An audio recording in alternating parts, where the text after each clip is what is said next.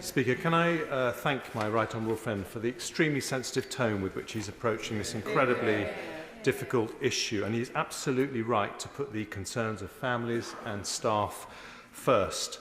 And he's also right to say that this issue will not be resolved by one evil man facing justice. The big question that everyone is concerned about is, could this happen elsewhere, and why did this horrendous series of crimes happen over such a long period of time without being detected? So I welcome what my right honourable friend has called for, an independent inquiry, and the Secretary of State's decision to do that. But could I also ask him to praise the work of the vast majority of morticians throughout the country who do an incredibly difficult job extremely well? I met some of them after the Manchester Arena bombing, and I know that he would not want this terrible, terrible series of acts to cast a cloud over their fantastic work. Secretary of State. I can agree very much with my right honourable friend, Madam Deputy Speaker. He's absolutely right to raise those points, and as he said, these appalling crimes have taken place over a number of years, and I am certain that the independent inquiry will get to the bottom of that, and we can learn not just about mortuaries in hospital settings, but much more broadly. But he's also right to draw attention to the work of the vast majority of people that work in mortuaries, the morticians and others that support them for the very difficult and important work that they do. Daisy Cooper. Thank you, Madam Deputy Speaker. This is a truly harrowing case, and I think many people will be shocked not just by the horrific nature of the crimes, but also that many of these extra steps announced today were not already in place. So can the Secretary of State give an indication of how quickly he expects hospitals to adopt these extra steps of CCTV coverage, swipe access and DBS checks in every single hospital and mortuary? Secretary of State. Madam Deputy Speaker, I would expect the NHS Trust, in many of those steps, they may well be in place in many trusts. The purpose of the NHS writing to all trusts is to ensure that the kinds of steps I set out earlier are in place, and others, and so they are following the current rules and guidance that's set out by the Human Tissue Authority. But I think what we also need to do is really determine whether the current rules and guidance are right in light of these appalling crimes, and also if we need to go much further than that, and that is also the purpose of having an independent inquiry. Nusrat Ghani. Thank you, Madam Deputy Speaker. Fuller's vile and depraved acts are hard to comprehend, especially taking into account the number of victims and the fact that crimes took place over such a long period of time. And my thoughts are with the families of Fuller's victims as they come to terms with the news that they've been told. I'm grateful for the inquiry. We need to understand how this access was made available to Mr. Fuller. Can I push the Secretary of State a little bit further, especially on the family liaison officers? Can you provide assurances that all of the victims' families have this access for as long as they need, that they can access mental health services for as long as they need as well, and provide some assurances that, as far as you're aware, all the families of the victims have been contacted to date, and perhaps the Secretary of State could offer some assistance to the staffs of the MPs who are dealing with constituents going through this, so we can make sure we're offering the most sensitive advice and support as possible. Secretary of State. Madam Deputy, my honourable friend is absolutely right to make those points, and I can give those assurances that the police have informed my department that all the families of all the victims have been contacted. They all have family liaison officers, and that support and other support, such as the counselling support, mental health support, if required, the telephone 24/7 telephone line I refer to, all of that will remain in place for as long as necessary. And indeed, if we identify, and if she is a member of Parliament that has constituents like other honourable members that are affected, thinks that there are other ways to provide support, we of course will be willing to do that as well. Hugh Merriman. Madam Deputy Speaker, thank you. Can I thank the Secretary of State for his words and his action? It is much appreciated, as is the solidarity shown by the Shadow Secretary of State. Can I also thank my right honourable friend, the member for Tunbridge Wells, for leading the local MPs in this difficult matter. Madam Deputy Speaker, the nation has been absolutely appalled and horrified by the actions that we have heard, and none more so by the the feelings of those people in Heathfield, where Mr Fuller was arrested at his family home. They are good people and have been shocked by what they've found. My constituents use the Maidstone and Tunbridge Wells Trust. It is an excellent hospital run by some brilliant management and some fantastic staff. Can I ask the Secretary of State to ensure that those staff and management have all the support that is needed to ensure that patients receive their ongoing care? Yeah. Secretary of State. Yes, I can give my honourable friend that assurance. His local hospital does some excellent work in supporting local people with all their health needs, has done so for a long, long time, and no doubt this news will be incredibly distressing to many of the people that work in this hospital, all of the people that work in the hospital, and they will get the support they need, but also the other necessary support for this hospital to continue to do the good work in care that it provides will remain very important. Helen Grant. Thank you. Well, nothing can undo the horror that the families of victims are going through, but I am pleased to hear what my right honourable friend has said today. But I just wonder, could he provide some further and better details on the timescale for the final report that will come out of the inquiry? He mentioned an interim report early next year, but what about the final report? And when does he anticipate that the recommendations that might be made in that report might be implemented? Secretary of State. Yes, Madam Deputy Speaker, I'm happy to provide some more information on that. I have asked Sir Jonathan to provide the interim report from his inquiry early next year. It will take some time. I think my honourable friend and other honourable members will understand to have the terms of reference in place to make sure it's done properly, but I think it is important to learn some early lessons, especially around the local hospital trust. And so I anticipate that might take around 3 months for that interim report, but I just would wait to see the final analysis of that by Sir Jonathan. The final report I hope will be sometime in next year. I don't want to set a timetable now without knowing the full terms of reference. Can I also draw her attention to the work I've asked from the Human Tissue Authority as well as the independent inquiry. I have asked them to do an independent review of their own advice to me on the current regulations. Tom Tuggendad. Thank you, Madam Deputy Speaker. This horrific crime has shocked many in Tunbridge and Edenbridge and Malling who used the hospital. May I associate myself entirely with the words of my right honourable friend, the member for Tunbridge Wells, and thank my right honourable friend, the Secretary of State, who's in his place and has announced the inquiry that many of us have been seeking. May I also ask him to provide some resources locally for the Trust to reassure patients and staff of the actions he's taking and making sure that it's communicated to all the towns and villages that rely so importantly on this hospital, because we need to ensure trust is returned to this establishment if we are to have the care needed for all our communities. I can give that assurance to my honourable friend, Madam Deputy Speaker.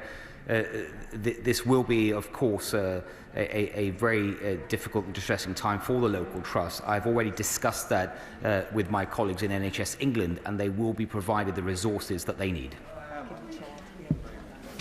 Laura Trott. Thank you, Madam Deputy Speaker, and I want to thank the Secretary of State for agreeing to this inquiry. For my constituents affected, nothing is ever going to take away the pain and the trauma, but I hope this will at least provide them some comfort and assurance that this will never happen again. When David Fuller was first employed, DBS checks did not exist, and subsequent checks did fail to pick up his previous convictions. Can the Secretary of State assure us that this will be looked at as part of the inquiry, and will he look at this for the wider NHS? To ensure that people with convictions do not have access to sensitive areas of NHS trusts. Secretary of State. Yes, Madam Deputy Speaker, I can absolutely give that assurance to my honourable friend. She raises, like other colleagues, another very important point in that I think it is clear from this case that the whole issue around checks for employment, especially DBS checks, especially in not just hospital settings, but in the settings of a mortuary and undertaker thing, I think all of this needs to be looked at afresh. Again, I don't want to preempt the outcome of the independent inquiry, but I can give her the assurance that this will be something that will absolutely be looked at.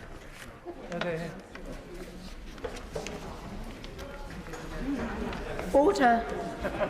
Order. I know the Speaker intends to make a short statement, and he is arriving, please.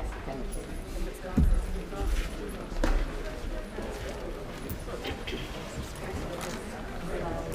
And, well, thank you. No rush. Thanks very much. From time to time, we talk about the House being at its best. I regret to say that I don't think the House has been at its best in the way it's handled the standard issues over the last week. I would like to make a few points about where we are now and where we might get to if we can approach this issue in a genuinely constructive and non-partisan spirit. In my role as Speaker, I'm required to maintain strict impartiality that includes, for example, the responsibility of giving the House opportunity to consider orderly amendments which attract considerable support, whatever my own view may be of them. But I also feel a weighty responsibility to ensure that the House deals with these issues effectively, fairly, and that its reputation reflects that. One issue is clear. Owen Paterson has resigned as an MP, and so it no longer falls to the House to decide whether he should be suspended, although I note the House has not reached a decision on the Standards Committee report. I understand that the Committee on Standards is nearing the end of its review of the Code of Conduct. After that report has been published, there may be some way working with the committee to build on its work. Leader on Thursday indicated he believed there was a cross-party support for reform of the standards process, and particularly for looking at a mechanism for appeals. He also said a committee cannot work effectively without opposition members on it. I agree. If the House wishes to review the system, it must do so on a cross-party basis. Opposition parties have made it clear that they will not participate in the committee established on Thursday. We therefore need to find a different way forward. I would also expect the Chair of Committee of Standards to be invited to have a role in any process, given the extensive work his committee has already undertaken in finding that way forward. I want to remind the House of two things. Firstly, I repeat what I've said before about the importance of not criticising officials in this House who were not able to respond. Of course, it's possible to make proposals to improve processes and practices, but please do not criticise the Commissioner for Standards, who is doing a job that we have appointed her to do. Secondly, I know there have been concerns about what recent events mean for the ICGS. Let me be clear. The decision taken last Wednesday did not in any way affect the operation of the ICGS or the independent expert panel. And let me say to those people who feel that they weren't going to come forward because the ICGS wouldn't be there, it is there, and do not think there is a barrier for people coming forward. Finally, and again in the spirit of finding the best way forward, I say to the House that I will do everything I can to help ensure that all members feel confident that we have an effective and fair system, and that those who follow our proceedings feel the same. I granted this debate today because I thought it was essential to sort out the mess we're in. We can start to do that today, but it requires two things for us all: to tone down the party political sniping and focus calmly on making sure the system is effective as it can be, and for everyone to recognise that if we're going to achieve progress, we'll only do so on a cross-party basis. I also want to remind the House that it is not in order to make allegations of impropriety against other named members, unless the House is considering a substantive motion dealing with the issue directly. There are other routes for raising such claims, so please use the routes that are available. I sincerely hope that all members are going to take this approach, and I've recommended that by the end of this debate we have a clearer sense of how we can move forward together on this important subject. So please, let's see the House at its best, as we've certainly seen it as its worst. So, we now come to the emergency debate on the matter of the consequences of the decision of the House of the 3rd of November relating to standards. I now call Wendy Chamberlain. Thank you, Mr Speaker. I beg to move that this House has considered the matter of the consequences of the decision of this House on the 3rd of November relating to standards. Firstly, I would like to place on the record my thanks to you, Mr Speaker, for facilitating this debate. And I would also like to put on record my thanks for the work done by all members of staff in this place. I must agree with you, Mr Speaker. I was horrified to learn that the Commissioner for Standards has received death threats. That is appalling. Mr Speaker, no one should receive death threats for doing their job. The role of Commissioner for Standards was one of the key ways that we moved beyond previous scandals which had rocked this House. The role is not political. The Commissioner was appointed by this House to do a job, and that is what she has done and continues to do. Mr Speaker, the actions of the Government last week have tarnished this House's reputation. Last week was UK Parliament Week, a time focused on engaging citizens in the work that we do here. Well, Mr Speaker, if I had been tuning into Parliament last week for the first time, I'd probably have turned the television right back off again. I've only been a member of this place for less than 2 years, and most of the time I'm proud to have been chosen to represent North East Fife, to be able to act for my constituents and to fight their corner. And I was proud to do the right thing last week by opposing the Government and by voting to uphold the standards procedure. It is hard to be proud to be a Member of Parliament when, as a body, we are all tarnished with the Government's brush. When, in the eyes of the public, we are tainted by allegations of sleaze. The Government's actions last Wednesday have rightly been condemned across the board. Sir John Major said, "The way the Government handled that was shameful, wrong and unworthy of this or indeed any government." Lord Evans, Chair of the Committee on Standards in Public Life, said that the proposed reforms to the Standards Committee were deeply at odds with the best traditions of British democracy. My inbox, and I'm sure others, are full. To give just one example of many, what gives the Government the right to have a vote to change the process just because it has adversely affected one of their own? This is an appalling message to send to the wider public. And I think my constituent is right. What gives this Government a right to think that it can change the rules when the decision doesn't suit them? That it can ignore judgments if they are not in its favour? And that can whip its own MPs to achieve the outcome it wanted in violation of the conventions of this House? Happy to give way to the honourable member. I'm very grateful for her giving way. Would she agree with me that the other thing that this did was distract from potentially what is the most important set of debates going on at the moment, which is COP26. And when our constituents were tuning into this place, that is what the focus of Parliament should have been. But instead, it was on the shenanigans of this government, and that's the real tragedy here. Thank the honourable member for intervention. I entirely agree. COP is the last chance saloon for this country, for the planet, and to have distractions in this place is reprehensible. On that point, I'll give way. I am extremely grateful to the Honourable Lady for having secured today's debate on standards. And because when I was first elected to this House, the mother of all parliaments, I was incredibly proud because I thought that members conducted themselves with honour and integrity, that we were not ruled by a Prime Minister who was a tin pot dictator and who is himself is now mired in sleaze. Order. We've just said we want to show the House at its best. Tin pot dictator aimed at an individual, I don't think is going to bring unity. I want to see us at our best that shows that we take this seriously. We want to put the House in the best place forward. So please, moderate language, moderate thoughts. Let's do this right. Wendy Chamberlain. Thank you very much, Mr Speaker. But I do think there's a point here. This is almost the kind of behaviour we would expect to see in the Duma in Moscow, the National People's Congress in Beijing, not in the House of Commons.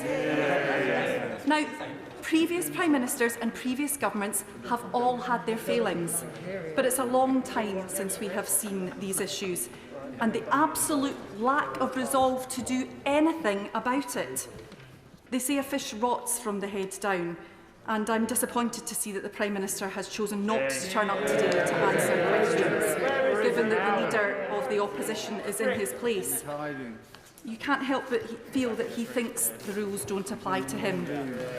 The Government has recently failed to properly investigate allegations, failed to declare relevant meetings and arguably attempt to rig the system to cover their own backs.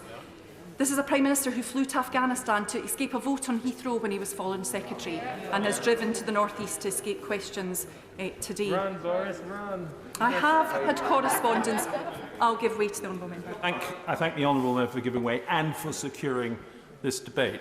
As one of those who voted against their government or defied their government, the three-line whip, last week on this issue, I think she will agree that it was patently wrong to try and reform a system at this point. We'd had years to reform it. But does she agree that we need cross-party support going forward? And given that the Committee on Standards is already looking at this issue, we should wait for their findings before making any decisions about going forward. I thank the Honourable Member for his intervention, and I'm sure he was present at the debate last week, which was exactly what this side of the House was calling for. It was calling for consensus, it was calling for the goalposts not to be moved, and it was calling for us to, on an ongoing basis, as we should be doing, look at our processes and procedures and hold ourselves to account as our voters expect us to do. I've had correspondence from lifelong Conservative voters who have been appalled, not just at last week's actions, but sadly the last 2 years of actions by this government and the alarming frequency by which scandals befall them. I'll give way. I thank the Honourable Member for giving way. And does she agree with me that the government has been playing a ridiculous game with the public's trust, not only by the foul play in last week's vote, but also by a string of corrupt dealings over the past 2 years? I thank the Honourable Member for their intervention. I will go on to detail some of the things she's referring to. Back in May 2020, Dominic Cummings' trip to Barnard Castle in flagrant breach of COVID regulations. Then it was the Home Secretary found to have breached the ministerial code, but let off. And then the then Health Secretary breaking COVID guidance he had been instructing others to follow. And that's just the tip of the iceberg. I haven't... Yeah, I'll give way. It has been said in the media that some MPs are now walking through the corridors of Westminster feeling invincible. Does she agree with me that we are accountable to our constituents and they are our boss? I thank the Honourable Member for the intervention. I agree that is one of the challenges in terms of this is not an ordinary job. We are not in a line management structure. We are accountable only to our constituents. Just on that point, yes. can I make, as the longest serving ventures, can I say to the House, I was appalled at what happened last week. But can I say, as a long-serving member, it isn't typical of the behaviour. I have worked with people in this House on all parties for a very long time, and most of the behaviour is good. It's excellent. It's cross-party. So this has really done something to damage our reputation, but to please don't any of us undermine the fact that normally most of our members on all sides act honourably, work together, and I'm proud to be a member working with them. I thank the Honourable Member for his intervention. As an MP elected in 2019, one of the things that has been a great loss as a result of COVID has been the opportunity to meet people in real life and actually engage across the House, across parties. And I'm hoping that as we move through COVID, there's more opportunity to do that so that we can see the good behaviour on all sides. Yes, just briefly. I'm really grateful to my honourable friend, not just for securing this debate, but for being kind and letting me intervene. Absolutely right. In recent weeks, we have mourned the loss of two great men who served their communities well in this House and were decent people. And we've talked about how important it is that we conduct ourselves with grace and forgiveness on all sides, that our tone should be different to that which the public expect. But she also agreed with me that being gracious does not mean ignoring the reality when one side behaves especially badly. We do not need to be soppily neutral. The reality is the government made a decision last week to do something which undermines trust in democracy at every level, locally and here, and that is why her debate is so important. Thank the honourable member for his intervention. We are the opposition on this benches. It is our job to oppose the government unless it can demonstrate otherwise. I'm going to try and make some progress. Over the last 20 months, my constituents have had to follow more rules than they've ever had to deal with before. While we are sadly governed by ministers who seem to care far less about the rules than any predecessors in living memory, which is why we are here today. Ministers who, arguably, it's been reported over the weekend, are focused on pleasing their boss, not on doing what is right for this country. We've seen story after story break. Cash for honours, undeclared interests. On that point? Very briefly. I thank my honourable friend. On that point of cash for honours, would she agree with me that the House of Lords Appointments Committee should be put on a statutory footing? This would make sure that any recommendations made to the Prime Minister could not be ignored, in the same way the Prime Minister ignored advice given to him by the previous independent adviser on ministerial interests when they recommended that the Home Secretary be sacked for bullying. I thank the honourable member for her intervention. I think these are things that need to all be looked at on an ongoing basis, and there's potentially areas where the different processes are in conflict with one another, but I will now make progress. Who is influencing our politics? How is taxpayers' money being spent? And what is being done to hold those in power to account? And that's why we argue that we do need a public inquiry with the powers and resources to get to the depths of the situation we are in. People around the country who play by the rules deserve answers, and instead they are being let down by a Prime Minister and a government who won't even take the most basic of steps to turn up to this debate. And it is a great shame that the Prime Minister hasn't graced us with his presence this afternoon, because there is still a huge amount that we do not know about the events of last week. And there are many questions that demand answers, and many of those involve the Prime Minister's personal role in this affair. A Prime Minister who's been under investigation more times than any other member in recent years. And the question is, Mr Speaker, who stands to benefit from getting the current standards processes out of the way? And members of the public will have to draw their own conclusions of that, with the Prime Minister not being here today. But the questions don't stop at the Prime Minister. They do extend to those involved in the whipping operation last week. Firstly, why was there a whipping operation in the first place? This was House business. It should not have been whipped. How did it go? The government tried to change our procedures without our consent, and then it U-turned and tried to walk it back. But you can't walk back the events of last week. That's why we're here looking forward. We've heard serious concerning allegations today that members breaking the whip were threatened with a removal of funding for projects in their constituency, and I'd ask the Cabinet Secretary to address this and whether it's true. This matter deserves further investigation.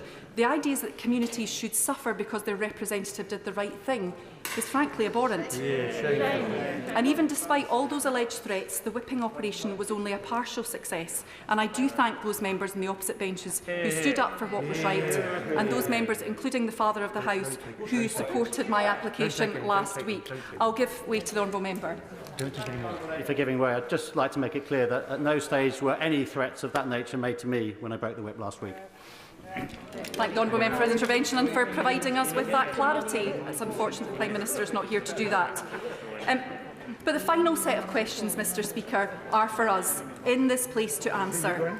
Not ministers, not the government, but members of this House. How do we go about rebuilding trust and confidence in what we do here? I hope we will be able, I'm going to make progress. I hope we'll be able to discuss this further today.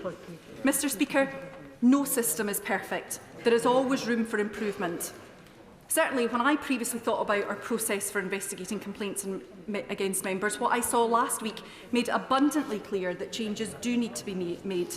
I do find it quite hard to believe that Owen Paterson was able to vote on his own suspension last week, whilst the votes of members currently under investigation were actually critical in the passage of the amendment which saved him. It does look like the equivalent of defendants in a court case also taking part in the jury.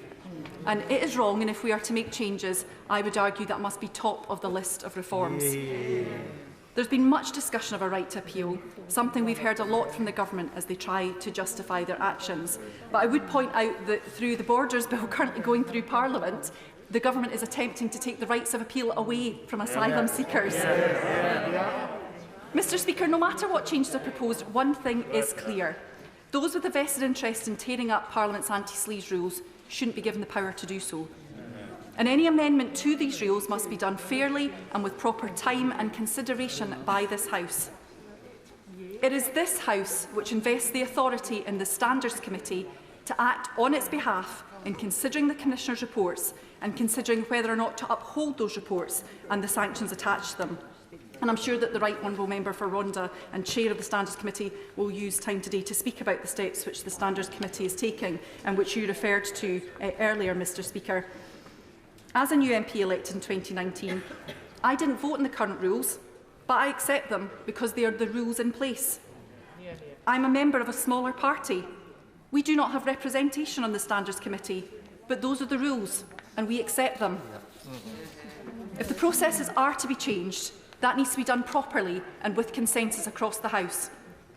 That's what the Leader of the House should be have been looking to do last Wednesday, to act on behalf of the House instead of his own party. It's what he should be doing today, listening to members' contributions and responding to them, and I understand he's not doing so. Instead, we have the Minister for the Cabinet Office responding to us. So, can he let us know what exact involvement the Cabinet Office has in this House's standards procedures? Certainly, wherever we go from here, without a cross-party consensus, reforms will simply have no legitimacy. Mr. Speaker, like you, I hope for positive and constructive contributions from all sides of the House this afternoon as we work out how to move forward from this scandal. And I hope that the Leader of the House and the Prime Minister will engage with this process. In closing, Mr. Speaker, one of my other constituents wrote to me saying, "Mr. Patterson's resignation is not the end. It must be the beginning of an uncompromising campaign to end the corruption of our politics." I hope that we can begin that campaign in this place today. The question is, that's on the order paper. I call Minister Bartley. Secretary Bartley. Thank you, Mr. Speaker. Order. Those who are shouting were as the Prime Minister. The Prime Minister phoned me along with the Leader of the SNP this morning to say neither of them could be with us. So they have given their reasons, whether it's right, wrong or different. I don't make judgments, but I can only say on behalf of both of the two people concerned, both leaders, one is at COP and the other is visiting hospitals in the North East. So that's where the Prime Minister is. So I don't need to hear all the way through where is he. I've explained it. Now you can make your own decisions. Secretary. Thank you, Mr. Speaker. I am grateful to the Honourable Member for North East 5 for securing and opening this debate. The Government has been listening carefully to the legitimate concerns raised by Honourable and Right Honourable Members on all sides of the House, both during and since last Wednesday's debate. These are vitally important matters to you, Mr. Speaker, and to the whole House. But before I set out the Government's position today, I would like first and foremost to express my regret and that of my ministerial colleagues over the mistake made last week. We recognise that there are concerns across the House over the standards system and also the process by which possible breaches of the Code of Conduct are investigated. I will in a minute. Yet while sincerely held concerns clearly warrant further attention, the manner in which the Government approached last week's debate conflated them with the response to an individual case. This House shares a collective interest in ensuring that the Code of Conduct reflects and fosters the highest standards of public life. The Government fully recognises that the Standards Committee is critical to this, including the important role performed by its chairman, the Honourable Member for the Rhondda. Of course I get it. Very grateful for him giving way. He's already offered one apology. Can I ask him to give another?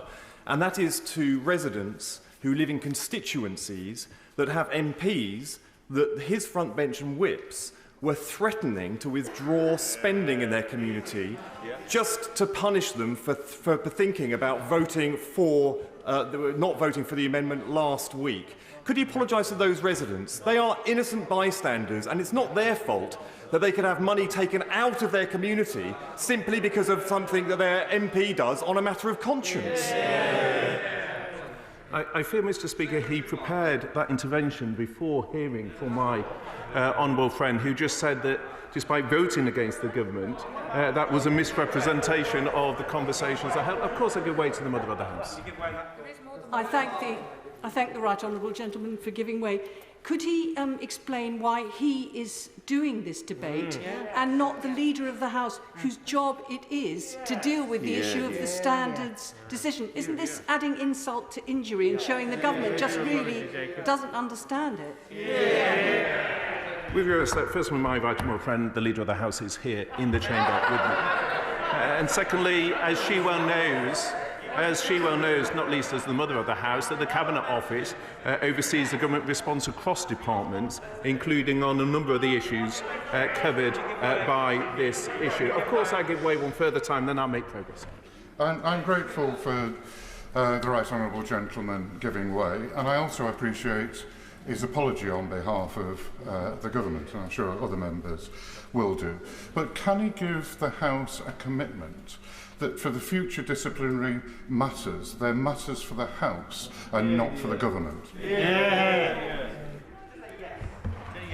Well, as has been set out by the Prime Minister and by other colleagues in government, we are committed to working on a cross-party basis, including with the chair of the Standards Committee, and it is for that reason, just make some progress, that reason, as I say, I recognise the important role performed by the chairman, and I just picked that out in terms of my remarks. We thank him, Mr. Speaker, and indeed the committee's lay members for their service, as we do the Parliamentary Commissioner for Standards as well.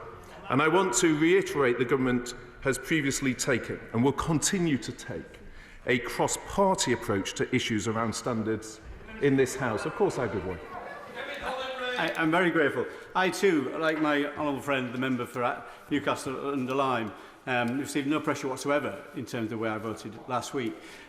Does my right honourable friend, who set out a very gracious apology in terms of what happened last week, but would he concede that one of the things I think that wasn't right with the amendment that I think the government supported was hand-picking the members of that committee? Would it not be better if the standards of this House are going to be reformed is that the committee should be chaired by somebody who's elected by this whole House, and that the members of the committee are also elected in the normal way of select committee members?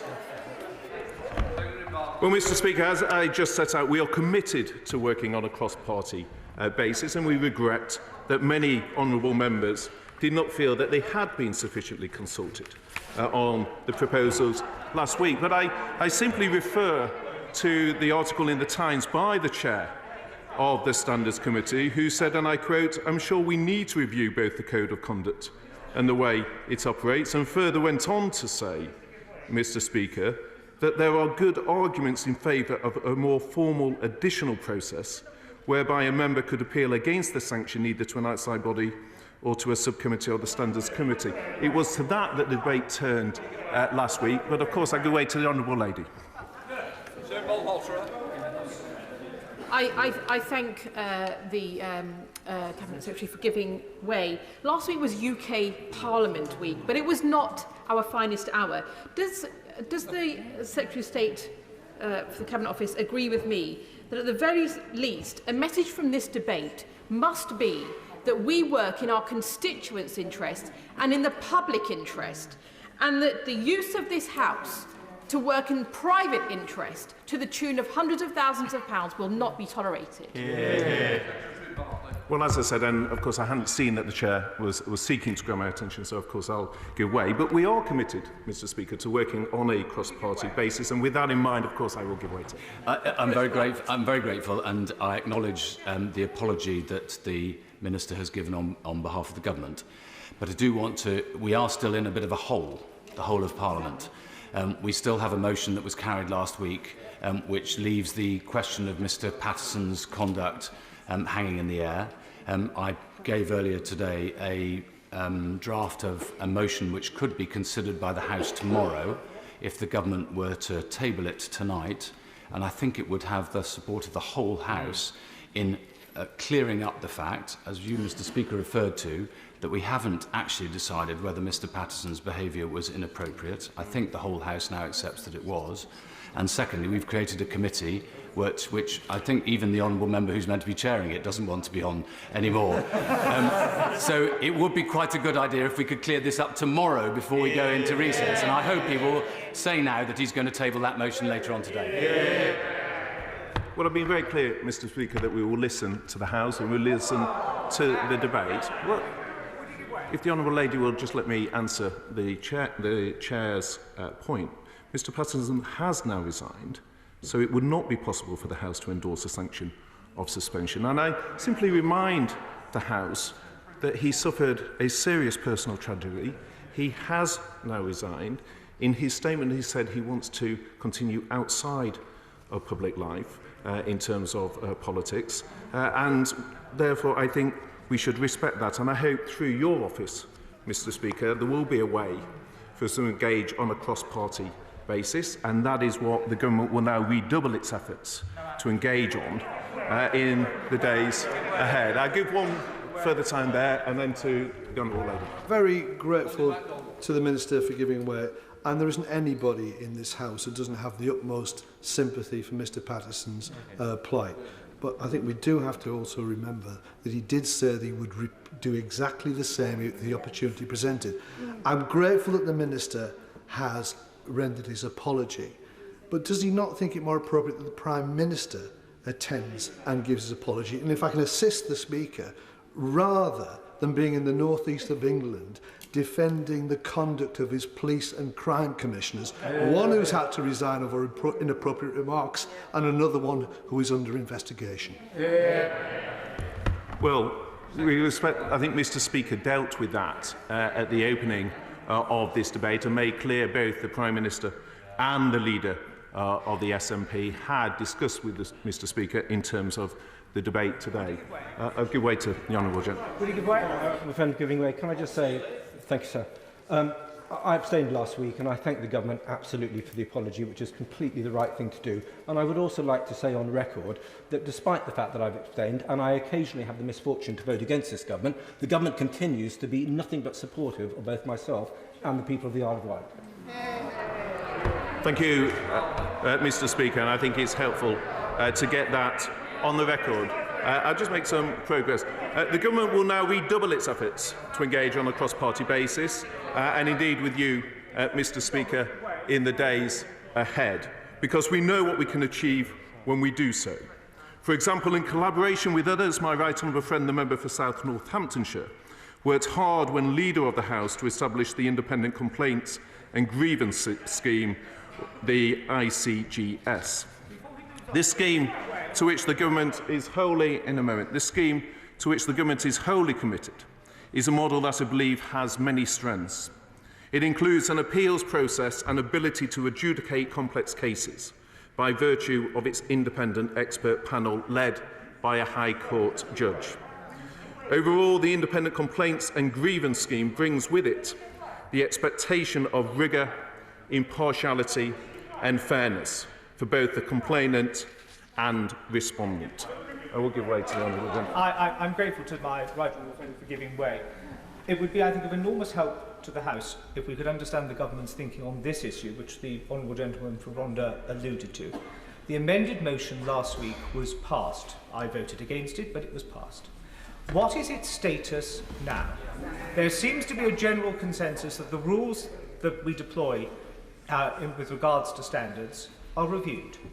Are they to be reviewed under the current auspices or under the auspices of the amended motion last week of some shadow or secondary standards committee looking at it? If we could know that we are going to work through the actual procedures which are in existence today and effectively expunge the amended motion from the record of last week, that I think the House would find helpful. Well, Mr. Speaker, it's clear that the committee agreed by the House last week will not be able to develop proposals without cross-party participation. And that is why, therefore, we're continuing discussions and listening to views across the House about the best way forward. I give way to the honourable gentleman. Thank you to the Minister for giving way. And in an attempt to help the government, isn't the root cause of all of this MPs trying to get paid more, even more, than the £82,000 per year that MPs already get? But I shouldn't have to remind the government that 95% of the public get paid less than MPs. And I shouldn't have to remind the government that being an MP is a full-time job. Chasing corporate cash is quite simply shortchanging the public. So will the Minister agree to help clean up politics by backing my bill to ban 2nd, 3rd, 4th, 5th, 6th and 7th jobs for members of Parliament? Secretary Bartlett. Well, I'm not sure, Mr Speaker, whether all on his own benches would support that, because there is value in MPs having a continued connection with the world outside of politics, and banning all second jobs would have captured some in this House, for example, who work as doctors or nurses and have supported the NHS through the pandemic. And I would argue, Mr Speaker, that it makes sense to build on the recent work of the member for Northampton South and the procedure that she developed when leader of the House. And, Mr Speaker, we share a commitment to a system which encourages and communicates the right values, attitudes and behaviour in a moment, making clear to members that in performing their parliamentary duties, they are expected always to act in the public interest with courtesy, professionalism and respect. I'll take one further intervention. I'm grateful to the Secretary of State for giving way, and I'm grateful to him for his apology for as far as it went. But last week it was quite clear that the government did not agree with the Standards Committee's recommendations in their report. So I'm not clear today. Is the government saying that they now agree that Owen Paterson behaved badly and incorrectly, or are they just saying, apologising today for the process that they imposed on us last week? Secretary Bartlett. What I'm saying, Mr Speaker, is Mr Paterson has left Parliament, he has resigned, and therefore suspending him from the House would no longer be applicable. But it is the work of every member to safeguard Parliament's reputation by upholding its principles and abiding by its rules. Moving ahead, our shared responsibility is to identify and seize opportunities to improve the system, to ensure that it is robust and fair, that it commands the confidence of members and our constituents, and that it is aligned with the fundamental principles of natural justice. To that end, Mr Speaker, I welcome forthcoming contributions from colleagues. I can assure you that the Government will be listening carefully to the insights and views of members from across the House.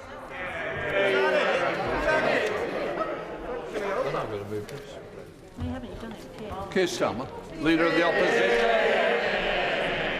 Thank you, Mr Speaker.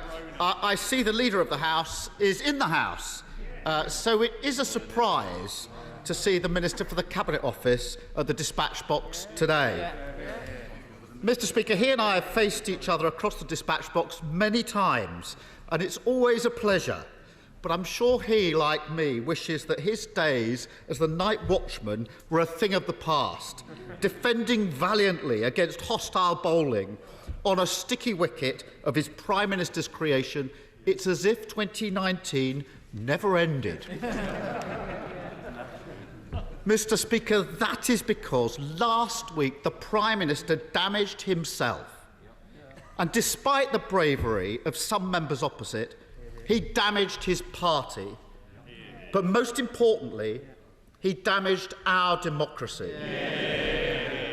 We are fortunate in this country. Voters may not always agree with politicians. They often don't.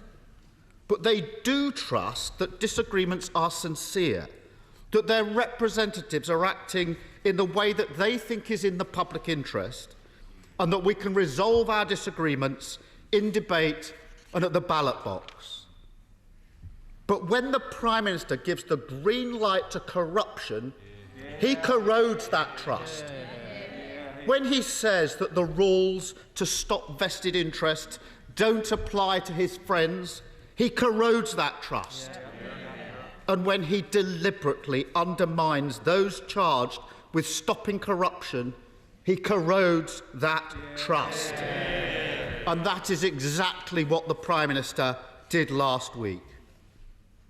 And now today, he does not even have the decency to come here either to defend what he did or to apologise for his actions. Where is he? Rather than repairing the damage that he's done, the Prime Minister is running scared. When required to lead, he's chosen to hide. His concern, as always, is self-preservation, not the national interest. And it's time for everyone in this House, whatever their party, to draw a line and to send a message to the Prime Minister: enough is enough. We will not stand by while he trashes our democracy. Mr. Speaker, the case of the former member for North Shropshire is simple. Everyone in this House has enormous sympathy for the tragic circumstances in which he lost his wife. His pain and his anguish are unimaginable. And I wish to express my condolences to him, as I did at the time. The Committee on Standards rightly took those awful circumstances into account when considering his conduct. There was a serious and robust process. He had prior notice of the charges against him. He had legal advisers with him. He was invited to appeal against the Commissioner's finding in writing and in person, and he did so. The findings were clear: an egregious case of paid advocacy. He took money to lobby ministers. That is against the rules, as it is in any functioning democracy, and it's corrupt. The Prime Minister should have told the former member for North Shropshire that the right thing to do was to accept his punishment. His duty of care demanded that he do that. Yes, absolutely. His duty to defend standards demanded that he do that. Basic decency demanded that he do that. Instead, the British people were let down, and the former member for North Shropshire was let down, used as a pawn in an extraordinary attack on our Commissioner for Standards. Threats to have money taken away from schools, hospitals and high streets unless members voted to undermine the Commissioner. Ministers sent out on the airways the morning after the vote to call for her to reconsider and consider her position. And a sham committee proposed so the government can set the judge and jury for future cases. This was a deliberate course of action, but the government was caught off guard by the public outcry, and they've climbed down. But, Mr. Speaker, this wasn't a tactical mistake, an innocent misjudgment swiftly corrected by a U-turn. It was the Prime Minister's way of doing business, a pattern of behaviour. When the Prime Minister's advisor on the Ministerial Code found against the Home Secretary, the Prime Minister kept the Home Secretary and forced out the advisor.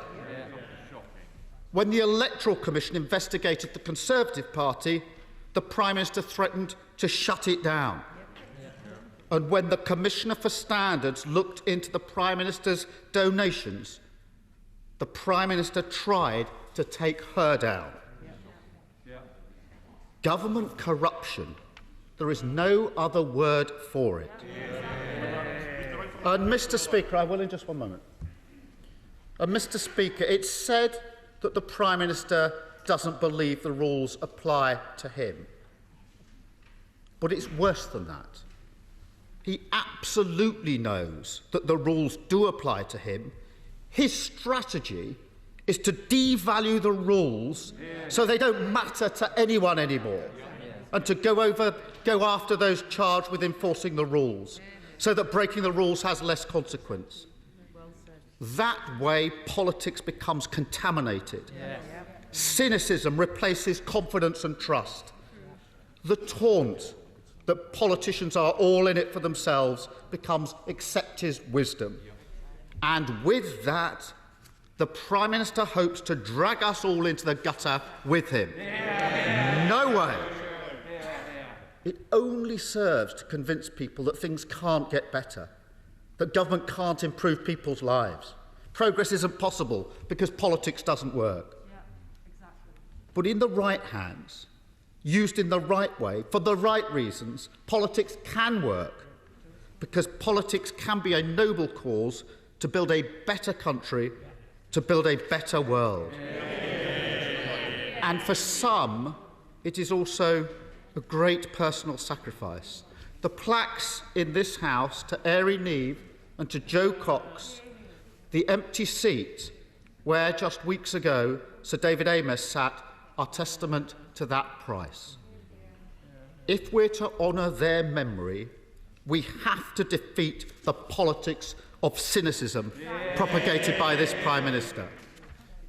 I will give way. I'm grateful to the Leader of the Opposition for giving way. One of the rules that we've always observed in this place is that you don't whip House business. And just about everything that has happened since last week can be traced back to the determination of the government to whip that. Does he share my concern that we've heard nothing from the Treasury bench today, that if we on this side of the House participate in future exploration of the rules, that when they return to this House, there will be no repetition of whipping the votes either for or against them, and indeed without that undertaking, it would be very difficult for anyone on this side to accept that what we hear from the Treasury bench is a good faith exercise. Well, I do share that concern. It would be a very easy thing for the government to say today, and we've got another 2 hours to run in this debate, so there's plenty of time to say it. I will. I couldn't agree more with the opposition that House business should never be whipped. I just wondered if the Leader of Opposition could say whether he whipped his members last week. No.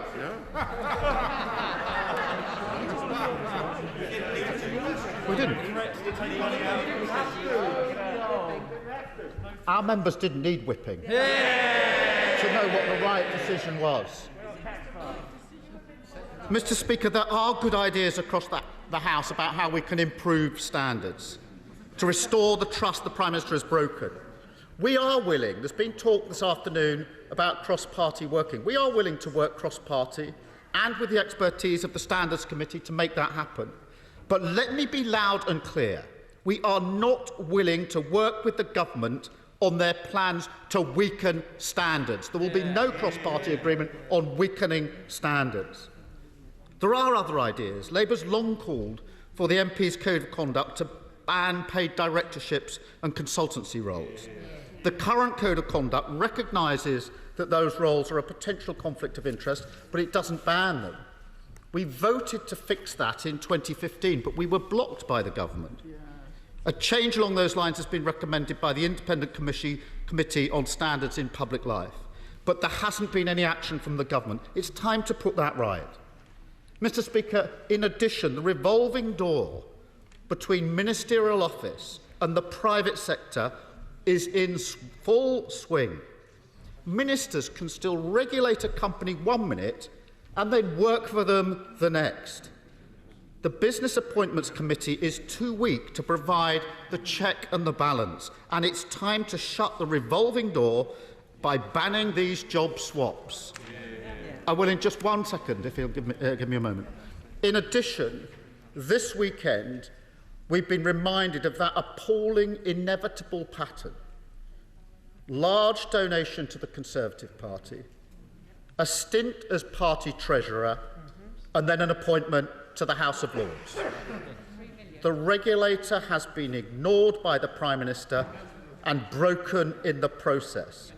There is no doubt the House of Lords needs fundamental democratic reform, but we can act now to toughen the rules over appointments. I did say I'd give way. most grateful to the Leader of the Opposition. He was, of course, a former Director of Public Prosecutions. And I'm also aware that in 2003, under a Labour government, the Committee for Standards set up the investigatory panel with rules of natural justice contained in it if it were to be implemented, which in this case it was not. Would he, as a former Director of Public Prosecutions, agree that the rules of natural justice could be avoided where an investigatory panel could have been set up but was not? Well, I understand the point, but let's just remind ourselves of the process here. The independent commissioner examines the complaint and comes to a finding. There is then, and the charge is known, and the individual can be legally represented and advised. And I understand the former member from North Shropshire was legally advised throughout the process. The finding of the commissioner can then be appealed to the committee. That committee can either agree with the commissioner or disagree. And I'll be correct if I'm wrong. I think on occasion the committee has disagreed, and therefore the appeal has been allowed, and the individual does not face the sanction. Before that committee, the individual, and I think the former member from North Shropshire, can be legally advised. I think he had 2 legal teams in that process, was able to make a statement setting out his case and his defence. Every point that was made in his defence last Wednesday was made by him to the committee, as anybody who's read the report will know. It was rejected by the committee. He was then questioned for a number of hours by the committee members. That is an appeal. That is due process. And can I just say this? For millions of working people up and down the country, that is a much stronger position than they face if they are disciplined in their workplace. And we owe it to them to recommend it. I'll just make some progress. On all of these areas where we can improve, we can work together to restore trust and strengthen standards. But instead, we've been invited into a sham process designed to force out the Commissioner for Standards. And we're told the main problem is that there wasn't a right of appeal, when there clearly is one. And that's why we have no interest in talking to the government about how to weaken the current system. Mr. Speaker, the lack of common ground is fundamental. The government wants to weaken the system because the system keeps investigating and finding against them. The best solution is the simple one. They should change their behaviour. And the Prime Minister should show some leadership. He should send a clear message that the rules apply to everyone and that those enforcing the rules to prevent corruption will be supported by the government rather than forced out. I will. Thank you, Mr. Speaker, and I thank my friend for giving way. Doesn't he think, though, that the sham is even continuing today? Because not only is the Prime Minister not here, given the importance of this issue, the Leader of the House is here, which is right because it's a House issue, but is completely silent. And the Minister who's there, in his place, where the Leader of the House or the Prime Minister should be, can't even answer the basic question from either side of the House about how we proceed now and whether they'll accept the recommendation from Chair of Standards Committee. I thank you for the intervention. I couldn't agree more. The Prime Minister should be here. Leadership is about taking responsibility. And if there's an apology to be made, that apology should come from the top, just as the direction came from the top last week to engage in this business in the first place. I'll just make some progress and then I will give way. The Prime Minister could start by making 3 simple commitments. First, work with us to ensure that the member for Delin faces a recall petition. It is completely unacceptable for a member to be found guilty of sexually harassing junior staff, yet avoid the judgment of the electorate on the basis of a loophole. Absolutely. The government has hidden behind that loophole. It's now time to come out of hiding. Secondly, the Prime Minister needs to agree that no member found guilty of egregious breaches of the MP's Code of Conduct can be recommended for a peerage. Yeah. The government can't reward bad behaviour and corruption with a job for life making the laws of the land. Yeah. And third, the Prime Minister must commit to a full and transparent investigation into Randox and the government contracts. Yeah, absolutely. Yeah. Mr. Speaker, what do we know? We know that Randox has been awarded government contracts worth over £600 million without competition or tender. Yeah. We know that the former member for North Shropshire lobbied for Randox. Yeah. We also know that he sat in on a call between Randox and the minister responsible for handling the health contracts. Shameful. Against that backdrop, there is obviously a concern that the use of taxpayers' money and the effectiveness of our pandemic response may have been influenced by paid advocacy from the former member from North Shropshire. So if the Prime Minister is interested in rooting out corruption, he needs to launch a full investigation. If the Prime Minister is interested in restoring trust, we need full transparency with all the relevant correspondence published, no ifs and no buts. Mr. Speaker, last week the Prime Minister damaged himself, he damaged his party and he damaged our democracy. He led his party through the sewers and the stench lingers. This week he had the chance to clean up, to apologise to the country and finally accept that the rules apply to him and his friends. But instead of stepping up, he's hidden away. Instead of clearing up his mess, he's left his side knee-deep in it. Instead of leading from the front, he's cowered away.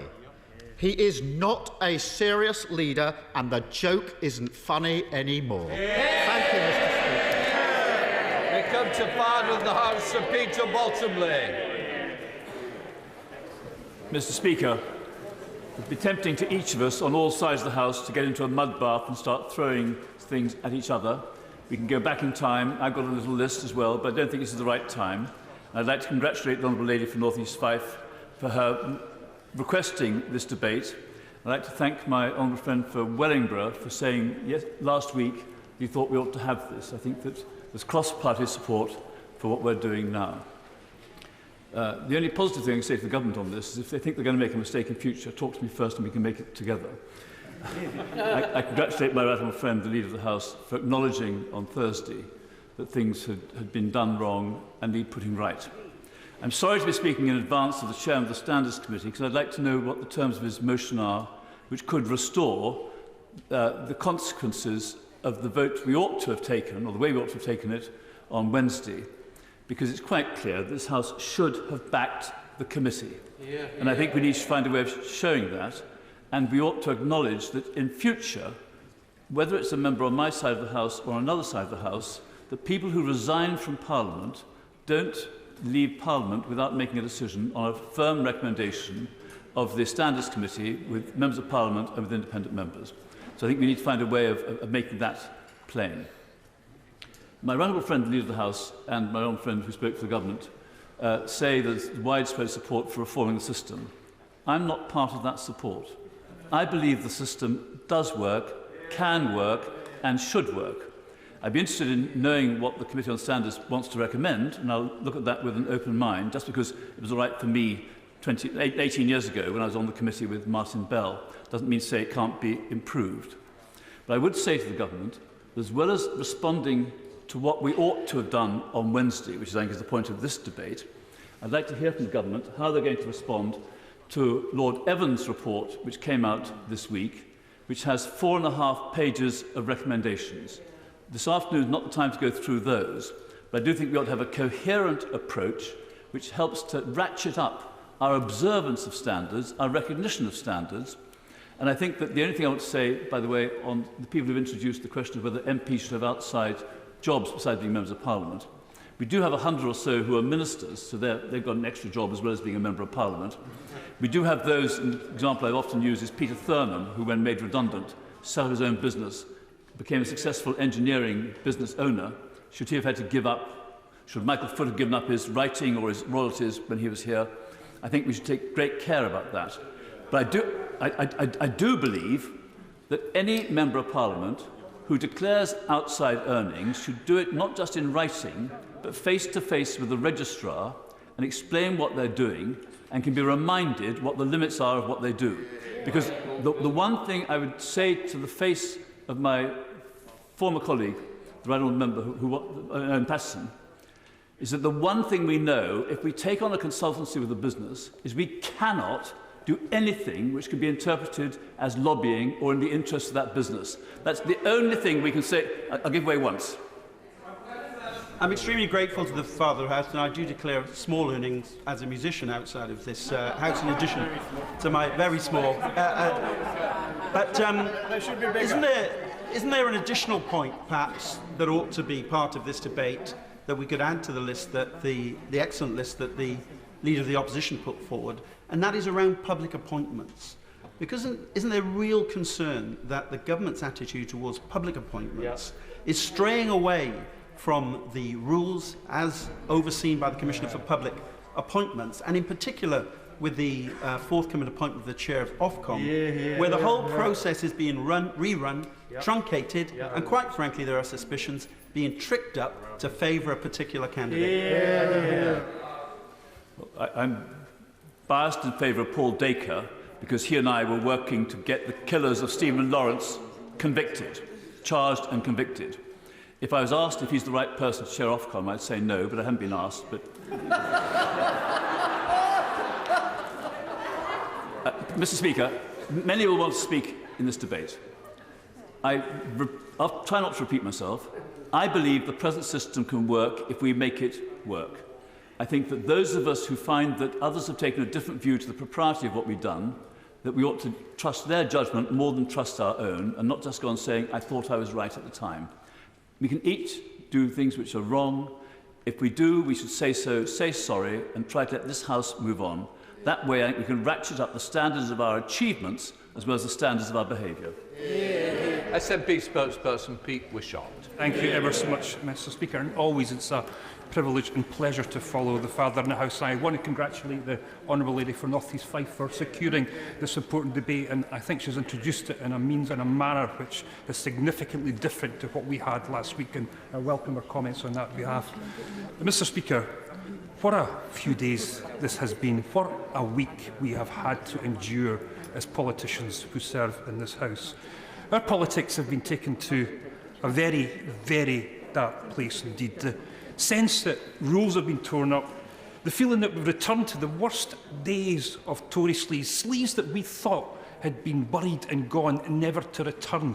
There's a sense of outrage amongst the public that I've never seen in the 20 years that I've been in this place. And this is palpable and tangible into bulging email boxes with angry constituents demanding to know what on earth is going on and demanding that we put this right and sort this mess out.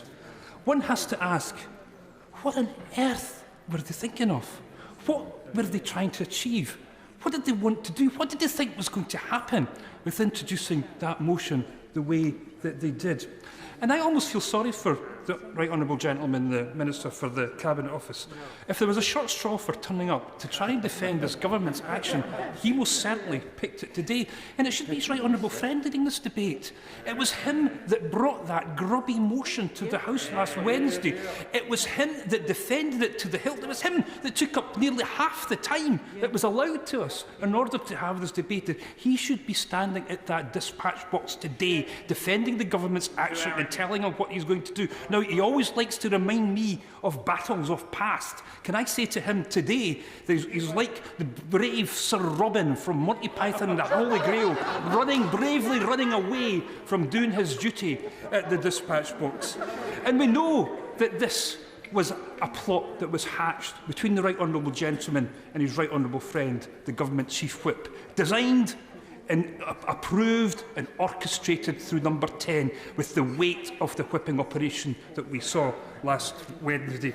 This is something that goes all the way to the very top. What the two of them did was to open the Tory Pandora box marked sleaze. And what a grubby, rotten receptacle it's turned out to be. A government prepared to reinvent the rules if they don't like them. A government so arrogant and entitled that it believes it can get away with whatever it wants. I give way to my honourable friend. I thank my honourable friend for giving way. He's mentioned obviously the Pandora's box of sleaze, and he'll be familiar with the corruption allegations that appeared in the Sunday Times yesterday following an investigation by Open Democracy. Does he not believe, as I do, that that isn't just a matter for this House, but for Parliament, and for the police too? Hear, hear, hear. Well, I'm grateful to my honourable friend because I do want to get round to that particular case, and I did note that yesterday. I was here for Cash for Honours Mark 1. This is Cash for Honours Mark 2.0, and I want to specifically refer to that, and I will do that in my remarks. I will, then I'll make progress. I thank the honourable member. As he's on this topic, does he not agree with me that another aspect that has created great anger and concern in our communities is the funding of political parties? And if we look particularly at the Russians and the way they are now currently funding the Conservative Party, with Lyubov Chanukin giving £2.1 million to the Conservative Party, Alexander Temerko giving £1.3 million to the Conservative Party, and he's a part owner of a company that is trying to build an underwater cable, together with Viktor Fedotov, who also owns that company and who has given money to the Chancellor, to the Honourable Member for Reading West, to the Minister for Corporate Social Responsibility, to the Secretary of State for International Trade and the Chief Secretary of the Treasury. Is this right? Good, well said. And it was a long intervention, but a necessary one. I think she's absolutely right and spot on. The way that donations will be going into the Tory party is something that needs to be properly investigated, and I'm going to suggest a way that that should be done in the course of my deliberations this afternoon. But, Mr Speaker, we're in day 6 of this. We're at 6 days. This has dominated political discourse in our media, in the public and in our communities and in our constituencies. Nobody usually survives that. No government minister who's presided and overseen something that goes on day after day after day. And the thing is, it's shown no sign of abating. It's shown no sign of going away. Now, I don't know if the public will accept the apology made by the right honourable gentleman. I suspect not. I don't think that was what the public wanted to hear. Yes, we want to hear this government standing there saying, sorry, we got this totally wrong. But I think the public want to hear this government being just that little bit more contrite, just that little bit more accommodating with the feelings and the sentiment that's out there in our constituency. Our constituents are angry. Our constituents are fed up. And I think that the right honourable gentleman has to do a little bit better than that.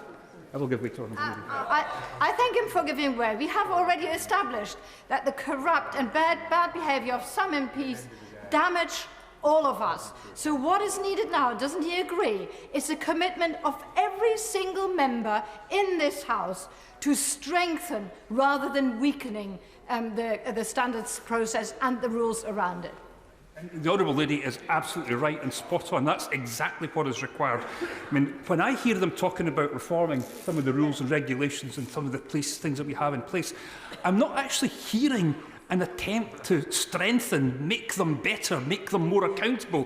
What I'm hearing from them is, let's weaken them. Let's make sure that people can get off with things. If we don't like them, let's rewrite them and do them all again.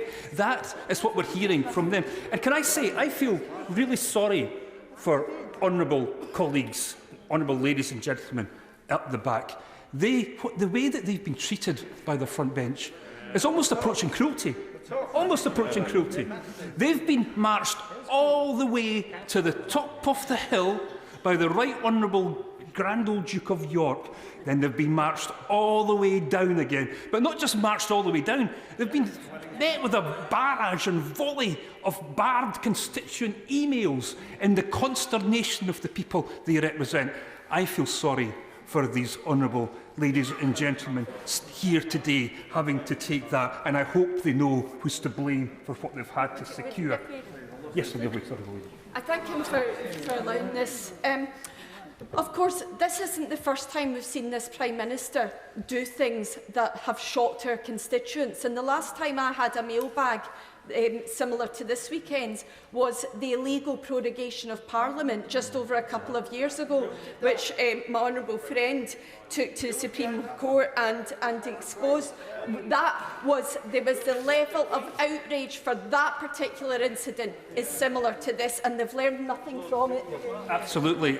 I think there's a few little spikes we get in terms of interest from our constituents about business of this place. And she's right to mention that one. That was particularly a busy week for members of Parliament. The other one, of course, was Barnard Castle. I don't think we've quite reached the heights of Barnard Castle yet in terms of the response from the public, but we're getting very, very close to that. And I think that as this goes on and we find this unresolved, we'll be starting to get into that territory. But I listened very carefully to the right honourable gentleman, and I could sense that he's not listening very carefully to me. But I listened very carefully to him. And I still don't know what the government's position on this is. And maybe he could help us. I don't know if they're summing up today, but we need to hear from the government what they are going to do now. What I think I heard was that they're sorry for this mess. Fair enough, they're sorry for this mess. That's great. We'll accept your apology. But now tell us what you're going to do. Because the motion setting up the Kangaroo Court Committee of Corruption is still in place. That is the policy of this House. We need to hear them say clearly that they are taking this off and find some means and method to ensure that no longer is part of the business of this House. We need to hear them say that they're prepared to accept independent investigation, and they will support our right honourable friend, the Chair of the Sanders Committee, and his committee in doing the work. We need to hear them say that. We also need to hear them say that they are going back to that moment just before the division bell rang last Wednesday, and we go back to the situation position that we were in before any of this nonsense started. I'm grateful to my honourable friend for giving way. I have a concern about his proposition, because last week, whether one agreed with the right honourable member for South Northamptonshire's amendment, the government utilised it as a motion of confidence in themselves. Therefore, I have no confidence, I'm sure he has no confidence, that any of that is going to change. Absolutely, and this is why we need clarity, and I think we have to hear this by today. I think the suggestion, I think it was from the chair of the committee, who said that we need this motion to come tomorrow so we deal effectively with the honourable member for North Shropshire. We have to have that in front of this House, and we have to be able to make sure that our judgment is passed on what we believe is the consequences of his action. And one other thing, the disgraceful attacks on the Standards Commissioner. Now, they were coordinated. There's absolutely no way that we could get around this. They came from the top. They were directed. I mean, you do not attack the credibility with disrespectful what things said about the Standards Commissioner if you've not got permission to do that and say that. And I think what they had in mind was a softening up exercise, because they know that the Prime Minister is going to be investigated again. They know that there's a number of issues that still have to be resolved about his personal behaviour and conduct. And I think the undermining and neutering of the Standards Commission was a deliberate process, and it has to stop. It has to end. The Prime Minister is almost like a revolving door of investigation, whether it's breaking the ministerial code, acting unlawfully, soliciting donations for luxury holidays and home refurbishments. So the one thing that we could commit today is to this House to say that we have full faith and trust in our Standards Commissioner, and we will allow her to do her job. The undermining and the disgraceful attacks now must end. But the true shocker of the past couple of days is Cash for Honours 2.0. I really didn't think, following Tony Blair being questioned under caution by the Metropolitan Police 15 years ago, we would be back to this place so quickly. I mean, that was only in a couple of parliaments ago that Tony Blair had to face questions about donations to the House of Lords. The only difference that I've seen in the course of the past couple of decades is the price to get into the House of Lords has gone up from £1 million from New Labour to £3 million from the Conservatives. There's Tory inflation for you, Mr. Speaker. It now seems that nearly all the past treasurers of the Conservative Party of later years are in that place. They've all in that place, wearing their ermine, taken a part in the legislative decisions of this country. And the only characteristic that they seem to have, the only defining feature that seems to get them a place in that House is the fact that they're able to give several £1 million to this government. The DEFRA Secretary, the Environment Secretary, I'll just wait a minute with the honourable gentleman. The Environment Secretary yesterday said they were in the Lords for their philanthropy. I think the public will probably assess that the accounts of the Conservative Party is just about the worst and least deserving good cause that there is in this land. I'll give it to my friend. Grateful to my honourable friend for giving way, who's making a very powerful point about this issue. Does he think it's a coincidence that the 22 largest donors to the Conservative parties now hold peerages and sit in the House of Lords? Well, that's not just a coincidence. I don't, I have to say, because I think that place is just so corrupted that it's a receptacle for donors of this place for either of the big parties. And I have to include the Liberals when it comes to that too, because some of their activities around the House of Lords is just as bad as the two main parties. So what I've done today, Mr Speaker, I've asked the Metropolitan Police to investigate these appointments under the provisions of Section 1, Subsection 2 of the Honours Prevention of Abuses Act 1925. That Act states, if any person gives or agrees or proposes to give or offers to any person any gift, money or valuable consideration as an inducement or reward for procuring or assisting or endeavouring to procure the grant of a dignity or title of honour to any person or otherwise in connection with such a grant shall be guilty of a misdemeanour.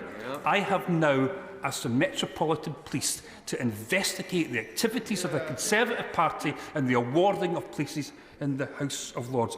And I'll say ever so gently to my friends in the Labour Party, stop putting people in that place. Stop giving it the legitimacy and credibility. We don't need a Gordon-bound commission. We just need you guys as the opposition party to say you will abolish it. It is a circus. It is a corrupt circus. And it is the high point of deference in the class system. And to think that a Labour Party would defend that place and put people in it is beyond ridiculous. Grow up, get a sense of this and help us get rid of that appalling circus down the corridor. Mr Speaker, last week the Tories royally cocked up and have had to beat an embarrassing, hasty retreat. Their next move might now define the rest of their parliamentary term. Accept this. You'd have to do more than apologise. You have to show contrition. You have to show that you really mean this. This is the task and job for this Conservative government just now.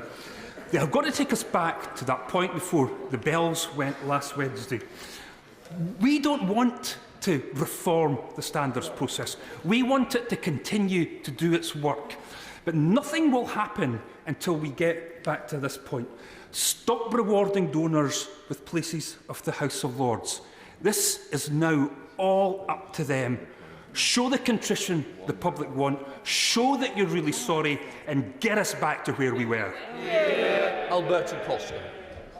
Thank you, Mr Speaker. It's always a pleasure to follow the amusements of the honourable member for Perth and North Perthshire, who I'm sure would be delighted to have the title of Lord of Perthshire. But, Mr Speaker, I would like to congratulate the honourable member for North East Fife for securing this debate. I work with the honourable member in the Scottish Affairs Committee, and I have a great deal of respect for her. Mr Speaker, I'm one of the longest-serving members of Parliament on the Committee on Standards.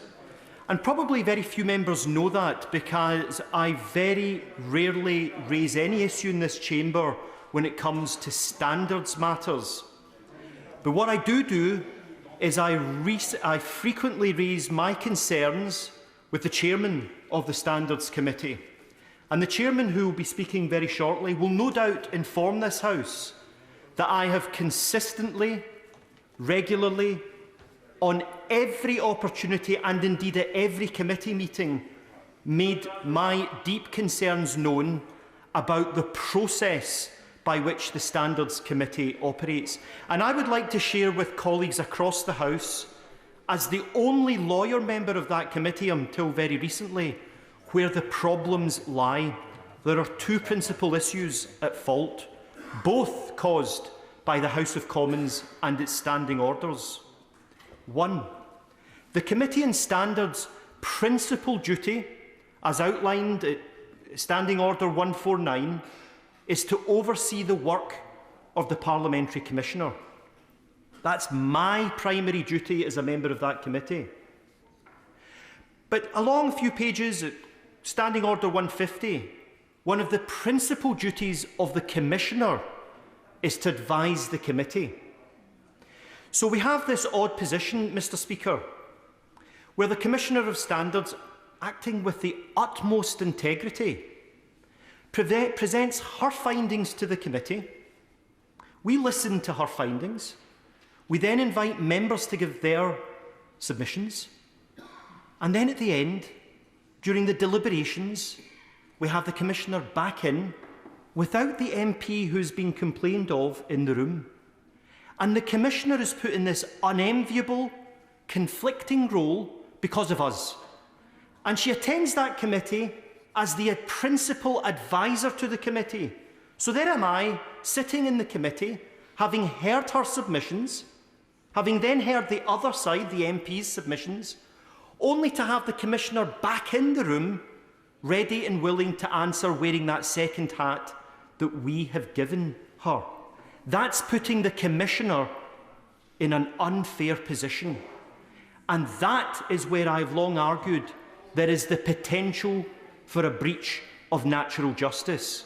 Now let me go further. The Leader of the Opposition said that many of our constituents would be envious if they had or didn't have the process that we have in adjudicating complaints. But let me say this very clearly.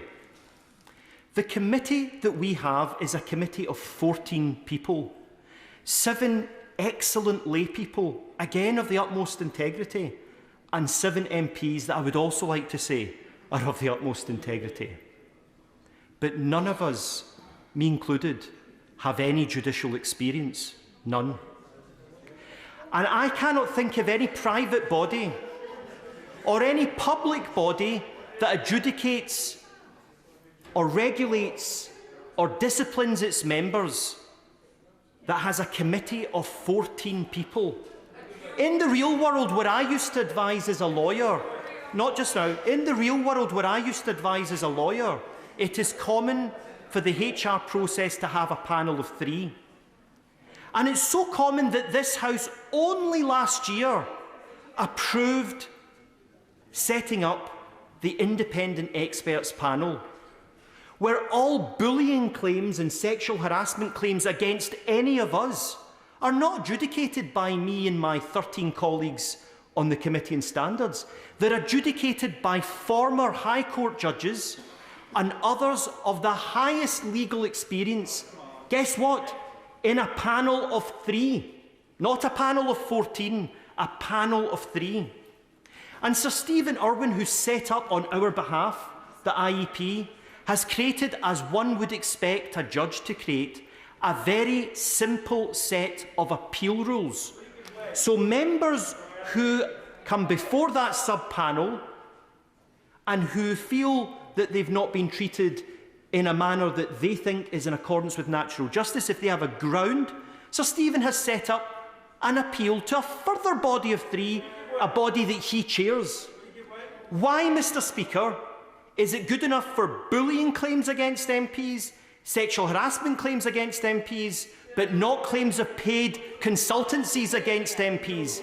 It is inconsistent, Mr. Speaker, that we have this split system of adjudicating on MPs. And I'll take the honourable member first. I'm extremely grateful. Is it that novel a concept to be judged by a jury of your peers, or by 7 lay people for that matter? Mr. Speaker, I tell you what is most certainly not novel. In any normal court of law, whether it's civil or criminal, if you've got 2 parties, imagine the case, Mr. Speaker, if you have 2 parties, a claimant and a respondent, and at the end of the trial, the judge and the jury invite one of those parties into the room to deliberate with them.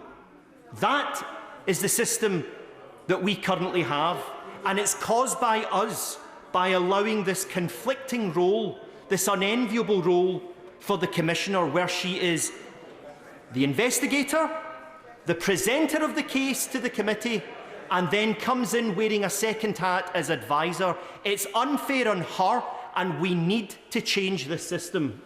I'm most grateful to an honourable friend who's making a very compelling case and wrote an excellent article in the Times today.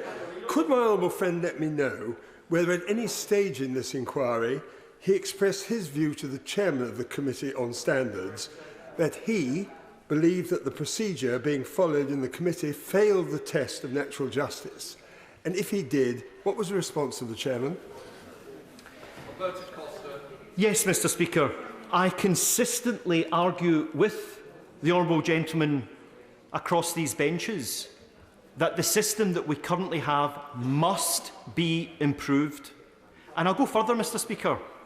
On one occasion earlier this year, I used a phrase in one of the committee meetings.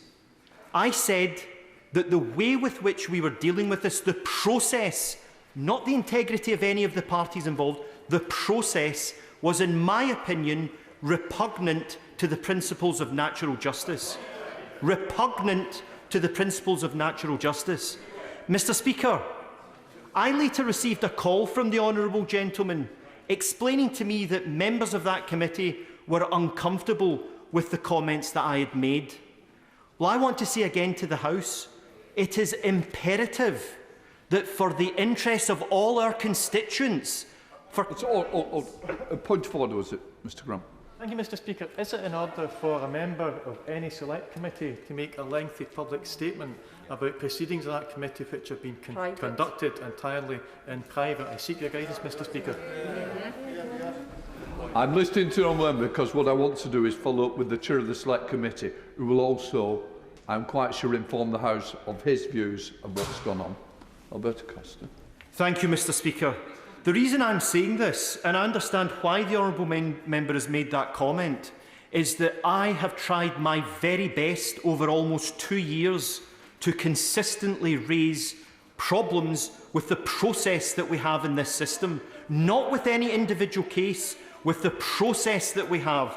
And it's the process that needs to change. And I'd like to move on to that because other members want to speak. Mr. Speaker, I believe that there is an important role for the Committee on Standards, in particular with its lay people. I think the Committee on Standards ought to be a committee that drafts and amends the Code of Conduct and the associated rules. I do not think that the Committee on Standards is the appropriate body for me or my 13 colleagues to adjudicate on members whom have had a complaint brought against them. But I would go further. I think the Commissioner needs to be empowered. The rules need to be clarified. The Commissioner should have the same role as she does with the IEP, which is that she investigates and she presents her case to the IEP. She does not, importantly, advise the judges on that panel. And so, thirdly, we need to amalgamate the IEP and bring in more former High Court judges to help us in this process, to ensure that members of the highest governing body of the United Kingdom, the House of Commons, are disciplined by people that have the requisite judicial experience when it comes to regulatory and disciplinary matters. I'll give way, yes. Well, to the honourable member for giving way, and I very much welcome his support for the independent complaints and grievance procedures. Does he now think, with the benefit of hindsight, he was wrong to vote against them? Mr. Speaker, I want this process to move forward, and I've got a great deal of respect for the honourable member as well. We've worked on a cross-party basis on a number of things. I'm trying to give the House the benefit of my experience. I'm the only lawyer on that committee until recently. And if members want to do a disservice to their own constituents by not having a system that is adjudicated upon by the best people in our land, I think they're not just doing themselves ill service, but they are doing indeed their constituents ill service. Mr. Speaker, I want to wrap up because, as I've said, there are many members that want to speak in this process. I'll say once again that the lay people on the Committee on Standards, the Commissioner, are people of the utmost integrity. But being of the utmost integrity does not mean that they're suitable for adjudicating on disciplinary matters affecting members of the House of Commons. So, Mr Speaker, I invite you to assist this House in coming together and moving towards the process that we rightly adopted for the IEP, amalgamating that, having a panel of very senior people with judicial experience, so never again can we have a situation that we did last week, where a member felt that he didn't receive the proper system that he felt he ought to have been entitled to. I stand by the comments I made in the report. My name was on that report, but I look forward to coming back to this House with a draft of amended Code of Conduct and a new process, and I look forward to hearing finally the Chairman of the Standards of Committee confirm to this House that he and I have almost at every committee meeting listened to my concerns about process. Thank you, Mr Speaker. I'm now going to come to the Chair of the Committee, Chair of Standards, Chris Bryant. Thank you very much, Mr Speaker. And first of all, I want to congratulate the Honourable Member for North East Fife on securing this debate. Secondly, I want to thank all the members of the Standards Committee. As you can tell, or as the House can tell, that we don't always agree on everything in the Standards Committee. The Honourable Member is absolutely right. He has quite often raised process issues. I think he would also confirm that quite often the legal advice that is provided to the committee by the House has disagreed with him very, very strongly. There are very, very legitimate, if I might, there are very legitimate issues that we do have to address. That is why we are engaged in a Code of Conduct review. And I take the points that he makes very seriously. I've spoken to him many times on the phone, as he's already referred to. He was sounding a bit angrier in the debate just now than I think he really means towards me. But I am grateful to everybody on the committee. Let me start with a very simple point.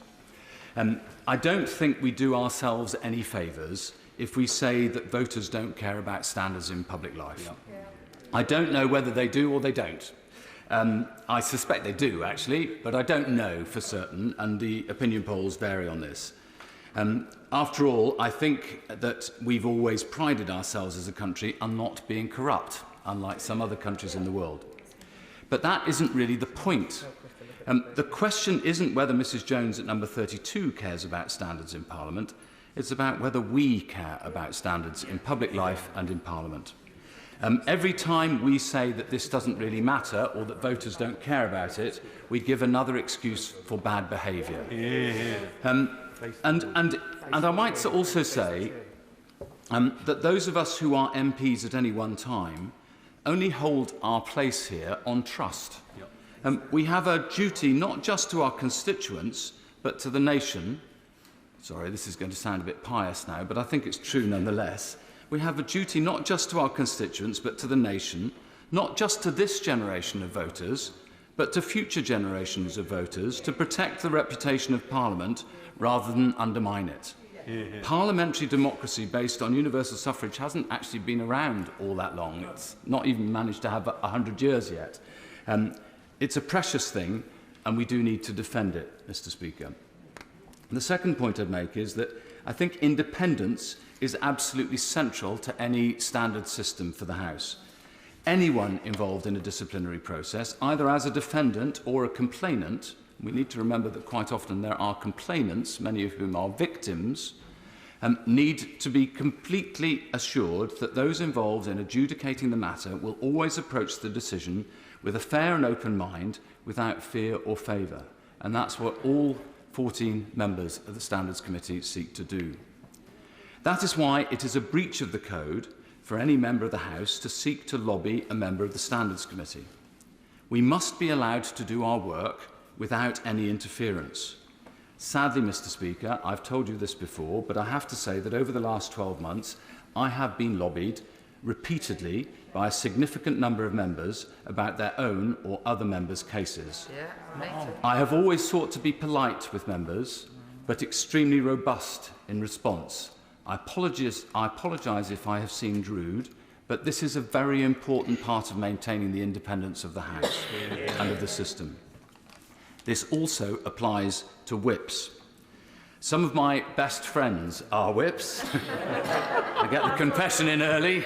But I would very gently urge whips to exercise a self-denying ordinance when it comes to Standards Committee reports, as has always been the case in every single instance in the past. Of course, there are matters on which the government has an understandable interest, matters of policy and finance, but it is inappropriate for anyone to whip House disciplinary matters. By definition, that turns us into a political decision rather than a quasi-judicial decision.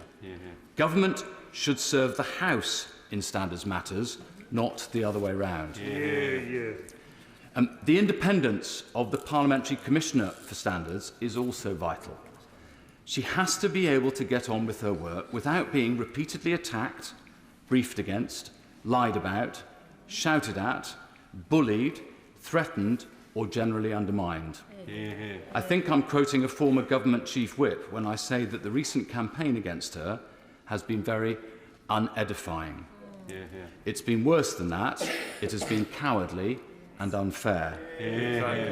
I honestly think that the Minister should not just have apologised for last week, he should also have apologised to the Parliamentary Commissioner for Standards. That would be the right, gentlemanly thing to do.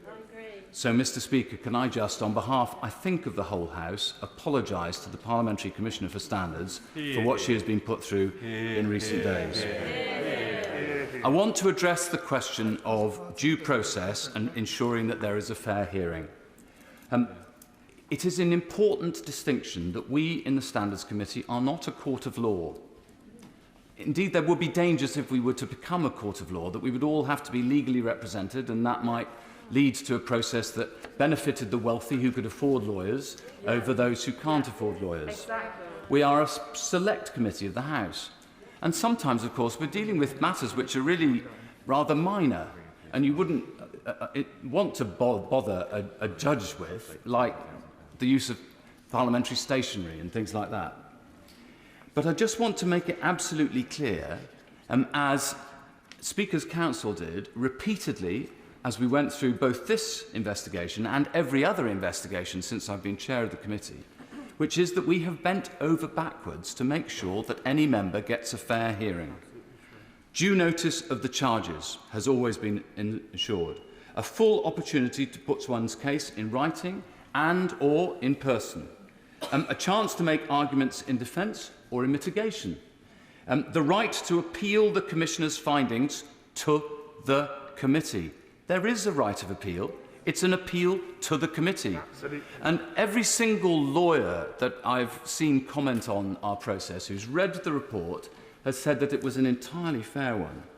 And of course, we've taken legal advice throughout. Let me just quote from one. Well, I will give way, but if I'm just before I give way to him, I know he made a speech last week, and he's repeated this point today about the additional measures that are available in the standing orders to us. He should understand that those panels are only there where there are disputed facts. In this case, there were no disputed facts. No disputed facts at all. So the point I suspect he's about to make is completely OTOs. First of all, I would refer the honourable gentleman to the Appendix 2 set out before the committee by Mr Patterson. But could I just make this point very simply? When the committee in 2003, which was composed only of 3 Conservatives, 6 Labour and 2 Liberal Democrats, decided on the investigatory panel, this is what was said. The proposal for an investigatory panel, which is for serious contested cases, which this clearly is expected to arise only infrequently, and it has to meet the following criteria. Proof of the complaint will be likely to lead to the imposition of a serious penalty on the member, and there appeared to be significant contested issues of fact which would not properly be decided unless the member was given the opportunity to call witnesses and or cross-examine witnesses supporting the complaint.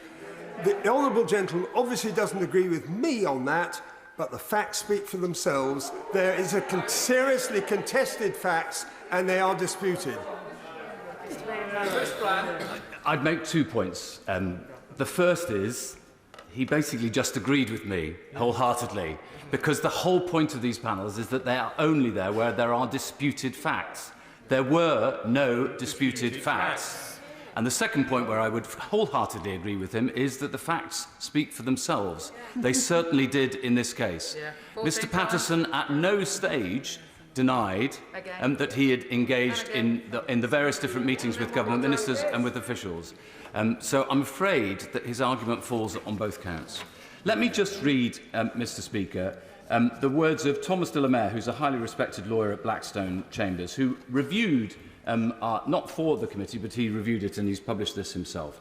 If the decision-maker has had the 17 witness statements, read them and rightly found them to be irrelevant, there is no conceivable breach of natural justice in not calling them in. Exactly. The idea that this pretty exhaustively conducted two-stage case of inquiry by the Commissioner and then full review by the committee evinces a broken system or justifies the egregious step of changing the rules mid-game is absurd.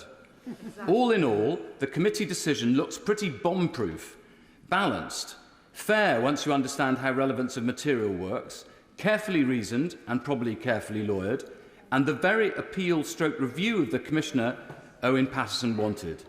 Given this, what has happened next is tawdry. So what next? Because in the end, the Standards Committee there only exists to serve the House and to try and protect the reputation of the House. First of all, we are already reviewing the Code of Conduct. There are perfectly legitimate arguments to be made about how we should change various different elements. We are now regulated by so many different bodies, sometimes it's difficult for honourable members and right honourable members to understand exactly what the rules are that affect them. I hate the idea that an honourable or right honourable member will be tripped up by a rule that they simply didn't understand through some inadvertent action. So I do want to make sure that we have greater clarity in the way that the whole of our Code of Conduct and the Guide to the Rules is available to members. I also think that there are perfectly... yes, all right, of course. The honourable member speaks with the customary eloquence and he knows how much his speech was impactful last week. Are there specific issues that he would like to see improved with this process, or does he think the current process as is fundamentally sound? Well, I think we gave Owen Paterson a very fair hearing. I think it's very difficult, in all honesty, to argue that we didn't. And I've racked myself, I've racked my brain as to measures that we might have... I am, however, only chair of the committee, and I want to allow the committee to come to a view on reforms that we might suggest, though I have suggested a few things that I personally would like to see in the newspapers in the last few days. The important point is, first of all, we are reviewing the Code of Conduct, as we are required to do in every Parliament. We didn't manage to do it in the 2015 Parliament or the 2017 Parliament, because we kept on having general elections. So it would be great if we didn't have a general election for a while, so that we could just finish our code. But it's worth saying that we published the terms of reference for our Code of Conduct review on the 22nd of September on this year. There is argument for reform of some of the... there is an argument for improvements to some of the process. And as the member for South Leicestershire knows, I personally favour clarifying what we do about appeal. I think there is an appeal at the moment, that the member can make an appeal to the committee on any basis whatsoever. Whereas obviously if we were to have, instead of a de facto appeal process, a de jure appeal, then you would have to have a set of criteria against which you could appeal. And that might actually restrict members' rights of appeal rather than enhance them. So there's a difficulty that we've got to deal with there. There is an issue about whether a member should be able to appeal the sanction rather than the findings, and I'm quite happy to listen to what the committee eventually decides, and then I'm sure that the House will want to do as well. He wasn't here at the beginning. I think the honourable member's only recently come in, but if he's been here, then I'm happy to listen to him. Just been outside the bar, but yeah, the honourable member's making the point about sanction.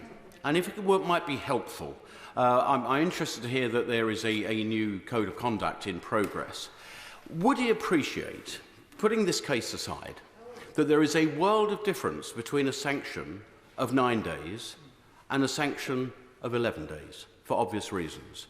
Therein might be the reason for an appeal because of the changes and the outcomes that could flow from it, which I think have been ably put forward by my friend from South Leicestershire. Yes, I'm not inimical to that view. I think there's a perfectly decent argument to say that maybe there should be an appeal on sanction. However, what we try to do in the committee is stand by precedents, because otherwise we're being unfair. We list all the mitigating factors, all the aggravating factors in each of our reports, and at the end of that we come to a conclusion based on the precedents that we've met. My suspicion is that any appeal body would do exactly the same. So I'm not sure that it necessarily would change things, but there is an argument for being able to bring such a thing in. What I noted that he said was leaving this case aside. And that's obviously the most important thing for me, that you cannot, in the words of the Leader of the House, conflate one case with change of the system. That, I think, in the end, is the precise polar opposite of justice. Yeah. That is injustice and has brought the House into disrepute. I've only got a couple more points to make, Mr. Speaker. The first is, well, I like him, so yes, I will. Well, I'm very grateful, and the honourable member, as usual, is speaking with great eloquence on this subject. Can I suggest to him, though, that the reform is a natural evolving process? Of course it is. No system is perfect. But by and large, I think the system works quite well. So whatever the Right Honourable Member is doing, can he make sure that it's transparent as far as he is able to, it's progresses as speedily as possible? Because what I'm taking away from this debate and from the vote last week is that actually the right thing to do here is to let the committee produce its recommendations and for the House to consider them in full debate. Well, I'm very grateful for that point, and it's true that I think that the right way for the House to progress on a cross-party basis with the advice of independent members of the public is for us to complete our job of work, which we will have done, I'm sure, by Christmas, maybe even by the end of this month. I don't want to prejudge what the committee will decide, but to publish that, and then that will be an opportunity for the whole of the House to consider the matter. We will probably then want to produce a further report, which will be our final report on the draft code and its operation. I would just say, incidentally, that this system hasn't been in place very long. The mixture of the independent expert panel and the for ICGS cases and the Standards Committee has only been in place, well, you could argue since the 7th of January 2019, where the member for Northamptonshire introduced really important changes to the House, which I think were much valued by staff and across the House, and members as well, and by the public. But in fact, the independent expert panel only started its work in January of this year. So the idea that we suddenly tear it all up and start all over again, I think, if I had one thing I'd say to the House, Mr. Speaker, it would be, let's just slow down. Yeah. Let's consider this properly, in the round, all the different issues together. But we do still need to tidy up what happened last week. Yes. Yes. I can see lots of honourable members on the other side of the House agreeing with this, and I would just very gently say to the ministerial team here, there is an opportunity tomorrow if we wanted to. We have two issues which are outstanding. One is the creation of the committee, which the honourable member doesn't want to serve on, even though he's meant to be the chair. And I hope he's better from his COVID. I certainly do hope he's better from his COVID. And secondly, unfortunately, of course we all accept that Mr. Patterson has left the House. He's no longer a member. We can't impose a sanction on him, as you yourself said earlier, Mr. Speaker. But, unfortunately, the House took a view on the report last week, which was basically to suspend it in mid-air. So the motion I would suggest would be a very simple one that we could consider tomorrow, and I think it will be in all of our interests, the whole of the House, to get this sorted tomorrow, that notwithstanding the practice of this House relating to questions already decided in the same session, this House, 1, rescinds the resolution and order of the 3rd of November 2021 relating to the third report of the Committee on Standards, HC 797, and the appointment of a new Select Committee. 2, approves the third report of the Committee on Standards. 3, notes that Mr Owen Paterson has been disqualified as a member of this House. I think that would actually be in the best interests of the whole of the House, and then we can move forward. One final point, Mr Speaker. We really struggled to create the ICGS and the Independent Expert Panel. The Right Honourable Lady did a magnificent piece of work in trying to get cross-party support for all of that.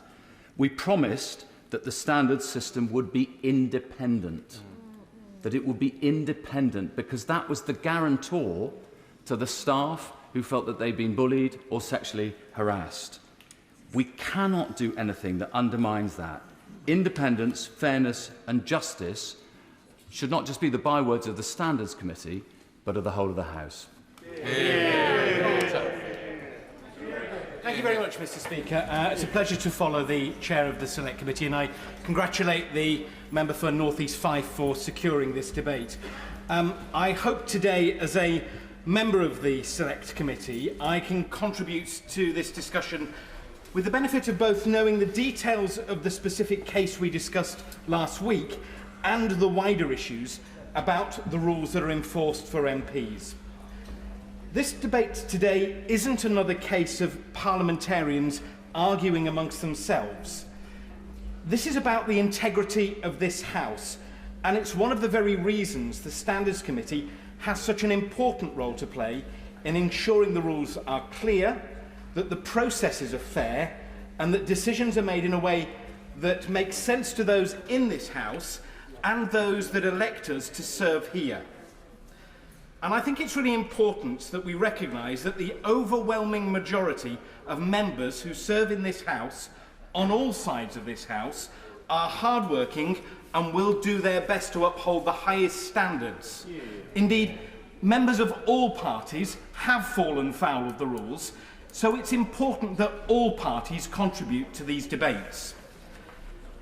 Before discussing how some of the current processes could be improved, and following on from some of the comments made by the Chair of the Select Committee and the member for South Leicestershire, if I may, I'd like to address a couple of matters raised last week when we debated the amendments and where I couldn't speak, and some of the subsequent commentary that I've seen in the newspapers, because I feel there is some misunderstanding around the work of the committee and how it reached the decisions that it did. And can I say, Mr Speaker, that having spent many years sitting in court as a magistrate and in Crown Court where I listen to appeals, rarely does anyone ever agree with every decision that's made by a member of the judiciary.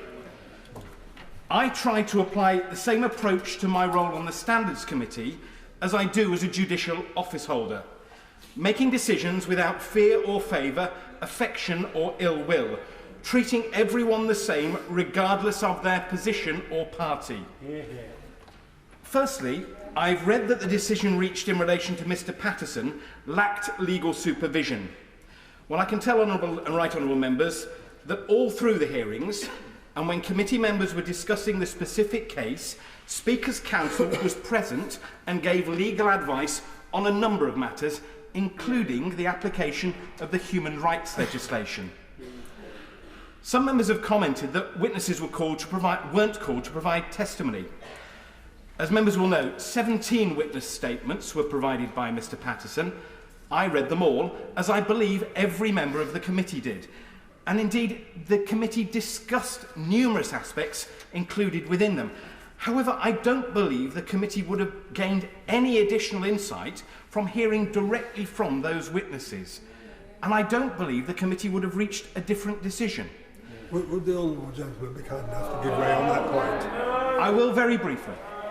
I'm sure that the honourable member has read the Joint Committee on Privilege regarding the 6 criteria, the minimum requirements for the maintenance of natural justice in relation, for example, to the examination of witnesses. Without that, and without the investigatory panel, does he not agree that it is extremely difficult, if not impossible, to know what the outcome would be until such a panel is heard, with a legal assessor and the legal assessor himself deciding as to whether or not the rules of natural justice have been complied with at that point in time. I think my right honourable friend makes a very important point, and I'm going to go on and discuss more about natural justice in a moment. So if I may, I'll continue.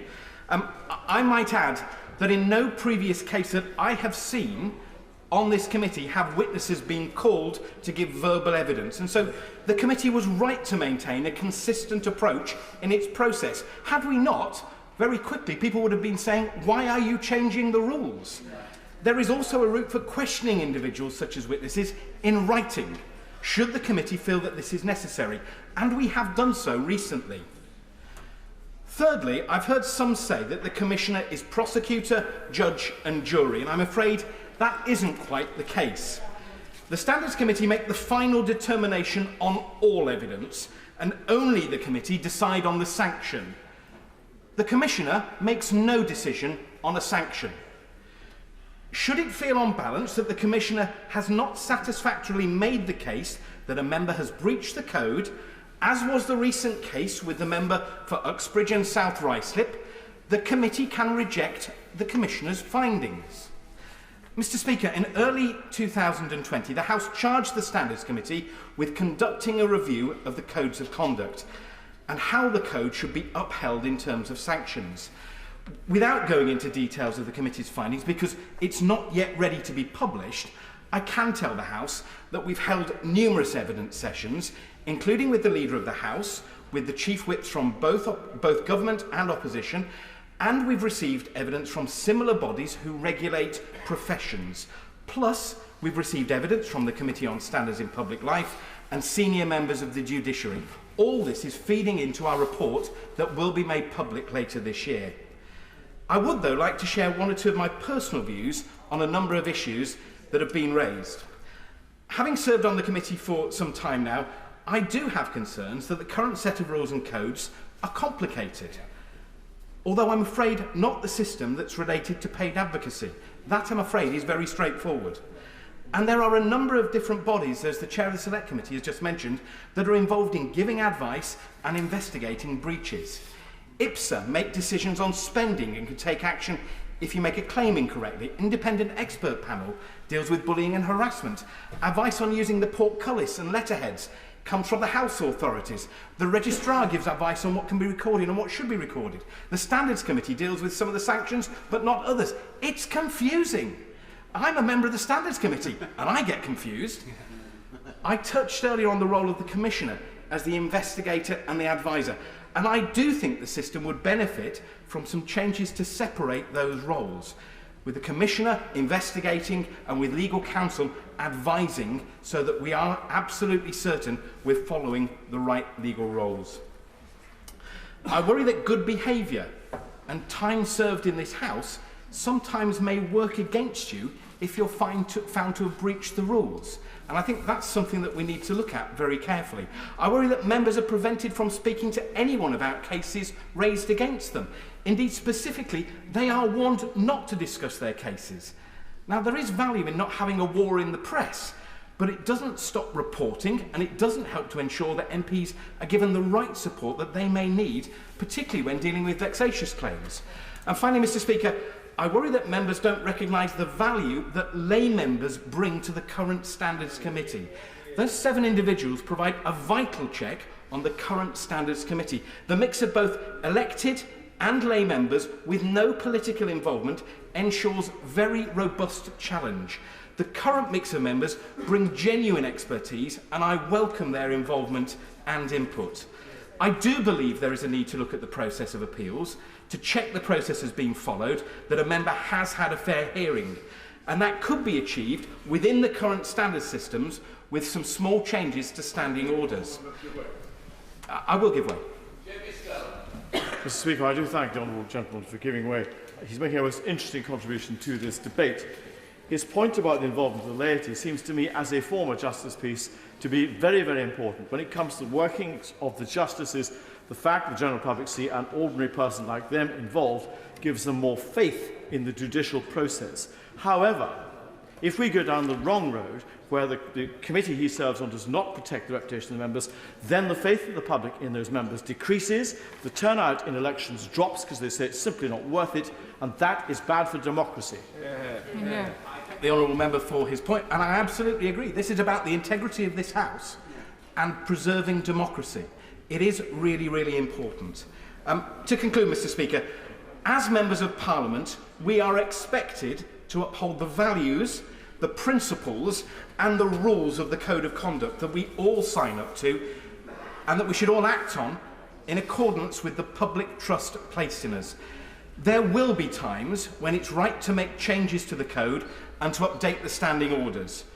We should do this as one House, once we've considered all the options, to ensure that we protect the democracy and the reputation of all that serve in this House.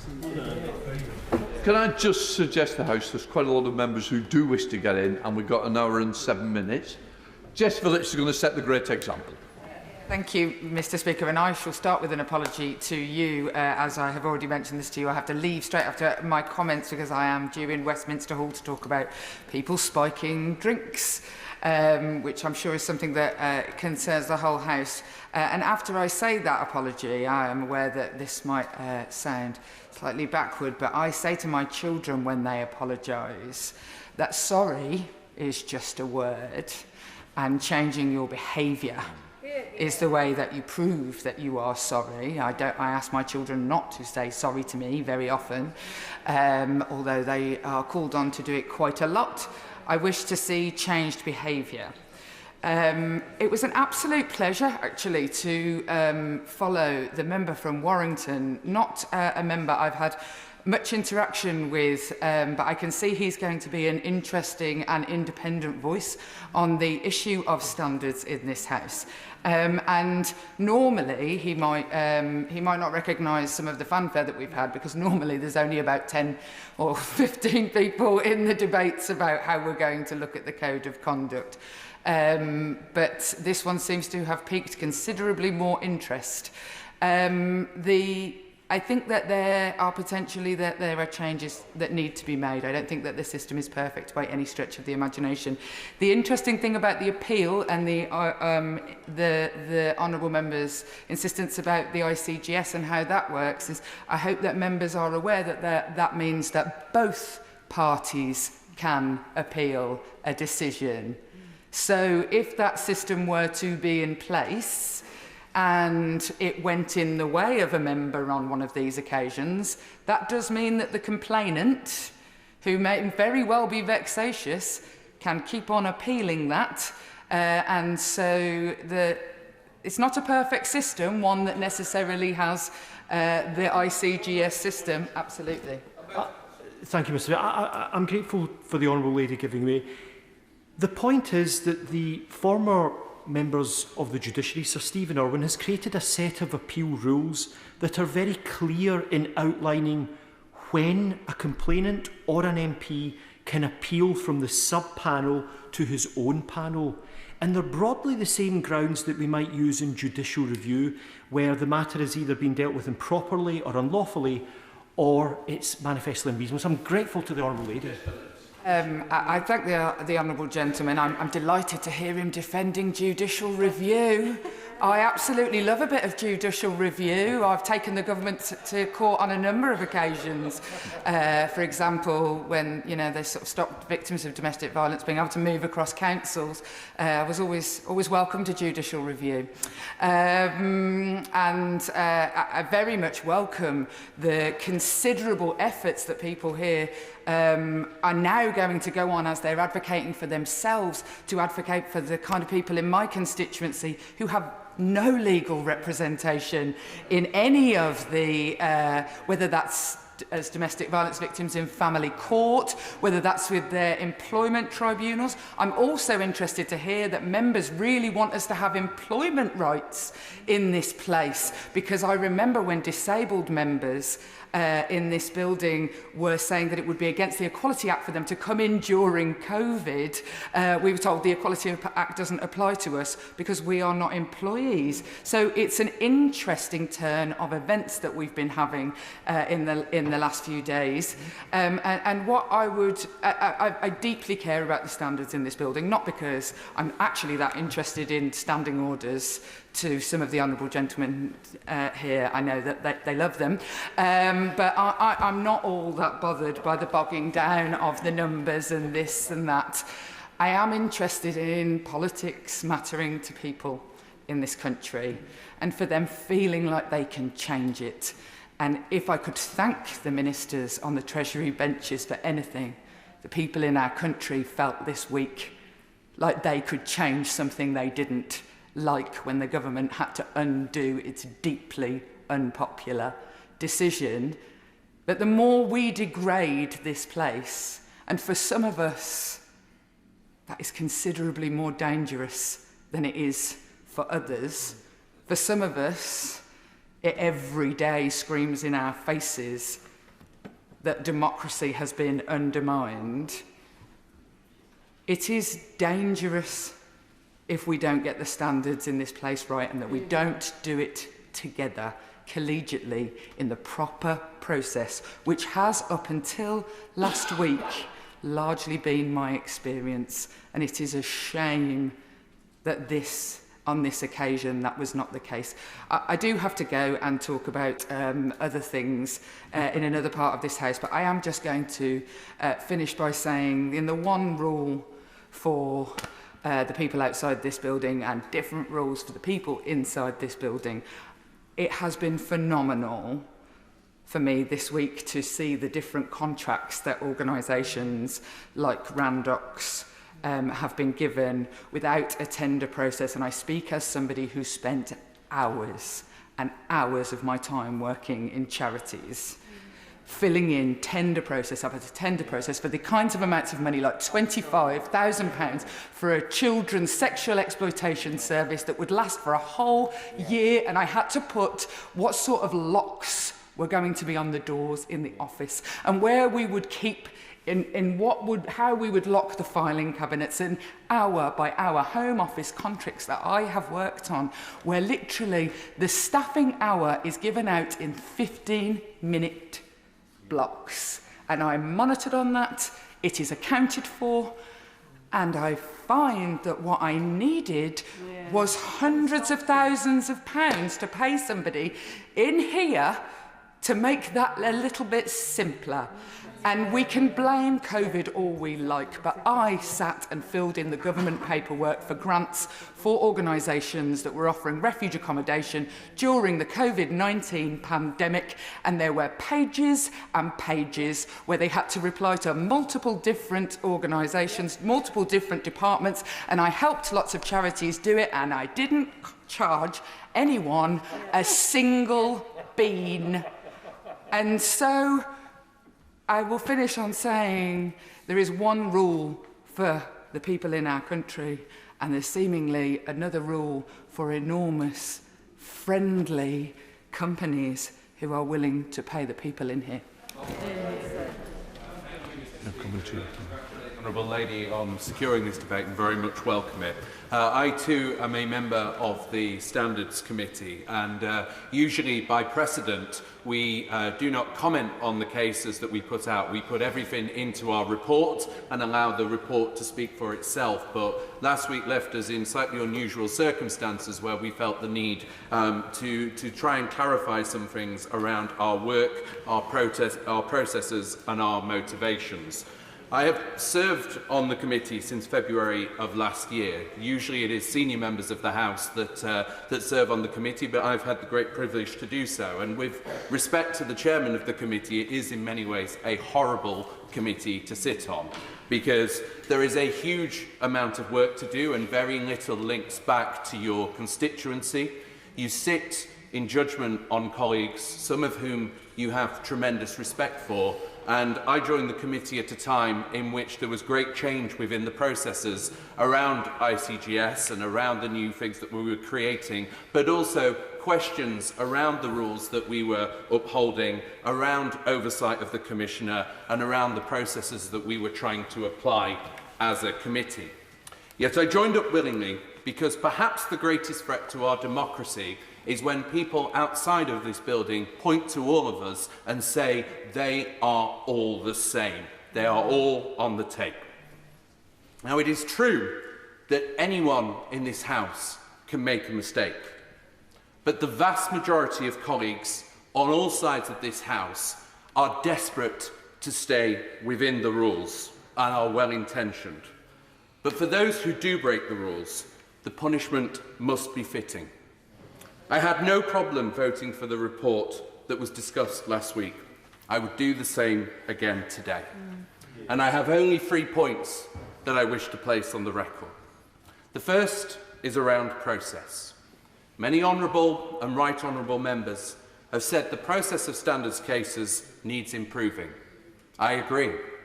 I think every member of the Standards Committee would say they agree.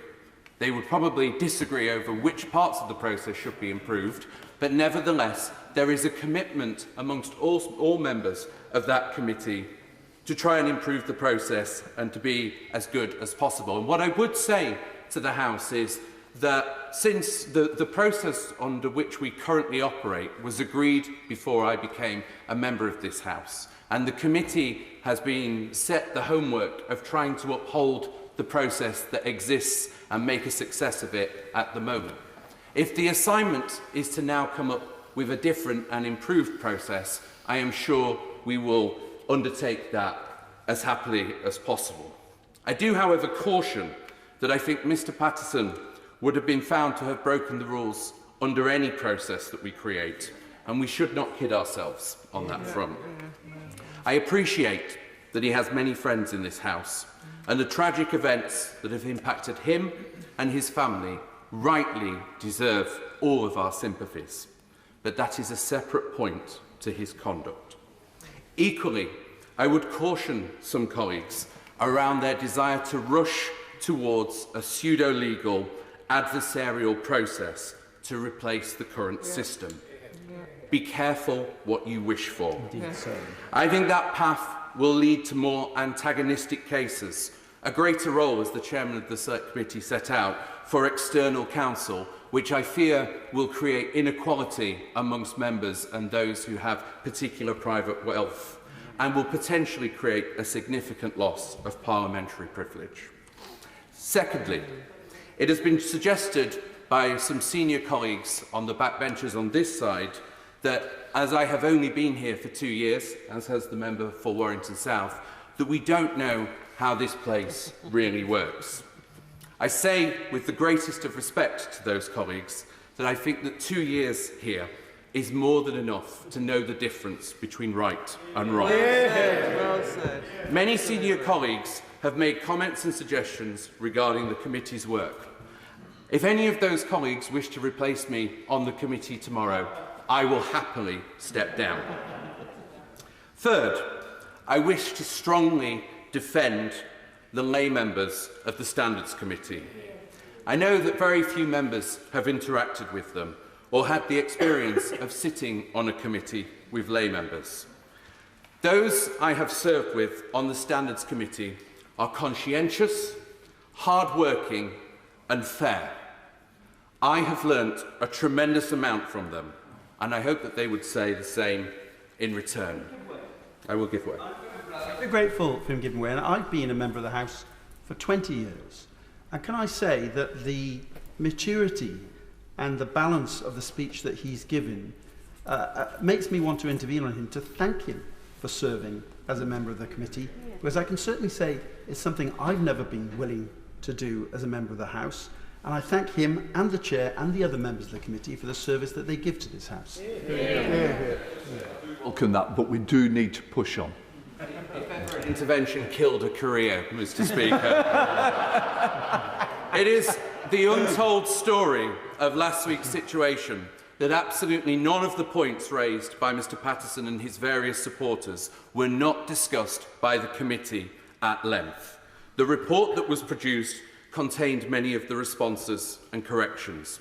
Everyone is entitled to disagree with what the committee decided, but I think it is desperately unfair to suggest that the committee did anything other than forensically examine all of the evidence presented to them and reach the appropriate decision. The committee so often has diverse starting points, but we work incredibly hard to reach a consensus, which I think is the very definition of fairness for members whose cases appear in front of us. And if we change the process to remove these lay members, I think our standard system will be all the poorer for their loss. It was only a matter of weeks ago that this House was united in grief for the loss of a great colleague. That was us at our very best. Today's debate, the mistakes that have been made, the opportunism of some of the opposition members, and I hate to point it out, and the rush to create a new system without full consideration is us at our very worst. I am a proud member of the 2019 intake that came to this House determined to deliver a better politics for my constituents. I want a free and fair standards process that allows me to look my constituents in the eye and say, no, we are not all the same. Improvements can be made, but rushing through risks creating a bigger mess. Let cooler heads prevail. Our duties as members of this House are wide-ranging. We represent our constituents, we create laws, we hold the government to account, and we work to further many issues. But we are also role models, held to a high standard. When we fall short of those standards, as any member can do, we should remember our duties to this House, to our colleagues, and to our democratic system. Thank you, Mr. Speaker. And I wish to thank the Honourable Member for North East Fife for securing the debate today. It saddens me that we find ourselves here today having to debate the consequences of the decision that the majority on the government benches took last week when it came to the former member for North Shropshire. Such a debate should be unnecessary, but sadly, due to the actions of last week, the consequences beyond this place, Mr. Speaker, are very clear. Further erosion of public trust in our politics and its representatives. A real anger that it's one rule for the hard-working majority and another for politicians. And a growing sense of apathy that weakens our democracy, our institutions, and makes us all poorer. I have since wondered what my own constituents would think. Indeed, do think, because many have contacted me. Those facing fire and rehire, those struggling to make ends meet on universal credit, and those waiting on access to decent social care. The adage that yesterday's news will be today's chip paper will not bear true. And with this Prime Minister, so long as he remains in place, I fear we will return to this dark place again and again. The substantial majority on the government benches the substantial majority that the government won at the last general election does not make them beyond reproach. It does not make the Prime Minister beyond reproach. And it does not make any honourable or right honourable member in this place beyond reproach. The younger, newer intake opposites probably understand this. Like me, they probably thought they had entered a 1990s time warp last week. But when it came to the crunch, the old boys network reigned supreme. Frankly, I'm fed up with this place lurching from one scandal to another. So too are my constituents who expect better. Now is the time to draw a line in the sand. And in my opinion, there are two things we should prioritise, along with those outlined by the Right Honourable Member, the Leader of the Opposition. First, to making corruption in public office a criminal offence which applies to any MP that falls short of the standards that are expected of them. And secondly, banning any MP from having a second job unless such is required to maintain professional accreditations. Because, Mr. Speaker, from where I come from, and for the people I represent, an MP's salary is more than enough to live on. And quite frankly, it is a full-time job if you are doing it properly. It's not enough for the privileged class of MPs, such as the likes of the former MP for North Shropshire, or indeed anyone on any of the benches, and particularly the government benches. And I'd like to quote Lord Tebbis: "If this is not enough for you, get on your bike, find another job, leave, because no one is forcing you to stay. And if we don't all act, all I fear is public hostility towards all members in this place will only get worse. And after all, it only takes a few rotten apples to spoil the whole barrel. And in the public's eyes, everyone in this place is in for the barrel." Thank you. Mark Harper. Thank you very much, Mr. Speaker. And can I commend you for your statement that you made before this debate started? I agreed with every word, and also to the Honourable Lady, the member for North East 5, for securing the debate. Usually, Mr. Speaker, I start by saying it's a great pleasure to speak in this debate. On this occasion, it isn't really. I regret that we're here today, and I think that's most unfortunate.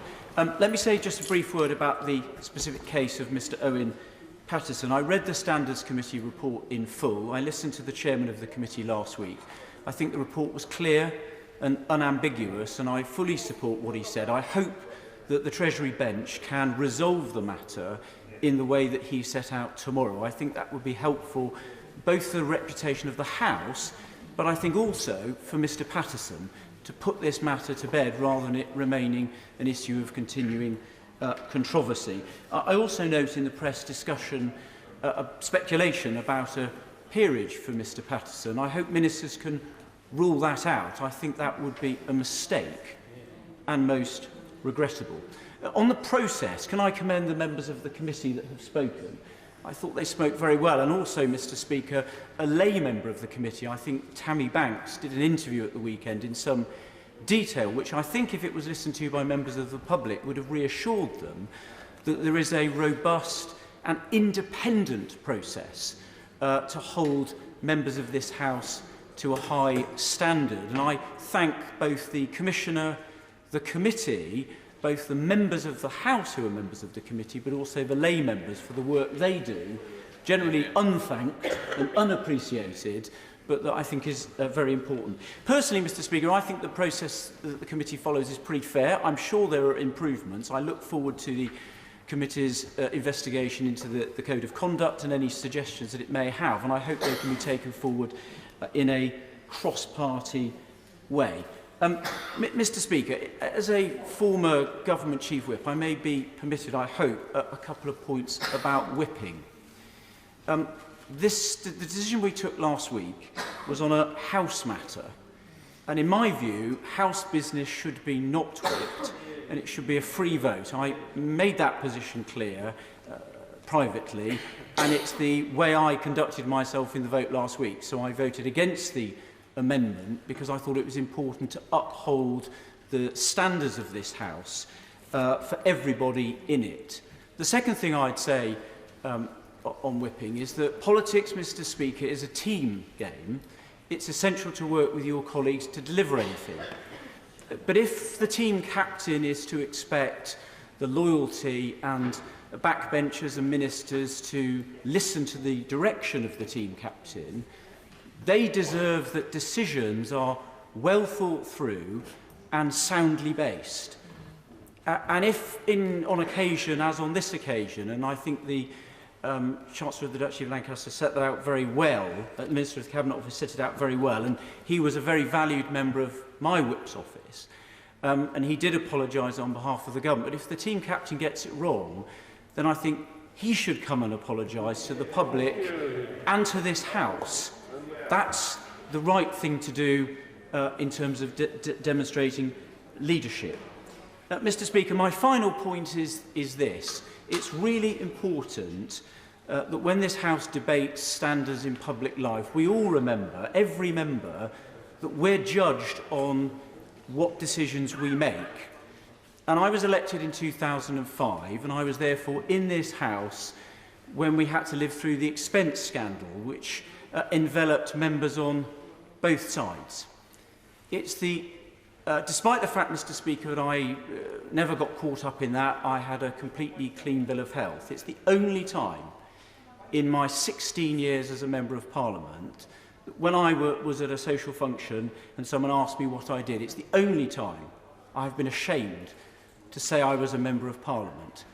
I'm not going to do anything or allow anyone to do anything that takes us back to those dark times, and I will do everything I can to avoid us getting there, and no one is going to stop me conducting myself in a way that keeps us free of that damaging reputational era. We've got to have high standards, improve them, and that, Mr. Speaker, I think is what every member of the House wants to achieve.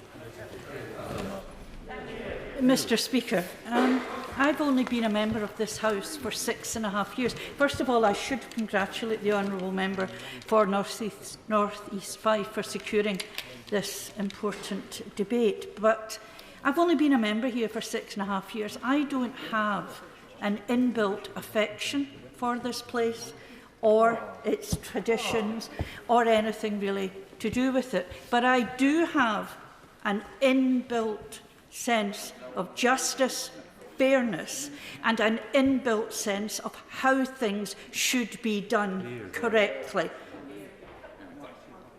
I think it was an appalling day in the House last week, and unfortunately I was acting Chief Whip for my party and had to handle what was happening with the Old Boys Network in this place and try to think on my feet. I don't think I acquitted myself terribly well, and I don't want to go on about everything that has been already mentioned in here.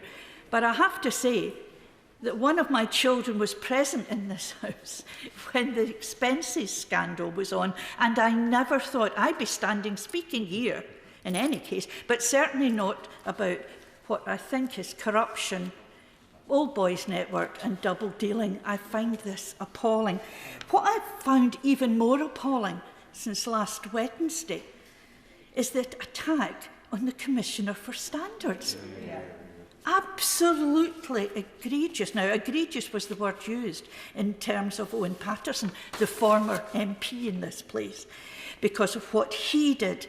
And it brings to mind, it is almost, I can't explain, it absolutely pains me that I am seen as a member of this place where people think it's right to run roughshod over the rules, to take part in bringing this place into dispute, and then have their government say, right, everybody on our benches, vote for a new commission that we'll make up and we'll run it. This is not how any parliament should be run. And I see the leader in his place, and I found the leader to be a polite, affable gentleman in cases, but I think he's squirming in his place today. He brought forward the motion last week, and he should be standing answering questions on why he did that and why it was in such ridiculous terms. Mr. Speaker, I said at the start, I've only been here 6.5 years. I don't want to be here much longer. I want to move to an independent Scotland. This kind of behaviour isn't allowed in the Scottish Parliament.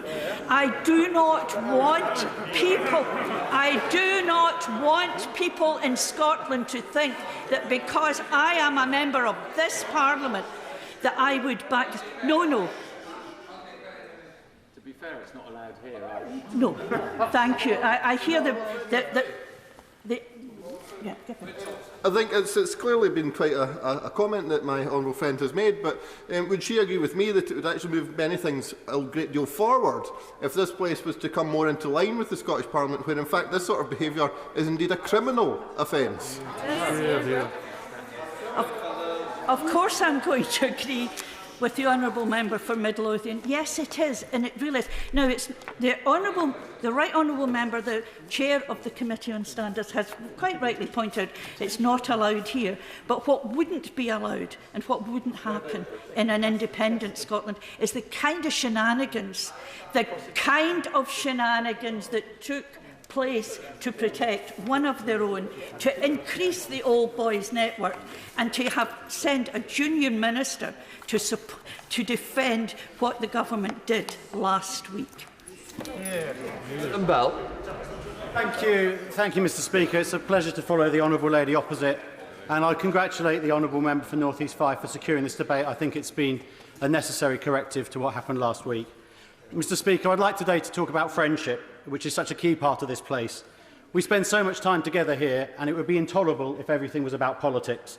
Our friendships are vital for mutual support, for relaxation, to remind us what truly matters in life. And while we refer to those on our own sides of the chamber as our honourable friends, there are, of course, many friendships forged across the chamber, and I'll come back to that later. Loyalty to one's friends in times of great difficulty is, I think, amongst the most admirable of traits. But I fear it was an overzealous application of that principle that helped lead this House to the extremely unfortunate decision it took last Wednesday. Mr. Patterson's friends understandably wished to stand by him, to protect him, and especially given the tragedy that has struck his family. And of course, all our sympathies are still with him. But as he's no longer in this place, I don't wish to dwell too long on the findings of the Committee of Standards report, but I do share the hope that the Chair expressed that we will get our say on that report. I studied it carefully, both its conclusions and the source material, particularly Mr. Patterson's emails contained within it. And in light of the report's contents, and particularly in light of what's happened since last Wednesday, I gently wonder whether Mr. Patterson's friends took the wisest course of action when they tried to protect him. I think sometimes friendship means counselling somebody out of a fixed position rather than reinforcing them within it. There is kindness in giving friends advice that they may not want, but they do need to hear. Mr. Speaker, I am proud to be part of the 2019 Conservative intake of MPs, often called the 109, and I've made many new and firm friendships within that group since I arrived in this place. There is nothing like a shared experience to bond people together, and I think we've all been through quite the experience in the last 2 years. I know many of my friends within that group have endured a miserable time since last Wednesday's vote. I know many wish they had chosen to vote differently and are beating themselves up about that. But I say to them that loyalty to one's party is also an admirable trait. This place, indeed our entire political system, couldn't function without that either. But the reality is that my friends should not have been put in such an invidious position. The 109 has subsequently acquired an additional member, my honourable friend, the member for Hartlepool. And I hope she won't mind me quoting a WhatsApp message she sent to our group, given that it subsequently leaked to the press. She said, "This was a colossal misjudgment. It should not have been whipped. You should have been allowed to vote with your conscience on this." I couldn't agree more, and I hope the Treasury bench is listening. Let us return to the convention that House business is not whipped. And may I also praise my honourable friend for her courage in voting against the motion last Wednesday, having only been in this place for 6 months. I'm proud to call her my friend. And I'd also like to praise the two members from the 29 intake who spoke earlier, the members from Bolsover and Warrington South, who both sit on the Committee for Standards. They both gave absolutely splendid speeches. They've handled themselves with the utmost dignity and integrity in the face of some totally unacceptable briefings. And I'm proud to call them both my friends as well. Finally, I'd like to thank friends from all sides of the House who took the time to check on me last Wednesday. Breaking the whip is not a straightforward thing to do. It churns you up beforehand and it leaves you a little shell-shocked afterwards. Perhaps next time it will be easier. But Mr. Speaker, I was deeply touched by the number of members of friends who simply stopped to ask whether I was all right. And I see some of them here today and many more besides, and members and people outside this chamber as well. Mr. Speaker, friendship, particularly cross-party friendship, is needed more than ever in this place, particularly in light of the terrible murder of our colleague, Sir David Amos.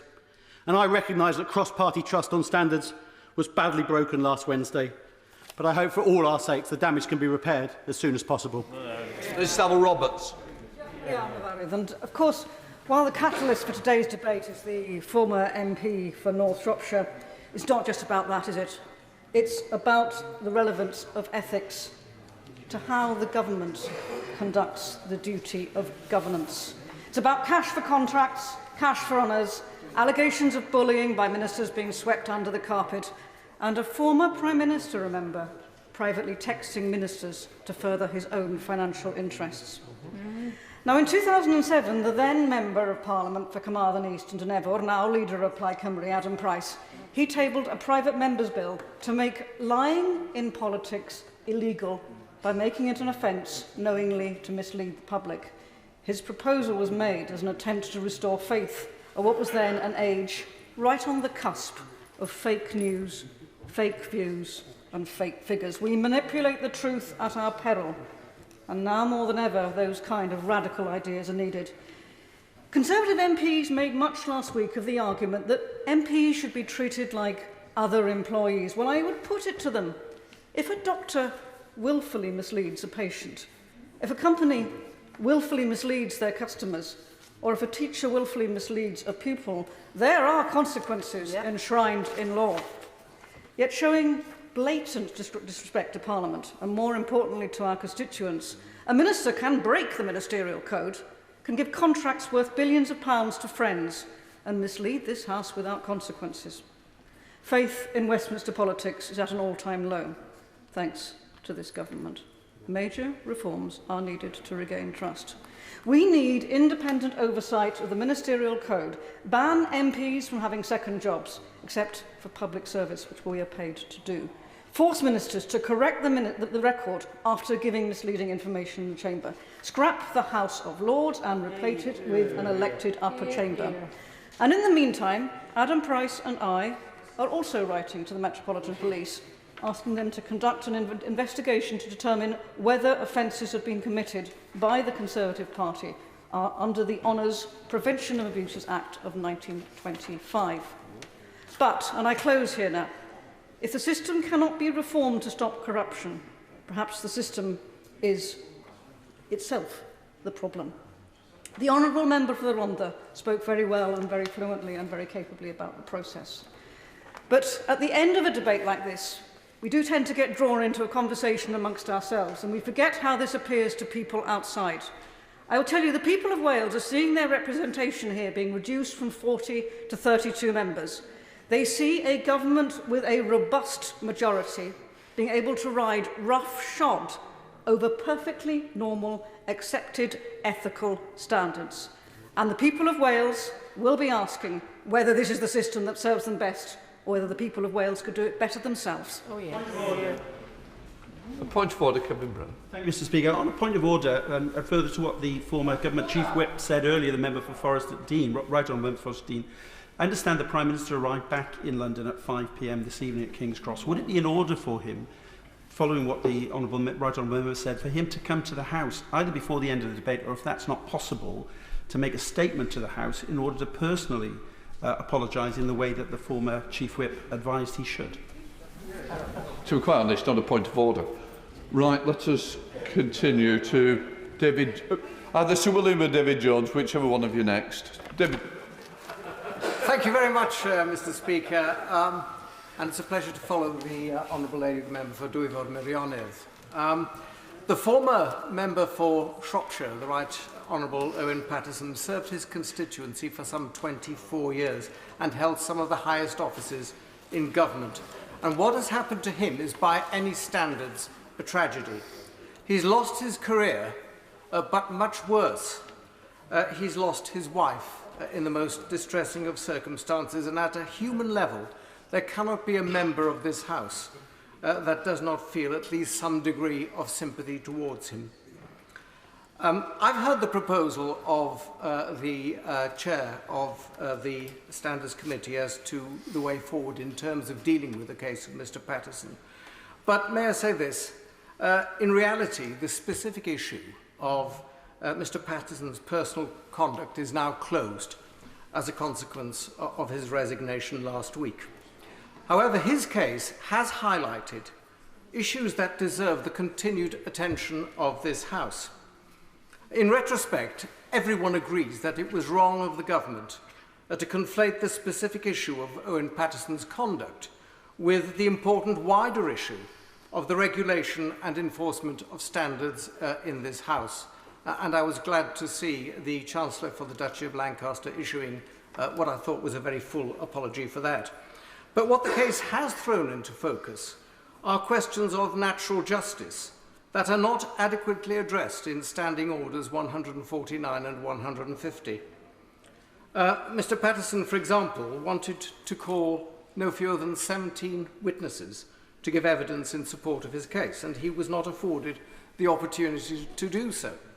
The honourable member for South Leicestershire has expressed his concerns on the issue of natural justice, and for my own part, I find it hard to see how the denial of a right to call witnesses and for those witnesses to be examined and cross-examined, a right which is taken for granted in civil and criminal proceedings in this country, can be compatible with natural justice. Yes, I'll certainly allow that. We did hear the witnesses in writing. Their witness statements are all available online. We considered the matter, as happens in every single court in the land. We considered the matter as judges would and as many tribunals would. And I would just say to him, he voted for a motion which I'm afraid did not close the matter on Mr Patterson. It left it completely and utterly open, deliberately so. And indeed, Mr Patterson still asserts that he's innocent, and if he were a member, he would do the whole thing all over again. So I'm afraid we will have to tidy this up. I hear what the chairman of the committee has to say, but frankly, it's one thing to read written evidence. It's another thing for that evidence to be tested in examination and cross-examination, and that was not allowed. Furthermore, there is no provision for an independent appeals process under Standing Order 150. I don't believe that that can be right either. Provision should be made for a proper appeals procedure under the Standing Order 150 process, as indeed there is under the Independent Complaints and Grievance Scheme, where an appeal panel is chaired by a High Court judge. And there should also be greater legal input into the entire process. Standing Order 150 does provide for the establishment of an investigatory panel with a legally qualified assessor and counsel, but only at the behest of either the Commissioner herself or the committee. And that, of course, was not done in Mr Patterson's case, and indeed, ever since the procedure was first put in place, no such panel has ever been established, which is a matter of regret, because the legal assessor has a duty under Standing Order 150-10 to report to the committee his opinion as to the extent to which its proceedings have been consistent with the principles of natural justice. And, Mr Speaker, that is the only occasion in which the words natural justice appear anywhere in Standing Orders 149 and 150. And that, I suggest, is also a matter that needs to be rectified. In the debate last week, the Right Honourable Member for Orkney and Shetland, who I'm delighted to see in his place today, made the important point that while he was sympathetic to the proposition that the rules do need reform, this could only be done with consensus.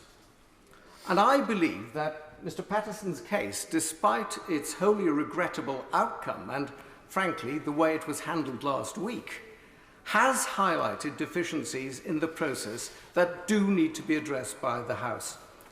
And I very much hope that now that the sting caused by the conflation of the individual case with the wider issue for need for reform has been removed, the House can proceed on the basis of consensus and seek to make improvements to a system which, whatever the rights and wrongs of the Patterson case, is so clearly in need of reform. Thank you, Mr Speaker, and I'd like to begin by congratulating the member for North East Fife for securing this very important debate.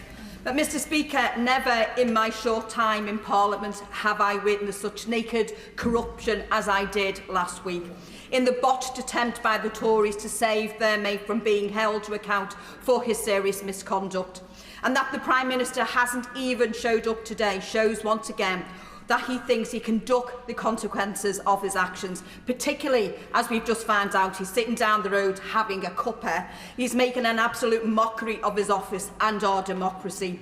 3 members of the opposite bench who are currently under investigation by the Parliamentary Commissioner for Standards voted in favour of ripping up the rules, and we've heard reports that the Prime Minister threatened his MPs with losing funding for their constituencies if they did not back his plans on Wednesday. Blackmail to cover up corruption, what an utter disgrace. call it what it is, the government's attempt to rewrite the rules was unashamedly corrupt, that it was done in an attempt to cover up the kind of corruption that we've seen throughout this pandemic. And it tells us everything we need to know about the depth of contempt the Tories have for the constituents and country they are supposed to serve.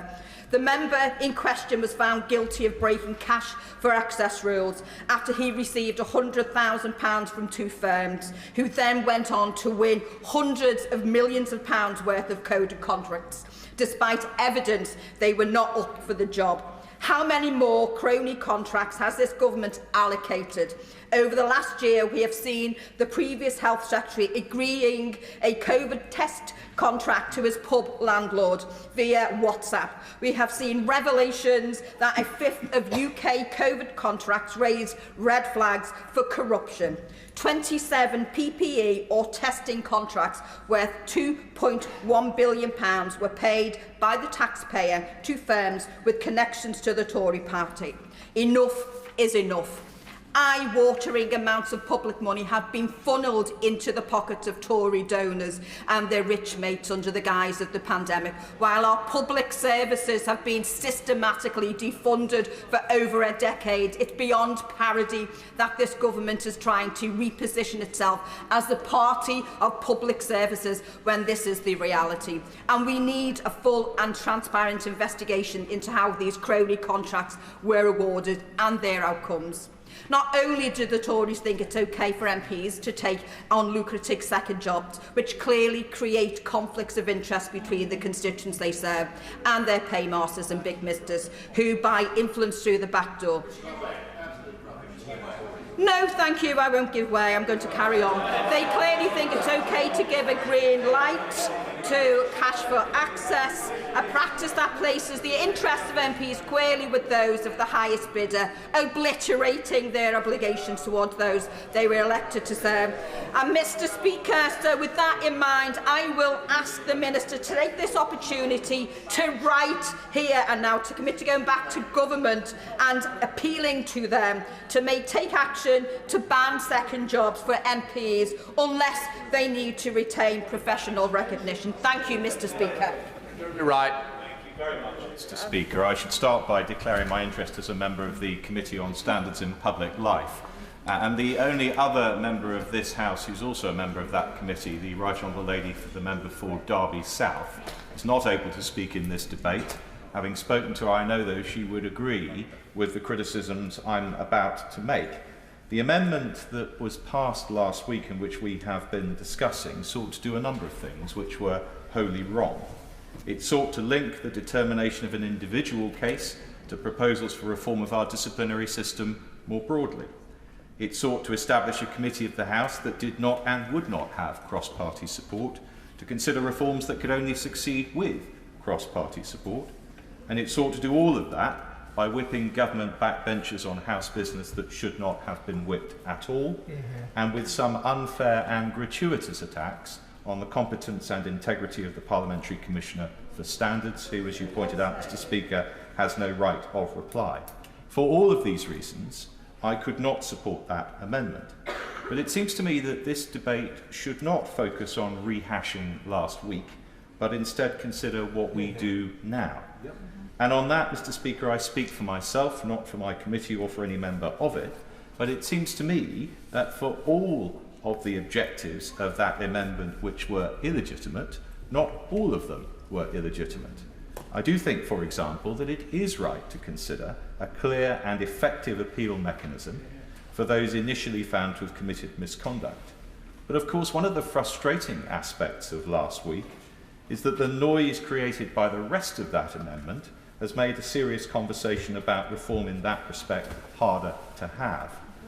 But I also think that the understandable public reaction to the events of last week means that we will have to think more extensively about reform to our disciplinary processes, and perhaps we should do that anyway. And I take... Briefly. I just want to ask my right honourable friend, who was the Attorney-General, a simple question, as I put it to the Leader of the Opposition. If this investigatory panel could have been set up, but was not set up, it was impossible for the rules of natural justice, as applied by Standing Order 150, to be brought into effect. Does he not accept the fact that that puts the member in question at a very, very severe disadvantage?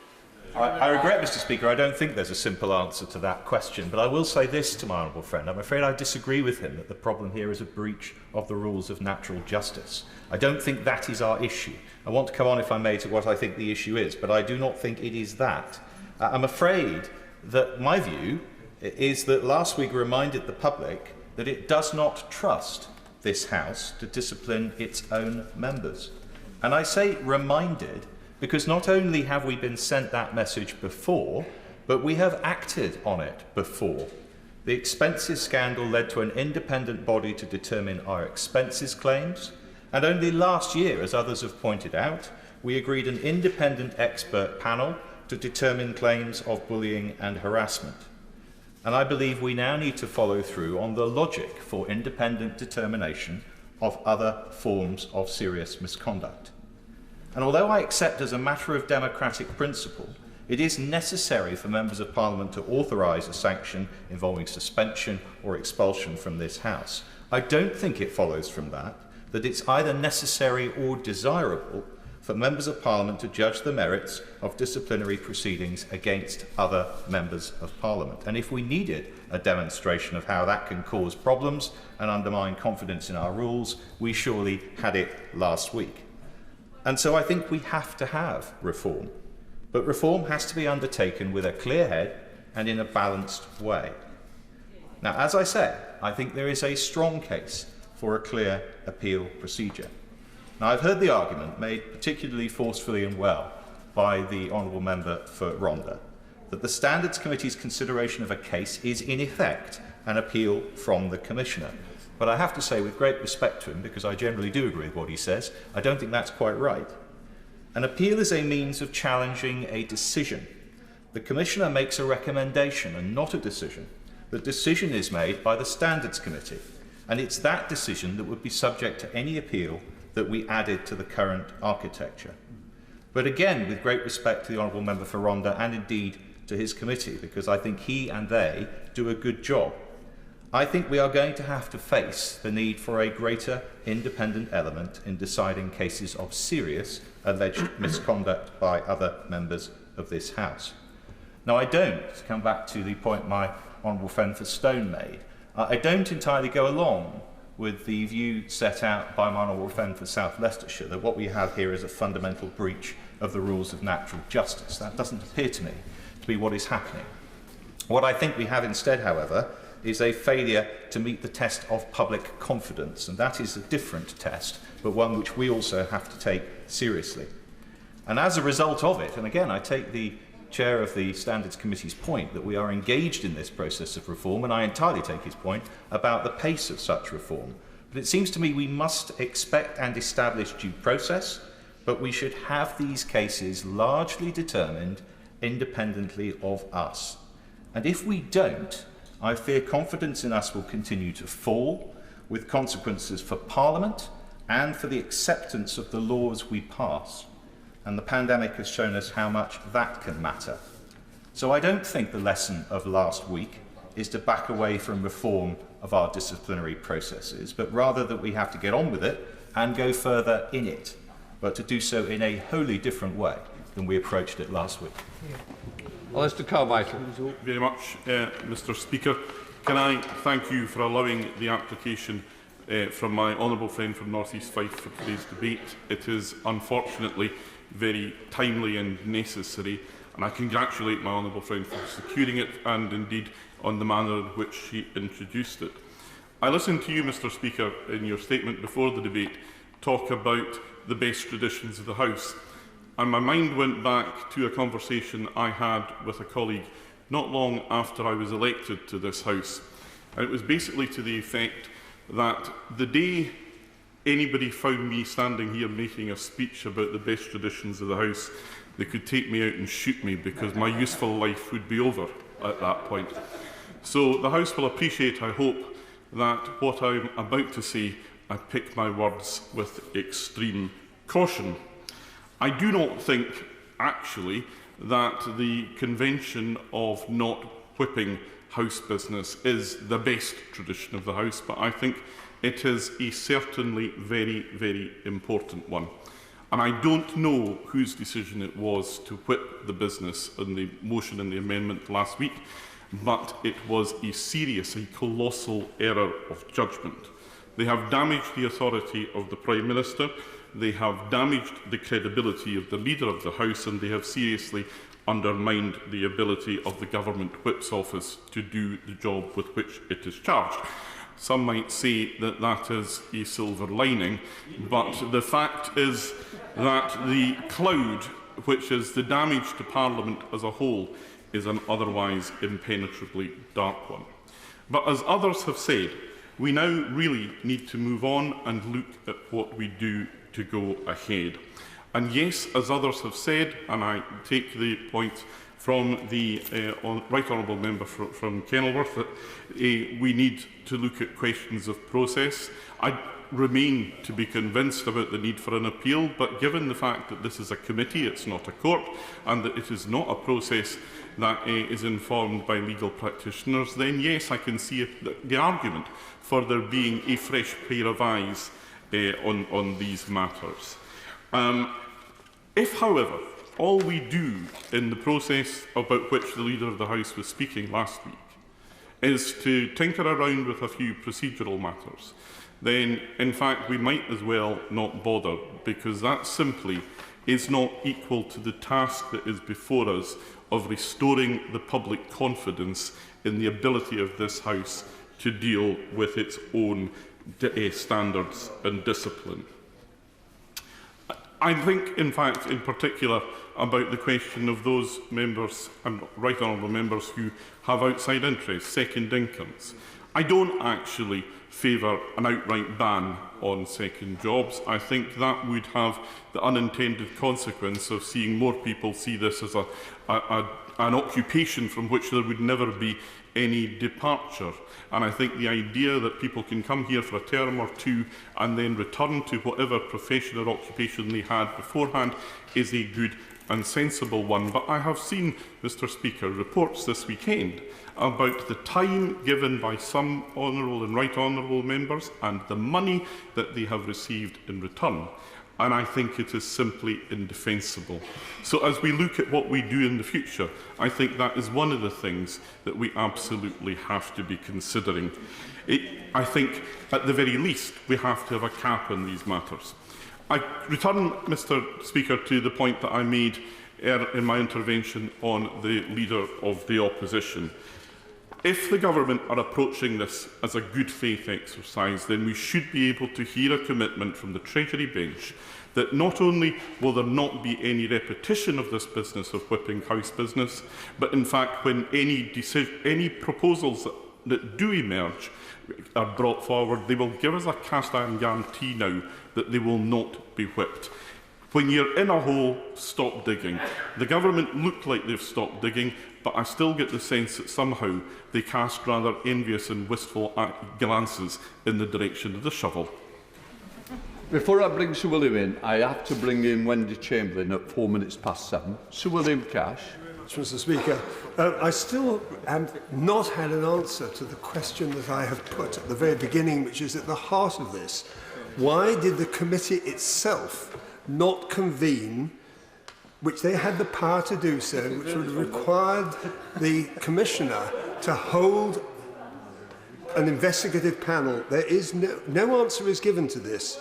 And it is no good people saying, oh, it doesn't matter, because the reality is that it is only by having the rules of natural justice applied as set out in that part of the standing orders that it is possible to achieve the examination of witnesses and the fairness and criteria of the Joint Committee on Privilege. I certainly will. I'm very grateful to give you away. Somebody did give you an answer to that. It was the chair of the select committee who said the facts were not in dispute, which is one of the conditions of setting up that committee. Well, it's a very interesting response because it still doesn't answer the question. Because the reality is, no, I have to say, with great respect, if you look at what the Appendix 2 stated, there were 17 witness statements. on Mr Patterson's behalf, set out in rigorous detail. Now, in the relation to milk and food safety, there was witness evidence from the Chief Vet, the National Milk Laboratory and the former Chair of the Food Standards Agency. These confirm that within the framework of the exemptions for the Member of Parliament's actions in the public interest, his actions, that's the former member's actions, made milk safer. As on the question of the contamination of a ham product, Professor Chris Elliott, in unchallenged evidence, made clear that what the former member for North Shropshire revealed was the worst case that that professor had seen in 35 years.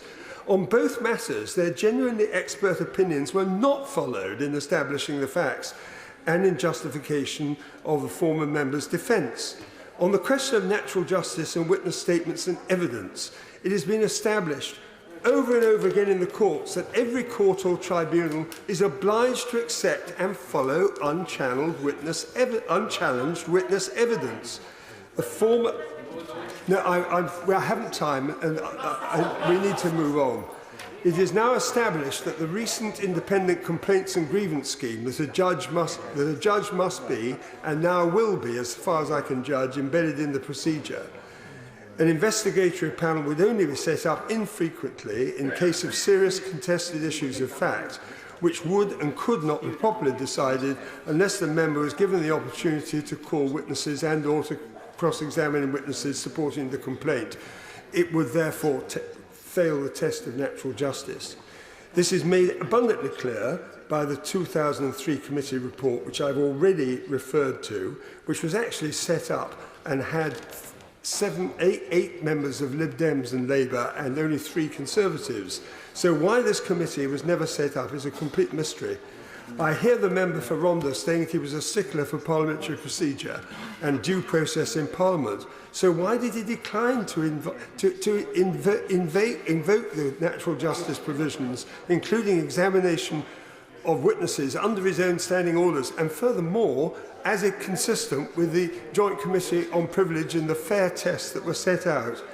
So not only does every disciplinary committee in the land and other courts of justice and tribunals of every kind have rules of natural justice, not only that, but they have the right to appeal to the courts for judicial review. Members of Parliament cannot do so because of Article 9 of the Bill of Rights, which includes things such as equality of arms, examination of witnesses and no delay. The reality is that in this instance, this serious contested case, there has been a failure of natural justice. I don't know, and nobody will ever know whether the investigatory panel would have discovered, because it was never invoked. I think it's most regrettable and a deep contribution to this tragedy that the centre of gravity of this problem, which is that the rules of natural justice, which are prescribed under the standing orders, was not applied, and I stand by that because it's evident on the face of the facts and the law. We now go to Wendy Chen. Thank you very much, Mr Speaker, and I thank all members for their presence here today and to all who made their contributions. Mr Speaker, I hope the tenor of the debate met your expectations. And let me be clear, my intention in applying for this debate was simply what it says in the motion, to make an initial assessment of the consequences far beyond the case of the former member for North Shropshire. And I was also compelled to act by the comments made in relation to the future of the independent current Standards Commissioner. And I reiterate many of the comments made across the House in support of her. There are obviously a number of things already underway. The review of the Code of Conduct that the Chair of the Standards Committee referred to, but I do feel that the variety of standards and codes that have been raised today in the debate suggests that they need to be aligned and streamlined. And there have been a number of issues raised, such as the work of the committee, the Commissioner, appeals, and then issues outside the direct nature of this debate, such as cash for honours, awarding of contracts, ministerial code of conduct. All those things need to be looked at. But just in closing then, last week's vote did have direct consequences that need to be addressed, and I note the suggestion by the Chair of the Select Committee, which seems to fit the suggestion of both the Honourable Member for North Dorset and the Right Honourable Member for Forest of Dean, and I would agree that we should take them forward. Last week's actions by the Government were a clear executive outreach, and the Prime Minister does have serious questions to answer. The Minister suggested in his remarks that there was regret on the government side and by ministerial colleagues, so I am disappointed that the Prime Minister is not here, but also when he has had the opportunity to apologise in comments made to the press today, he has chosen not to do so. Because this is about trust. It's about trust in the government that it will represent the House and House business and not the government's. And it's about trust in us as our constituents' representatives. And that trust, once eroded, is very difficult to regain. Trust in our politics has been eroded in this past week. That includes all of us here in this House, and it is on behalf of all our constituents to do all in our power to do our best to rebuild that trust as we take the next steps on standards. Thank you. I was just going to put the vote, but yes, John Whittingdale. Thank you, Mr. Speaker, and I of course understand why it was not possible for you to call me in the debate. However, I am left in something of a dilemma, because as I understand it, the House still has passed a motion that establishes a new committee, which I am supposed to chair. I agreed to chair it on the basis that it would be a cross-party committee, which would have support from all sides of the House. It appears that is not possible. And therefore, as the honourable gentleman indicated in his contribution, I would not wish to chair a committee that has support from only one side. But I am not clear what is the status of the committee, given that the House's motion, which was passed last week, as I understand it, is still in place. I'm going to have to put the question, but my quick answer will be that we do need to resolve the issue as quickly as possible, because no committee can go forward. Everybody's accepted that, but we need to draw a line under it, because at the moment there are too many questions that need to be answered. But it's in the government's hands to resolve that, and I'm sure that they will want to do it as quickly as possible, in which case that this House can then begin to move on. The question is that this House considered the matter of consequences of the decision of the House of the 3rd of November relating to standards.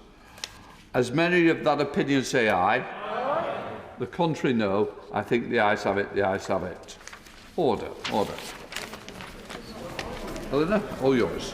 Thank you. Very kind, thanks. Thank you. I've got my mask on. Right. That'll be fun. Thanks, everyone. Thank you.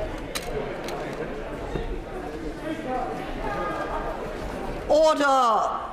The clerk will now proceed to read the orders of the day.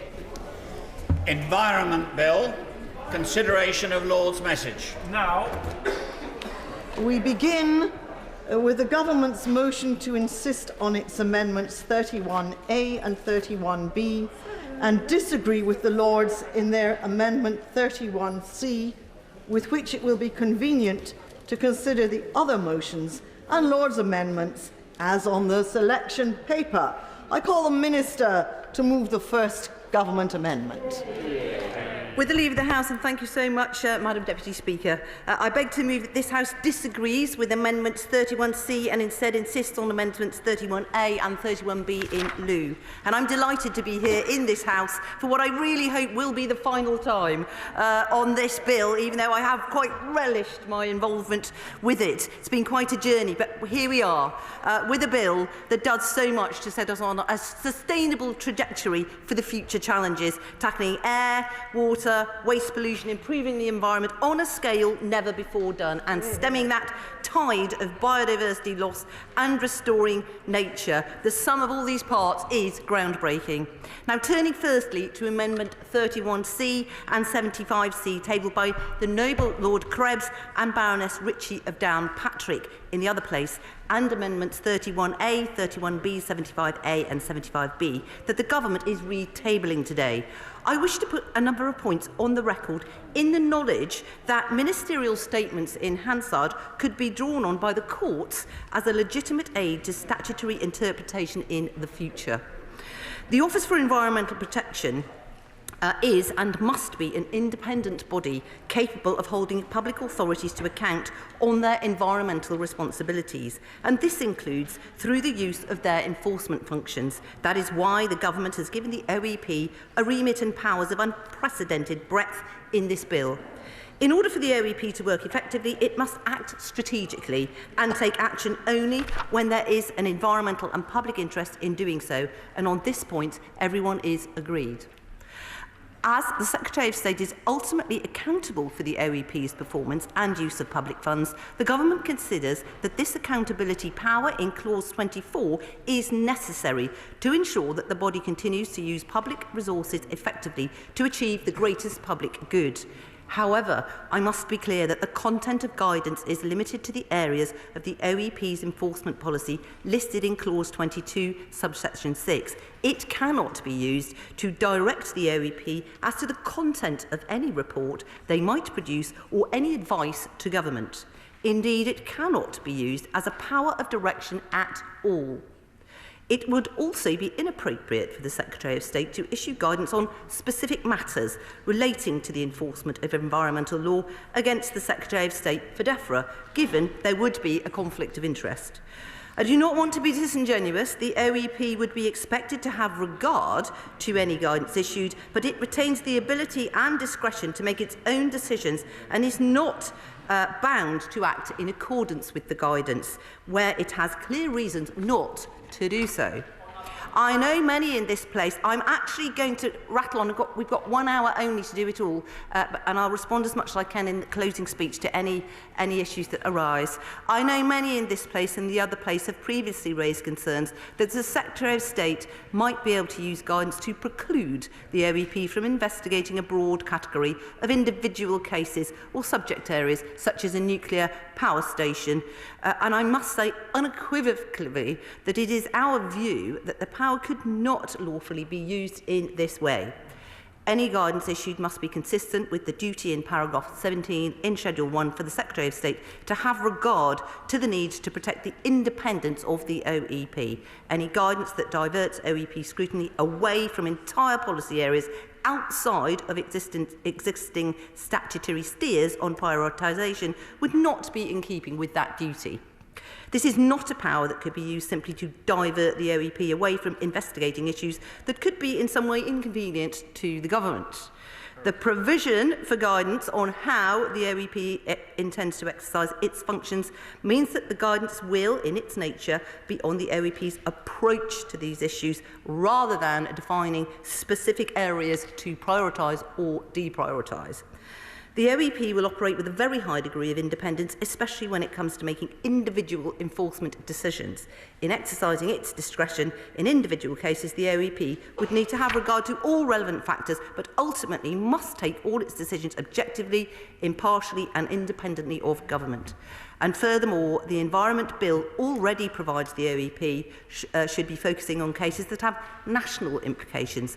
Guidance could not be used that goes against these existing provisions and could instead add further detail.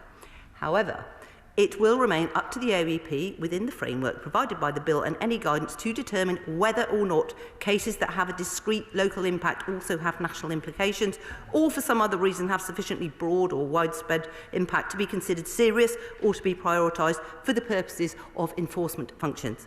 It's important to note that the Secretary of State is also able to offer guidance on how the OEP should respect the integrity of other bodies and existing statutory regimes. With such a broad remit, the OEP will be able to scrutinise all public authorities, including many expert scientific bodies. This ability will be important for the OEP to be able to take a broad view and identify systemic issues. Whilst I'm sure the OEP will be extremely effective, it will be a relatively small body with a broad remit, and the decisions of organisations, for example, the Centre for Environment, Fisheries and Aquaculture Science, which employs hundreds of world-leading marine scientists, will be based on deep expertise and often highly technical scientific data, and the OEP will need to be mindful of this in its own decision-making when scrutinising these bodies. It is important to get this balance right to maintain confidence and integrity within existing regimes, and guidance could help to address this. We believe this power is important to ensure accountability in order that the OEP can contribute to delivering environmental improvements in the way I think we all agree it should, by acting strategically, not just in the short term, but long into the future. I can also confirm that this government will not issue guidance to the OEP before the initial setup of the OEP or before they have had the chance to develop their own enforcement policy. I recognise the points that honourable members have raised, which is why the Government has previously reintroduced a provision for Parliament and the Northern Ireland Assembly to scrutinise any draft guidance before it is issued. And I hope that might answer the point the honourable member was going to ask. And draft guidance will need to be laid before both houses for 21 days, Madam Deputy Speaker, and during this time either house will be able to review the guidance and make recommendations or resolutions to which the Government must respond. And select committees such as the DEFRA and the EAC committees may also wish to take this opportunity to scrutinise the guidance, and ministers would be obliged to respond to them in the usual manner. Then, turning to Amendment 33B, tabled by the Noble Lord Anderson of Ipswich on environmental review, and 33C, which I am tabling today. On environmental review, the key area of debate has been the remedies available in the event of a breach of environmental law, if this is confirmed by the court. And at the heart of this issue has always been the fact that through environmental review, the OEP will have the ability to bring cases to court outside of standard judicial review time limits, potentially long after the decisions in question have been taken. For this reason, the Government has maintained that bespoke provision is necessary to ensure certainty and fairness for third parties who have acted in line with the decisions made by public bodies and to protect good administration. The OEP may only pursue cases for enforcement action if it considers that the conduct in question would constitute a serious failure to comply with environmental law. And Clause 22 subsection 7 states that the OEP must have regard, among other things, to the particular importance of prioritising cases that it considers have or may have national implications. Whilst the OEP will have discretion to interpret these criteria, setting out its approach in its enforcement policy, it follows in the Government's view that cases which only have a local concern, for example, most individual planning and environmental permitting decisions, are unlikely to have sufficiently broad or widespread impact to be prioritised. The OEP could pursue such cases if it considers they are indicative of a broader or more systemic issue or failure, or if especially serious harm has or may result from the potential failure. The OEP, for example, could consider this in relation to the destruction of a nationally important population of, say, a rare and protected species, but this should not be the norm. However, we have listened to and carefully considered views and concerns raised in this House and in the other place, and agree it is important that these protections are balanced with the need to prevent or mitigate serious environmental harm. As such, I am pleased to be able to propose an amendment in lieu, Madam Deputy Speaker, which strikes this important balance. In introducing it to this House, I must repeat my acknowledgement from earlier that ministerial statements in Hansard could be drawn on by the courts as a legitimate aid to statutory interpretation in future. This amendment will ensure that a high bar is still set for the granting of remedies where third parties may be affected, and this is set out in Condition A of our amendment. But critically, it will also provide that even where Condition A is not met, if the court is satisfied that it is necessary in order to prevent or mitigate serious damage to the natural environment or human health, and there is an exceptional public interest reason to do so, the court will be able to grant a remedy, and this is set out, Madam Deputy Speaker, in Condition B. This provision this provides the court discretion to undertake a real and meaningful, albeit weighted, balancing exercise, and this means there would no longer be a blanket prohibition on granting remedies where third parties are likely to suffer substantial hardship or prejudice. And in the rare cases where third parties may be affected, however, I'd like to illustrate how this provision could operate with an example. Potentially, on an environmental review, the court could rule that an environmental permit had been granted to a factory operator with such inadequate conditions that it was in fact unlawful. If the court concluded that Condition A was not met because substantial hardship to the factory operator would be likely to result from quashing of the permit, it would turn to Condition B. If in the absence of the quashing order, it is likely that the factory would continue to release harmful air pollutants with serious impacts for the health of the local population, the court may conclude that it is necessary to grant a remedy in order to prevent or mitigate serious damage to the natural environment or human health. And at this point, the court would need to weigh the public interest in preventing serious harm against the public interest in preventing substantial hardship occurring to the third party. And in order to grant a remedy, the court would need to be satisfied that the public interest in preventing this serious harm substantially outweighed the interest in preventing hardship, thereby constituting an exceptional public interest reason to grant the remedy. In cases such as this, where severe damage to the environment or people's health could occur or continue if no remedy was granted, the court may choose to grant a remedy.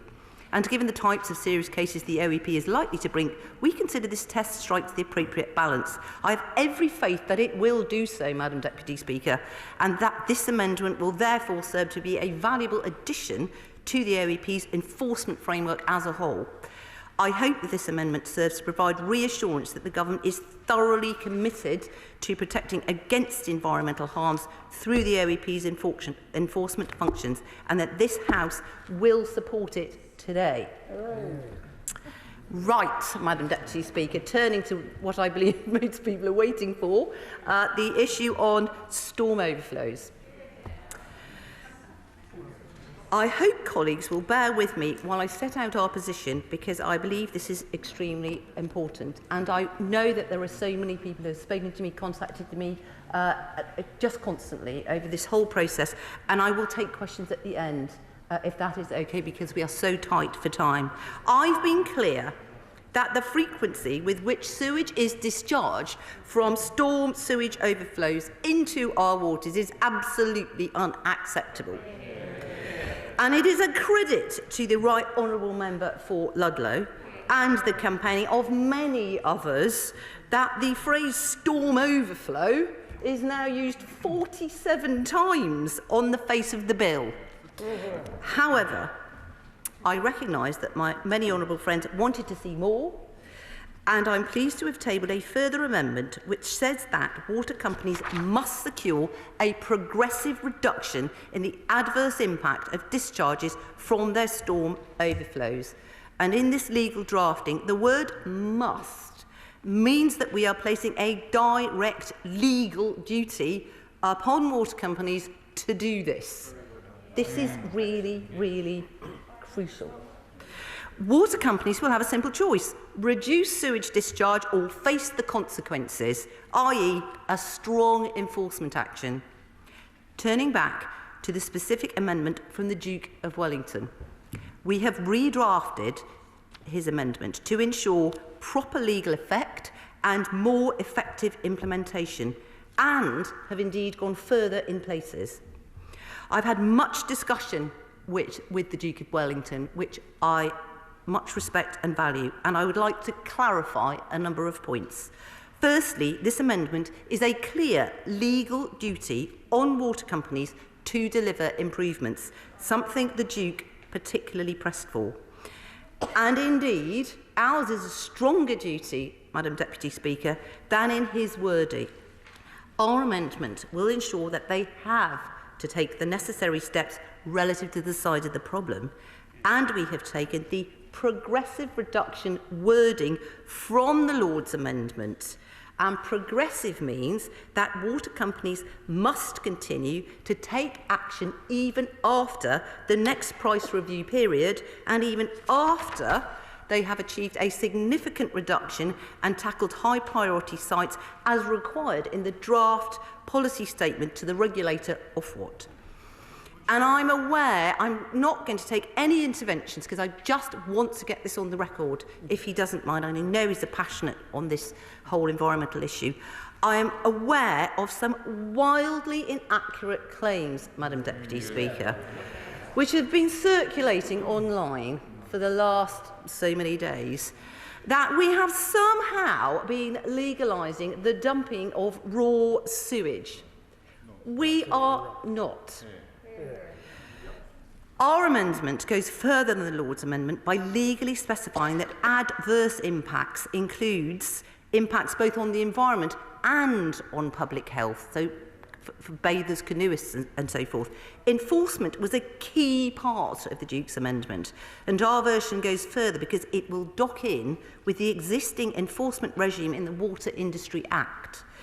Ofwat can issue enforcement notices which can direct specific actions or fine companies up to 10% of their annual turnover, running to millions of pounds. If we do not see sufficient progress from water companies, Ofwat and the government will be able to take enforcement action, and we will not hesitate to do this. And not only that, under the other provisions in this bill, the OEP will be able to take enforcement action itself against the Environment Agency or Ofwat, or indeed the government, should it feel that any of us are not adequately discharging our duties. And there has been much debate about the costs required to eliminate sewage discharges from storm overflows. And last week, the Storm Overflows Task Force, which I set up, published research on this issue. And it estimates that the complete elimination of sewage discharges through storm overflows in England, which many are calling for more broadly, is likely to cost between approximately £350 billion and £600 billion, which could mean up to £1,000 on bills every year.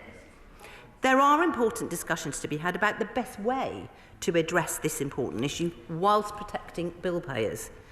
And this very morning, I called in the CEOs of all the water companies to a meeting.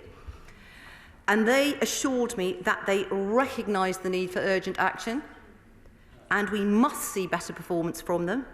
And I will be watching this progress very closely, as indeed, of course, will the Secretary of State.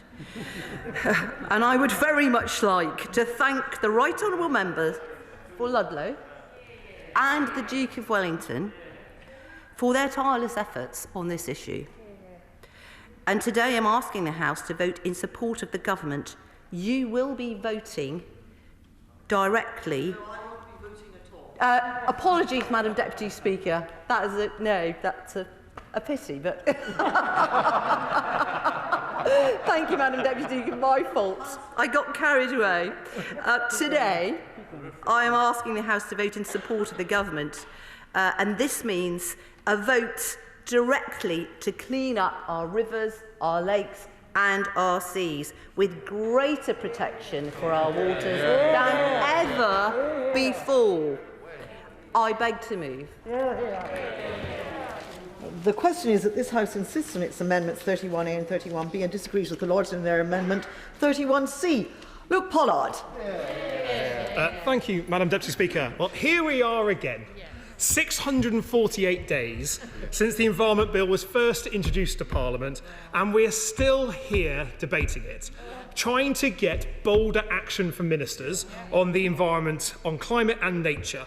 And ministers, I'm afraid, still dragging their heels in not introducing the bold action that we need, in particular against the routine discharge of raw sewage into rivers. Still favouring a weaker watchdog than they should be.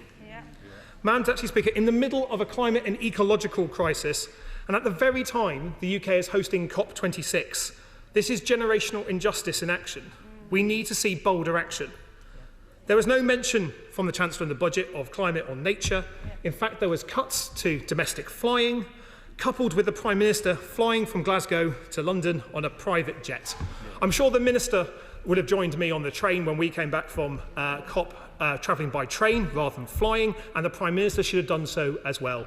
It is a wrong, bad, outdated message to say, do as I say, don't do as I do, but I'm afraid that is what we are used to. It sets an appalling example for the world that the Prime Minister didn't take the train instead of taking the plane. And it will be up to it's up to us here to sort that out. Madam Deputy Speaker, Britain is again the dirty man of Europe. Not one English river is in a healthy condition, with not one meeting good chemical standards. Happy giving way. I'm grateful for him giving way. He'll no doubt be aware that I am seeking water bathing status for the Thames along Port Meadow. And one of the reasons why that's so important is because of the dire state that our rivers are in. None of them are chemically sound. and what my constituents have reported as illness that they've had when they've just wanted to get into the river for their minds and bodies has been atrocious. Would he agree with me that this is a national issue that is not being addressed adequately by these amendments, and we need to go further? Well, I thank the honourable member for her intervention. As a keen wild swimmer myself, I want to see bathing water quality in our rivers massively improve, not just for swimmers, but for the natural world as well, and so I would support her in those efforts. But we don't have good enough water quality in our rivers in England. In the last year alone, raw sewage was discharged into UK rivers and seas over 400,000 times. And the government's response, whipping their MPs to vote against an amendment that would have stopped raw human sewage pouring into our precious rivers and seas. I'm afraid the message that was sent from that vote was a poor one. Then came the rightful public outcry that shamed the government into a U-turn after days of digging their heels in. They've now adopted much of the amendment they voted against, and that is welcome, but they have not adopted all of it. I'd like to thank the Minister and the Secretary of State for their time in speaking to the opposition about this. I'm grateful for some of the words that the Minister has said today that put on record some of the concerns raised by the opposition. But I have to say to her, publishing an amendment at 5 p.m. last Friday did not really build trust. It didn't build trust in those on both sides who want to see the detail, nor from the stakeholders that were looking forward to scrutinising carefully what the Minister has to say. Will my honourable friend give way on that very Happy to. Thank you, Madam Deputy Speaker, and I'd like to thank my honourable friend for giving way. I think he is making an excellent point. The issue of trust is paramount here. There are communities up and down the great rivers of the country, as my honourable friend from Abingdon mentioned earlier, and obviously Reading is downstream from Abingdon.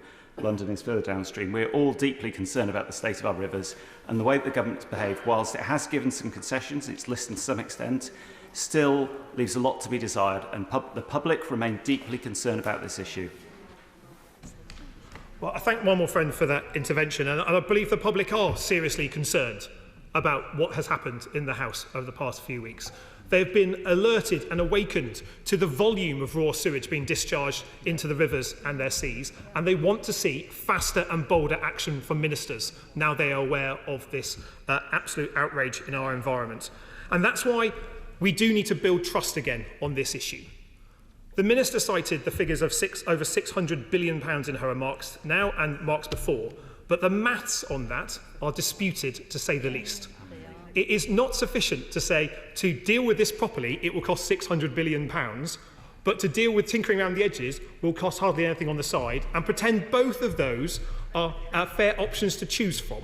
We need a much bolder approach to where this comes from. That is honesty and clarity rather than threats about bills, about how this works, but also looking at where we need to get to in terms of building trust with the public again, because they are very concerned. And I share the Minister's concern about fake news online, and I don't want to see wildly inaccurate claims, which means large figures like that need to be backed up with clear evidence. I've tabled a parliamentary question to ask the Minister where that working out came from, and I hope that she'll be able to confirm that in due course. But what Labour wants to see, in just one moment, what Labour wants to see is a stronger amendment. The amendment that the Minister has cited, being tabled in lieu to the Duke of Wellington's amendment, is confined to storm overflows and not the sewage system as a whole. And that's a really important point. There's no specific duty on Ofwat or the Environment Agency to ensure compliance, and there should be. And we need to have a focus on reduction in harm rather than just adverse impacts. Now, this looks like looking busy without making a real difference. And that's why I want to set out 3 things that I hope the Minister will be able to confirm today that could make a difference, but I'll give away just before I do that. Very grateful. We all want to clean up the rivers. Could he give us some idea of timetable and costs that he thinks would be appropriate? Well, funny enough, that's actually one of my points I'm going to refer to the Minister on this one here, because actually there's no timetable on this, and that I think is a really glaring hole in what has been published today. Progressive reductions in discharges sounds all well and good, but I would like to progressively reduce the amount of cake I eat. But if I do that over a day or a year, there's a big difference between the two of it, and I am a big fan of cake, as some of you may know. So let's get down to the details of what this is. There are 3 things I would like the Minister to confirm and to come to, otherwise I fear we will not be able to support her amendment today. Firstly, will she commit to reviewing the scale of the fines so that water companies that continue to routinely discharge raw sewage face higher penalties? Secondly, Labour wants to see the SPS guidance for Ofwat super strengthened, so there's a clear direction to water companies to target the most polluting discharges now, with a plan to address the rest urgently against a clear timeframe. Progress by DEFRA, Ofwat, the EA and water companies should have proper parliamentary scrutiny, and that should be on an annual basis, either via the EFRA committee or the EAC committee potentially. And will the Minister set out in detail what she means by progressive reduction? And that means answering two very simple questions: by when and how much? If that can't be said, it's just spin. And I fear that small, tiny projects could be used by water companies to say we are meeting our progressive reduction with these two tiny projects over here, and not set out a clear commitment to do it. So progressively reduce discharges, by when and how much? I'll keep going if I can, just because the time is under pressure on this one. This is something that's not just a concern shared by the opposition. Water UK and water companies are telling us that they have concern about the amendment and favour the Duke of Wellington's amendment, and green groups, environmental groups, angling groups, fishing groups and swimming groups saying that they also favour the Duke of Wellington's amendment over the compromise amendments. So there is widespread concern about this one here. And I think there's an important bit. This should be a lesson to Tory backbenchers on this one here. Because with the sewage vote and what happened last week on parliamentary standards and corruption, I think it's now a brave backbencher on the Tory side that listens to their whips on unpopular votes. Because after dragging their MPs into the gutter, they're likely to U-turn in a week's time and make you look foolish, and make MPs who voted look foolish. But let's also be clear that the agency that each Member of Parliament has on this, the vote last time on sewage was a disaster for the reputation of many members in this House. They knew what they were doing. They were putting the party whip ahead of the environment, and voters will judge them on that. Doing it once was a mistake. Doing it twice is a pattern that voters will recognise and vote accordingly on next time round. That's why it is vital that we rebuild trust on this issue. I think the sewage scandal has been a shameful episode for the government, and there is a real desire on a cross-party basis to make this stronger. So I'd be grateful if the Minister could set out whether she would support those three elements that I just outlined, so we can support it. If we don't get that reassurance, I'm afraid we can't. Very briefly, Madam Speaker, on the Office of Environmental Protection, instead of a lapdog, Labour wants to see the OEP made into a strong, robustly independent watchdog. The Minister has tried to put reassurances on the record that they will not seek to frustrate the OEP if it needs to hold government ministers to account and take enforcement action against ministers. But we have seen exactly what happens when the rules no longer suit government in the last week. And that is why we want to see those rules put into the bill. Not just a statement at the dispatch box, which may be used in the future in court cases or may not be used in court cases, but clearly in this bill. And I think having regard to the guidance is welcome that she set out, but the budget setting powers and the experience of the Electoral Commission, with ministers threatening a public body if they are on receipt of bad news from it in another investigation, is a bad precedent that needs to be removed from this area here. So we want this bill to be better than it is. There are some good things in the Environment Bill, but on the whole, it's just a bit meh. It doesn't reach the scale of the action we need for the scale of the crisis that we are facing. And that's why I'd be grateful if the Minister could set out whether she would support those three things. If not, I'm afraid Labour will not be able to support her compromise amendments on sewage and will be voting against it, so we can secure a vote on the Duke of Wellington's amendment, which is far superior. Thank you. Philip Dunn.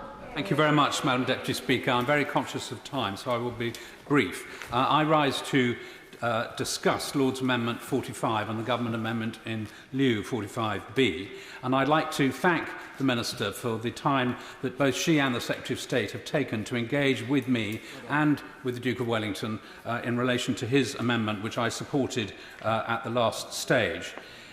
And in particular, I would like to thank her for what she has said today in relation to clarifying that the Government in lieu amendment does place a very clear duty on water companies on the face of the bill to reduce the impact of sewage discharges. That was at the heart of my private member's bill. It's what is included in her amendment, and what has been added to the amendment, which was not in my private member's bill or, frankly, in the Duke's amendment, is this commitment that includes a reduction in harm for public health, which will be of great benefit to the increasing number of people engaged in using our rivers for swimming and canoeing and etc., actually getting into the water rather than just touching the water with a fly or a leaded weight to catch a fish. The public health impact is something that we should not forget.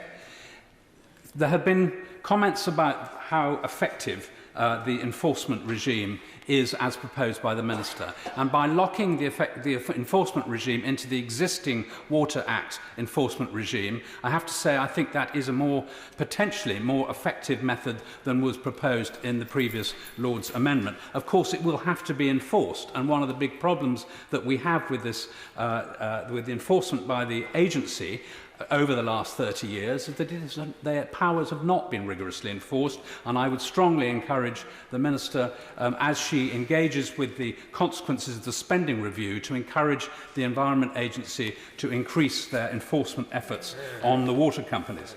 There have been comments both at the dispatch box we've just heard from the spokesman for the opposition, who I've also engaged with on this matter, and from outside, that the concept of a progressive reduction could be trivial. He cited some examples. And I think that is to fundamentally misunderstand the way in which this amendment will lock into the other measures in the bill. The government, before my private member's bill emerged, had already indicated that they were going to introduce for the first time in statute a requirement on water companies, sewerage undertakers, to produce a drainage and sewerage management plan to last 5 years. Every 5 years it would be updated. And within that plan, there is a requirement to reduce impact on the environment of their activities. This clause locks in the duty into those plans, and the plans are subject to a government power to rewrite them if they don't believe, if the Secretary of State of the day does not believe that they are good enough or go far enough. So there is a very clear link, in my view, between this amendment and requiring water companies to make a progressive reduction in sewage discharges of materiality. And that's what seems to have been missed by many of the commentators who have been complaining about whether this bill has teeth or not. Finally, I would just like to point out to the House that in addition, as the Minister said, to this set of requirements on water companies, as a result of the establishment of the Office for Environmental Protection, there is the power for the OEP to investigate poor behaviour by water companies if they don't live up to their statutory duties in the bill, and that includes a progressive reduction in sewage discharge and their impact, and could also look at whether the Environment Agency is doing its job in regulating the water companies to progressively reduce sewage discharges, and as we've just heard, Ofwat as well can be investigated by the OEP. So for all of those reasons, I think this bill provides a very clear direction on water companies that they will be reducing sewage discharges, which everybody in this House agrees on all sides has got to stop. Deirdre Brock. Thank you, Madam Deputy Speaker. I won't speak for very long to this. I'm aware, as always, that this bill is largely concerned with English environmental matters, as environment is, for the most part, devolved to Scotland. And I have to say, thank goodness for that. But these amendments really serve to highlight some of the progress that Scotland has made in environmental protection. Further to the amendments on the OEP, I would point out we've already established an independent governance body in Environmental Standards Scotland, fully independent of the Scottish Government and answerable to the Scottish Parliament. And the Scottish Government was happy to support it because it knows that true independence of regulators is an absolutely vital part of their role. It seems to me the UK Government's reluctance to accept independent oversight is one of the main causes of delay to the implementation of this bill. One of the main cornerstones for environmental protection in England post-Brexit is an aspect still being argued over by this government seems incredible to me, and it exposes the fact that our departure from the EU leaves us all very vulnerable to this government, any future decisions it might make to slash regulations and subsequent environmental backsliding. It's also disappointing to note the government has resisted calls to take really strong action through this bill, such as implementing the World Health Organization standards for air quality, as we've done in Scotland. And I'll record again my utter dismay. The government inserted an amendment via the House of Lords, the intent and outcome of which I still deplore, where UK ministers ignored the express wishes of the Scottish Parliament as detailed in the Continuity Act on a devolved issue and cut those wishes down. Now, turning to the amendments on sewage, water is an area very clearly devolved to Scotland. Scottish Water is a statutory organisation accountable to the Scottish Parliament and is owned, if you like, by the people for the people. And that is the way the Scottish people like it.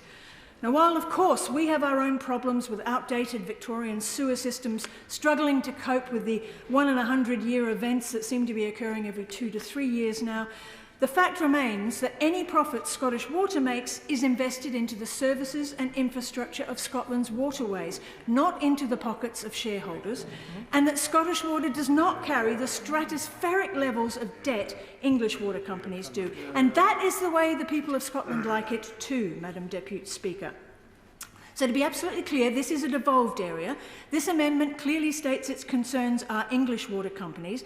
And indeed, I think it's important to remind the House there is clear blue water between the situation in England and that in Scotland, even though, as I said, in Scotland we have our own problems with ageing systems that will require and do require large-scale investment in the face of the climate crisis we're starting to see the real effects of in our communities. And no one is suggesting the situation in Scotland is perfect. Indeed, I'm certain one of the first issues the Environmental Standards Scotland body will look at will be this one.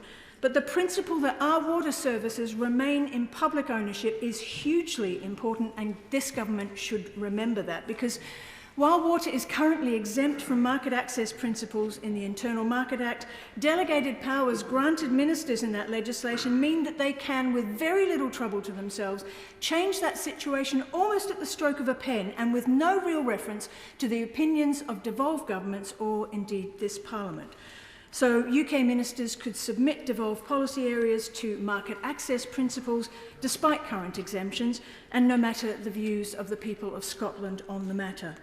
Now, it's up to the parties of successive UK governments since privatisation occurred ultimately to explain their actions to the people of England in choosing to place their precious water systems in the hands of profit-driven corporations. I'll leave it there, Madam Deputy Speaker, but in closing I will say this. If UK ministers at any stage try to open up the Scottish water supply to market access, the howls of outrage and fury from the people of Scotland will be heard as far away as even this place. I'll warn this government now. I hope that the next few contributions can be very, very brief, because we can only keep this running till 8:07.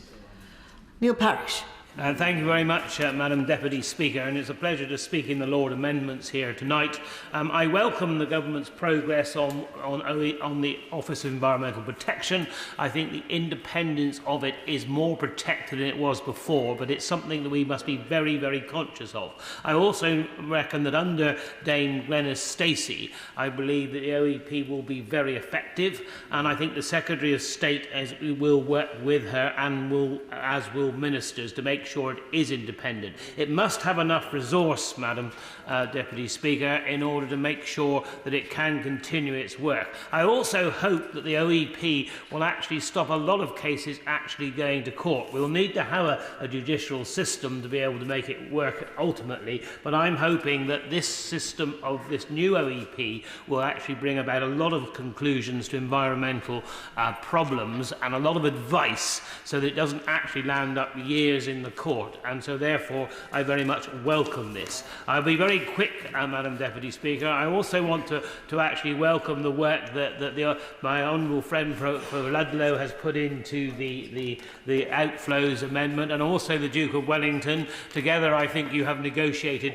extremely well, dare I say it, with the government, and I think what the government has now come up with is absolutely right. But what I would say, I will give way to the honourable. He knows of we don't accept the Wellington Amendment, we'll all have to wear Wellington boots to avoid the stools when we're paddling. But would he agree with me that what we also need is to have on-roof water capture with water butts, upstream water capture and downstream water plant capture, so we can take the pressure off the sewage system when there is flash flooding and to sort this problem out without massive investment immediately in the sewers?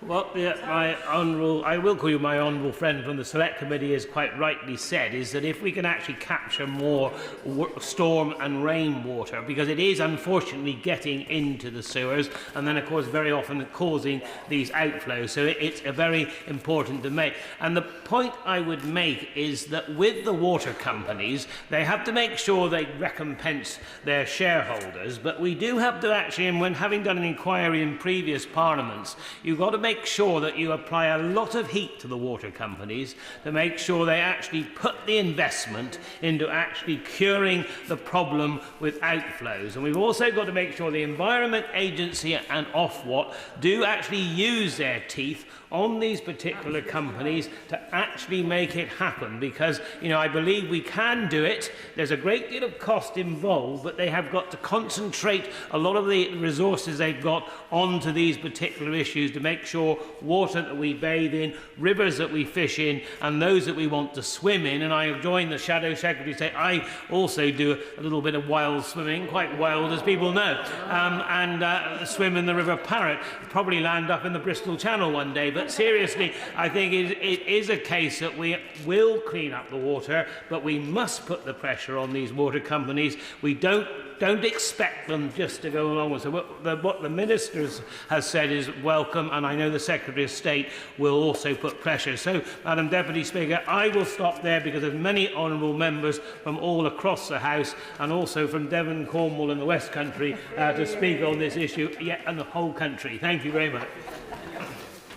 I now put on a time limit of 3 minutes to see if we can get as many people as possible in, and if people can be quicker than 3 minutes, that would be absolutely great. Fleur Anderson. I thank you, Madam Deputy Speaker. And thank you to everyone in my constituency of Putney who's written in to me about the Environment Bill during its long progress. It's been a long time coming, but I will be brief. I'd also like to thank those in the other place who've put up a good fight and improved the bill. I'm so disappointed that despite all the wrangling and all the debates and all the evidence, there's an enormous gap between the government's rhetoric on the environment, Madam Deputy Speaker, and between this bill, which simply does not go far enough. While all the eyes and hopes of the world are on Glasgow at COP26, the government is doing all it can to resist concrete protections, leaving our environment as a bargaining chip for new trade agreements that would undercut Britain's environmental standards. It cannot have it both ways. I'm disappointed that the government have refused to include WHO air quality targets in this bill. There is much unfinished business here on trees, on single-use plastic, and I must include wet wipes in that.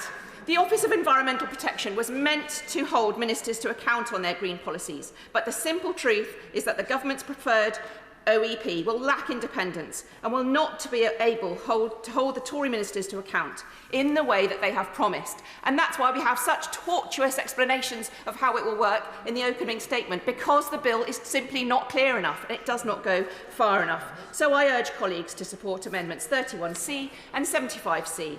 I'm proud to have the River Thames in my constituency, but we have a dirty water emergency. While the government's proposal is a big improvement on what was before, it does not place a duty upon the Secretary of State, as set out on the Lord's Amendment 45B, proposed by the Duke of Wellington, to tackle sewage, to tackle that plastic getting out, to tackle the killing of fish, which happens on a regular basis, on a wide scale, worldwide. This progressive reduction does not cut it with us on this side of the House.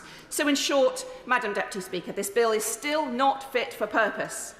While it's certainly improved since its first reading nearly 2 years ago now, and I was proud to be on the Bill Committee, with 200 amendments, not one of which, Madam Deputy Speaker, was agreed, but many would have improved this bill. We've had to drag the government kicking and screaming just to get it to this stage. It's embarrassing that this is the case when the UK is supposed to be showing global leadership on a climate emergency. There have been a lot of bold words from the government. I hope to see them, I really do hope to see them put into practice, but I fear that the Office of Environmental Protection will just not be able to enforce everything, just as the Environment Agency has not been able to enforce everything, and that's why we have our dirty rivers. So we will be cheering this on, we will hope for more, but we're disappointed about the progress so far. Thank you. Kelly Tolhurst. Deputy Speaker, and I would very much like to thank the Minister today and for her clarity. I represent a constituency that has a great river that runs through it, a river that I have sailed on all my life and swam in all my life. However, sometimes it's been in unintentionally. And also, this whole debate around the sewage amendment is very personal to me because I'm a daughter of a boat builder who used to very often get up for work on his creek, on boats, right next door to raw sewage and water scum. Nobody could deny on this side of the House that that kind of environment is totally disgusting. And also, this year, we saw an unprecedented period where our Kent beaches, our beautiful Kent beaches, were shut because of absolute a disaster in regards to the dispersal of sewage on overflows. There is no doubt that water companies pumping sewage into our waterways in 2021 is disgusting.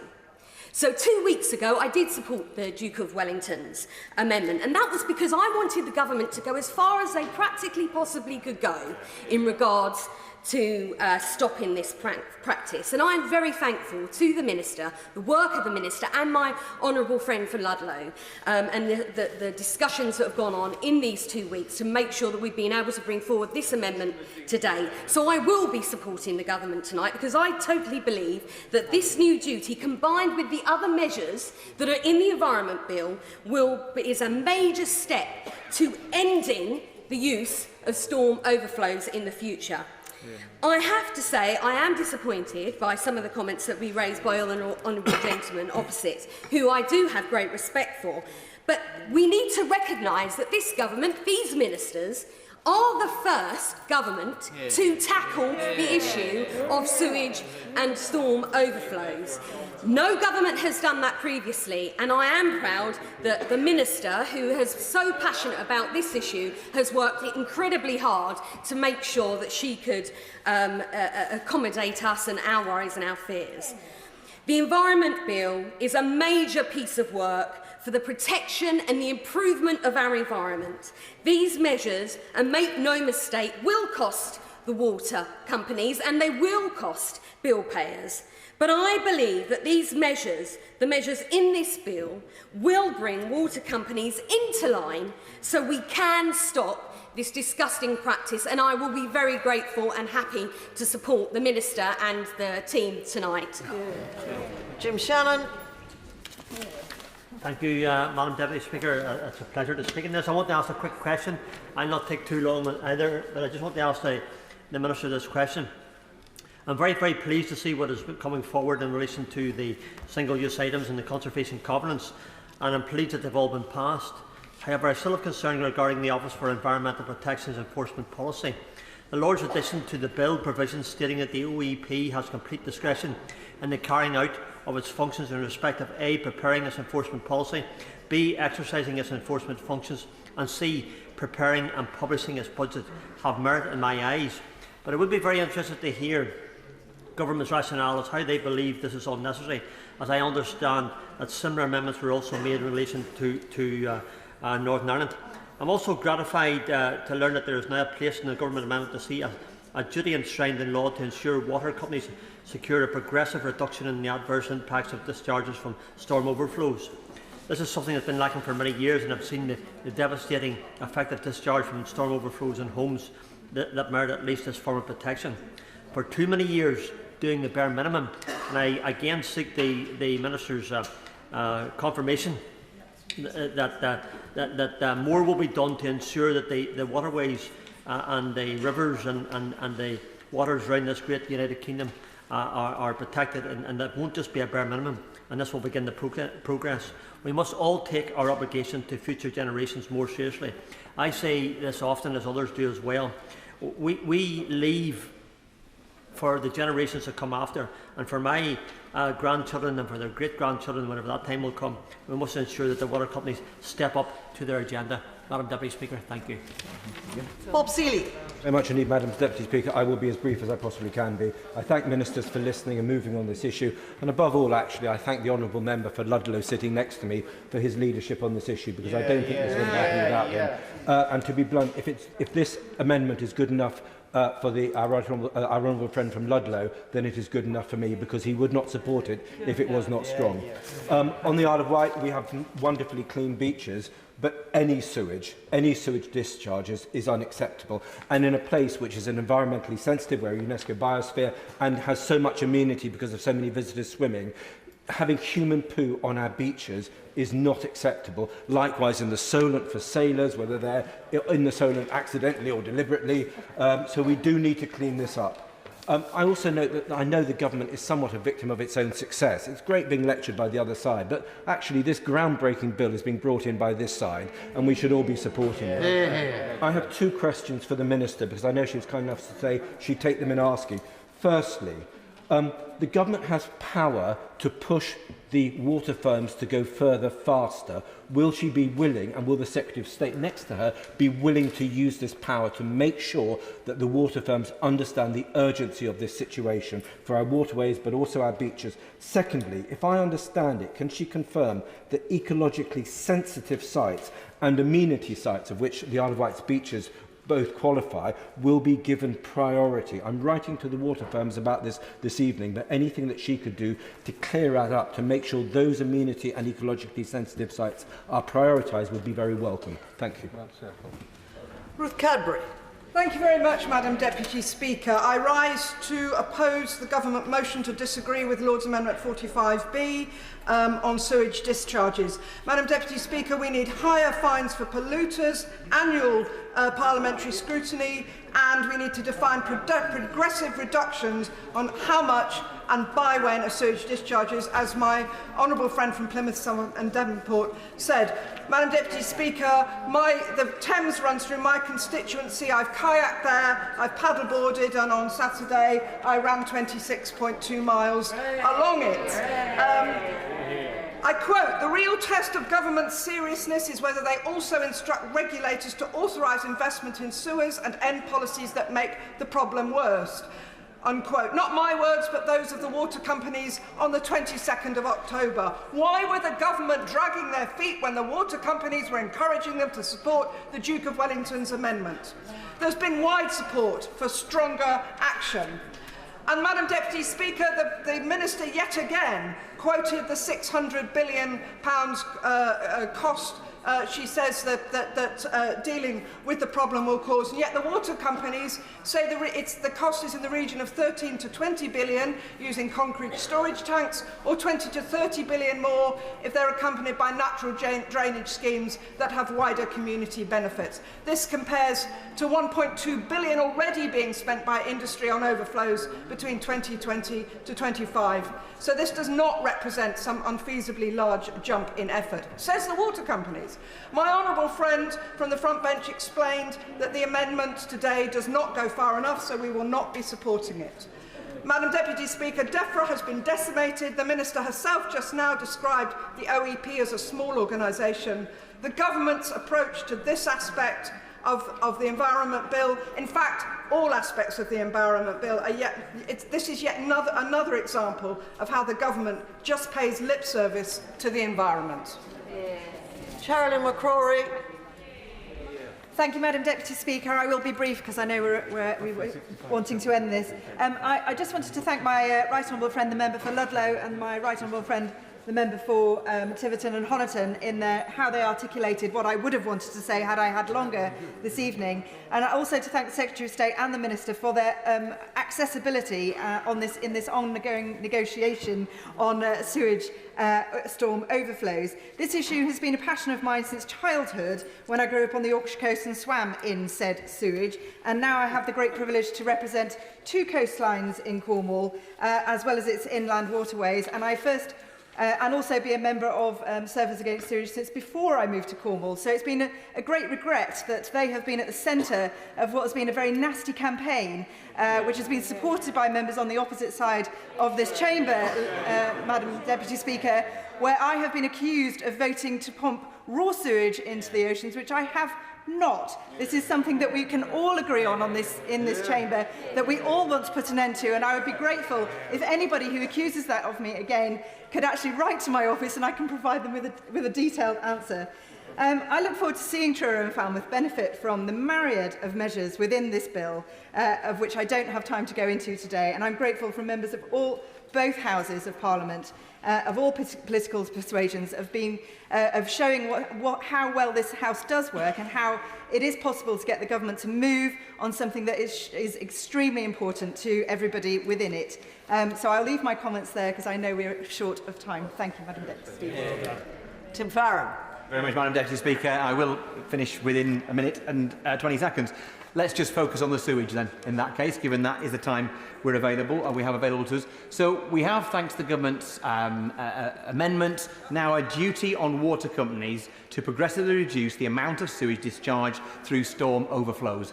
But there are no targets in terms of volume or in terms of timescale, in which case that leaves water companies with the power to continue doing what they do now. This is something to get Conservative backbenchers off the hook rather than to give water companies the direction that they need. I represent the English Lake District. I am disgusted that there is raw sewage being dumped into Lake Windermere on 71 days consecutively in any given year. This will do nothing to stop that. Currently, the water company dumps 40% of all the phosphates in Windermere. If this goes down to 39%, there's no measure to say that's okay or not, so I assume the water companies will think that it is okay. And what about time scale? If it goes down over 5 years, over 10 years, all this does is give backbenchers of the Conservative Party the excuse to write their constituents to say there have been further movement in the right direction. What this does is allows the government to let the water companies off the hook whilst not doing anything at all to demand what is necessary to clean up our lakes and our rivers. Minister. Thank you so much, Madam Deputy Speaker. And we've been 2.25 years bringing this bill, this enormous bill through Parliament. I want to thank all honourable members and friends for their contributions, and particularly those that have approached me personally over the last few days from Redcar, Workington, St Austell and Newquay, Rochester and Strood, North Cornwall, Devizes, Somerton and Frome, Yeovil, Havant, Keighley, Hertford, Stortford, Runnymede and Wadebridge, Rother Valley, Arundel, South Downs and Watford, Madam Deputy Speaker, and many from all around our coasts, including Falmouth, North Devon, South East Cornwall, North Norfolk and Innismon. And if I've left anybody out, I will be writing to them, and the Isle of Wight. And yes, we will be looking at ecological sites first, and we will be looking at bathing waters first when we actually bring in the storm overflows legislation. So that should placate the wild swimmer from the other benches. I have outlined in enormous detail, Madam Deputy Speaker, why we should vote for these amendments at the beginning. The question is that this House insists on its amendments 31A and 31B and disagrees with the Lords in their amendment 31C. As Mayor, is that opinion? Say aye. Aye. Of the contrary, no. Aye. Division, clear the lobby.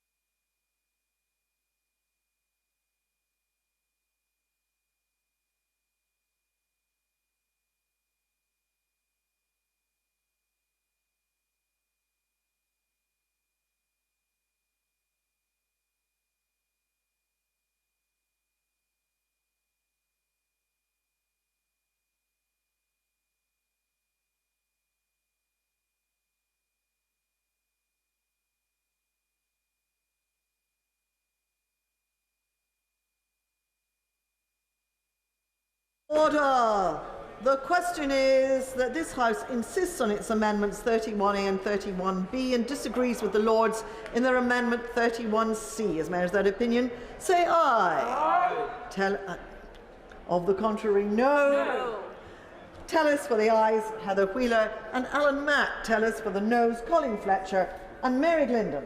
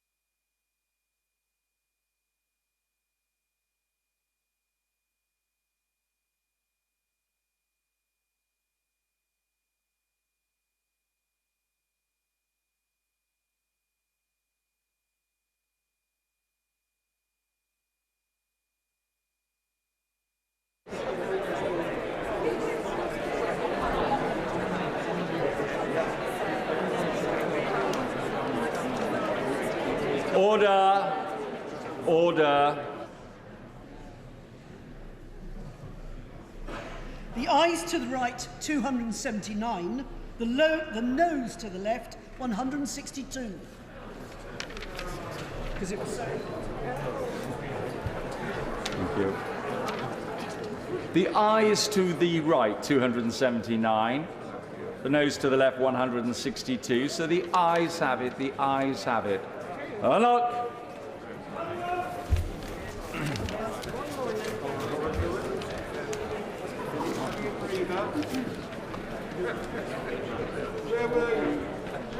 I call the Minister to move formally the Government motion to disagree with Lord's Amendments 33B and propose Amendments A and B in lieu. Formally. The question is that this House disagrees with the Lords in their Amendments 33B and proposes Amendments A and B in lieu. As many of that, please say aye. Aye! And we know, I think the ayes have it. The ayes have it. I call the Minister to move formally the Government motion to disagree with the Lords in their Amendments 45B and to propose Amendments A and B in lieu. Formally. The question is that this House disagrees with the Lords in their Amendment 45B and proposes Amendments A and B in lieu. As many of that, please say aye. Aye! For the contrary, now. Aye! Clear the lobby.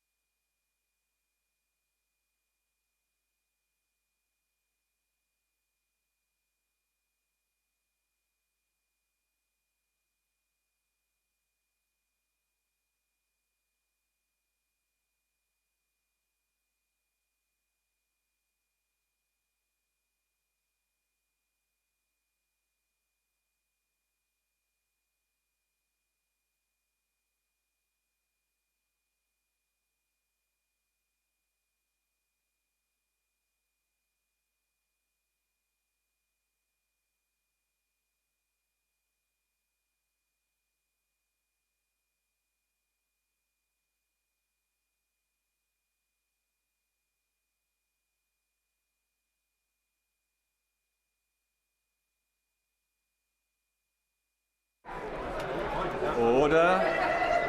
The question is that this House disagrees with the Lords in their amendments 45B and proposes amendments A and B in lieu. As many of that, please say aye. Aye. Contrary, no.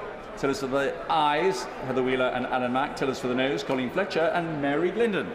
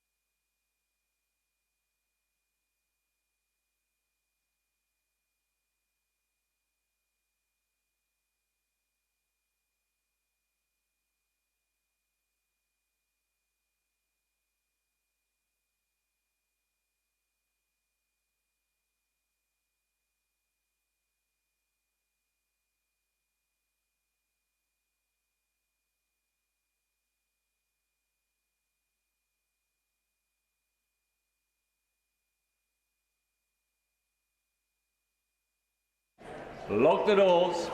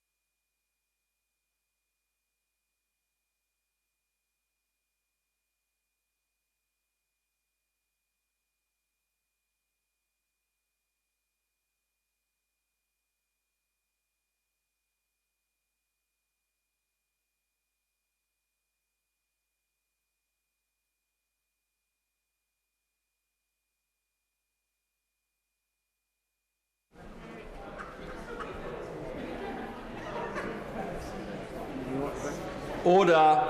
Order.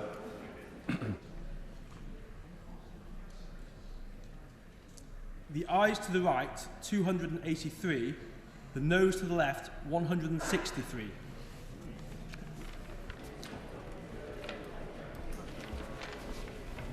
Thank you. The ayes to the right, 283. The noes to the left, 163. So the ayes have it. The ayes have it. Unlock.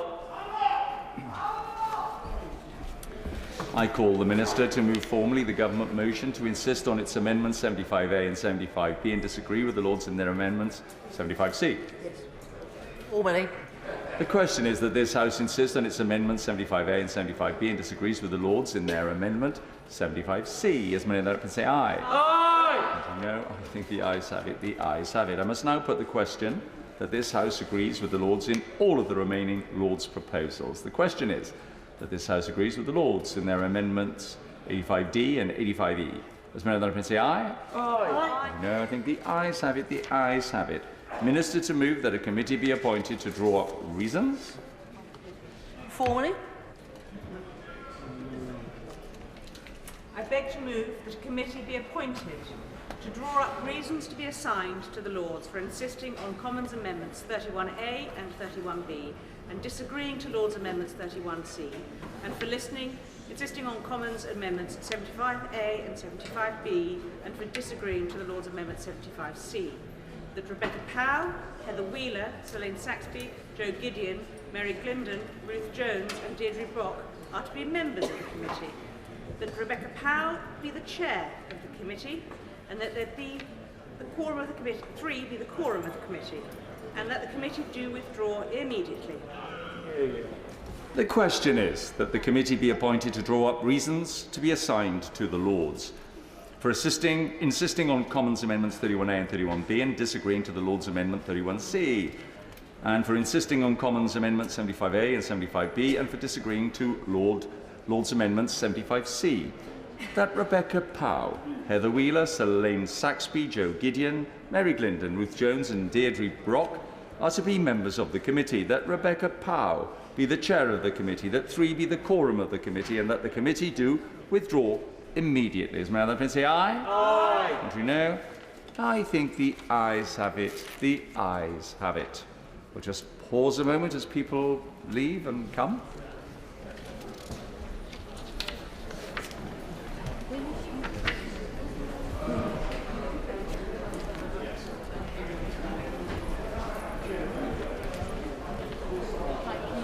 So much. Well done. Enjoy your committee.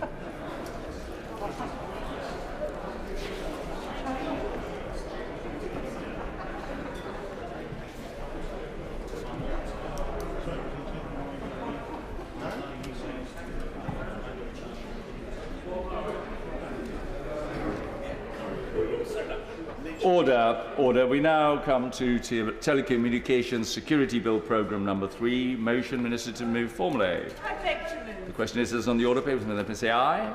Contrary, no. I think the ayes have it. The ayes have it. Telecommunications Security Bill. Consideration of Lords' amendments. That was a now, so we begin with Government's motion to disagree with Lords' Amendments 4, with which it will be convenient to take the other motions and Lords' Amendments as on the selection paper. I call Minister Julia Lopez. Thank you, Mr Deputy Speaker, and I beg to move that this House agrees with Lords' Amendments 1, 2 and 3. I am pleased that this bill has returned to this House from the other place and for the chance to speak to the bill. I also thank my honourable friend, the member for Boston and Skegness, for his tremendous work in bringing it through this House earlier in the session and in the last. This bill will create one of the toughest telecom security regimes in the world. It will protect networks even as technologies grow and evolve, shielding our telecoms critical national infrastructure both now and for the future. As the House will be aware, the bill introduces a stronger telecom security framework which places new security duties on public telecoms providers and new national security powers to address the risks posed by high-risk vendors. I'll briefly summarise the changes which have been made to the bill. Lords' Amendments 1 to 3 were tabled by my colleague in the other place, Lord Parkinson. Lords' Amendment 4 relates to reporting on supply chain diversification, and Amendment 5 relates to reviewing actions taken by Five Eyes nations regarding high-risk vendors. I'll speak first to Lords' Amendment 1, 2 and 3. The important role of parliamentary scrutiny has been raised in debate throughout the passage of this bill. In the other place, particular attention has been paid to scrutiny of our strengthened telecom security framework. In its report on the bill, the Delegated Powers and Regulatory Reform Committee noted that the new codes of practice were central to this framework as they will contain specific technical information for telecoms providers. The committee recommended that the negative procedure should be applied to the issuing of codes of practice. We carefully considered the committee's recommendation over the summer, and we brought forward these amendments in the other place to accept them. The amendments will require the government to lay a draft of any code of practice before Parliament for 40 days. Both this House and the other place will then have a period of time to scrutinise a code of practice before it is issued. These amendments demonstrate that we have listened and that we're committed to every aspect of the framework receiving appropriate parliamentary scrutiny, and I commend these amendments to this House. I will now speak to Lords' Amendment 4 regarding diversification. These amendments would place an annual requirement on the government to report on the impacts of its 5G telecoms diversification strategy on the security of public telecommunications networks and services. It also requires a debate of that report in the House. Mr. Deputy Speaker, I apologise. The government cannot support this amendment for two reasons. The first objection relates to the flexibility necessary for diversification. A reporting requirement of this nature is restrictive and premature. This is an evolving market and one that's rapidly changing, and we think we need the flexibility to focus our attention where it will have the greatest impact. While our focus is currently on diversifying radio access networks, once that part of the mobile network has been diversified, we will move on to focus on other areas. Committing to reporting on specific criteria would limit us to reporting against the risks as we find them today and wouldn't afford us the flexibility that diversification requires. Certainly. In what she says, because one of the major themes, one of the big failures actually of the 5G debacle over Huawei is the fact that we haven't got diversification in the networks. So how is it that the government will be able to do a stock take every year so that we as parliamentarians and others will be able to say that what is actually being said, that commitments to diversification, which is a lot of policy papers, how will we be able to judge whether that's actually happening in practice?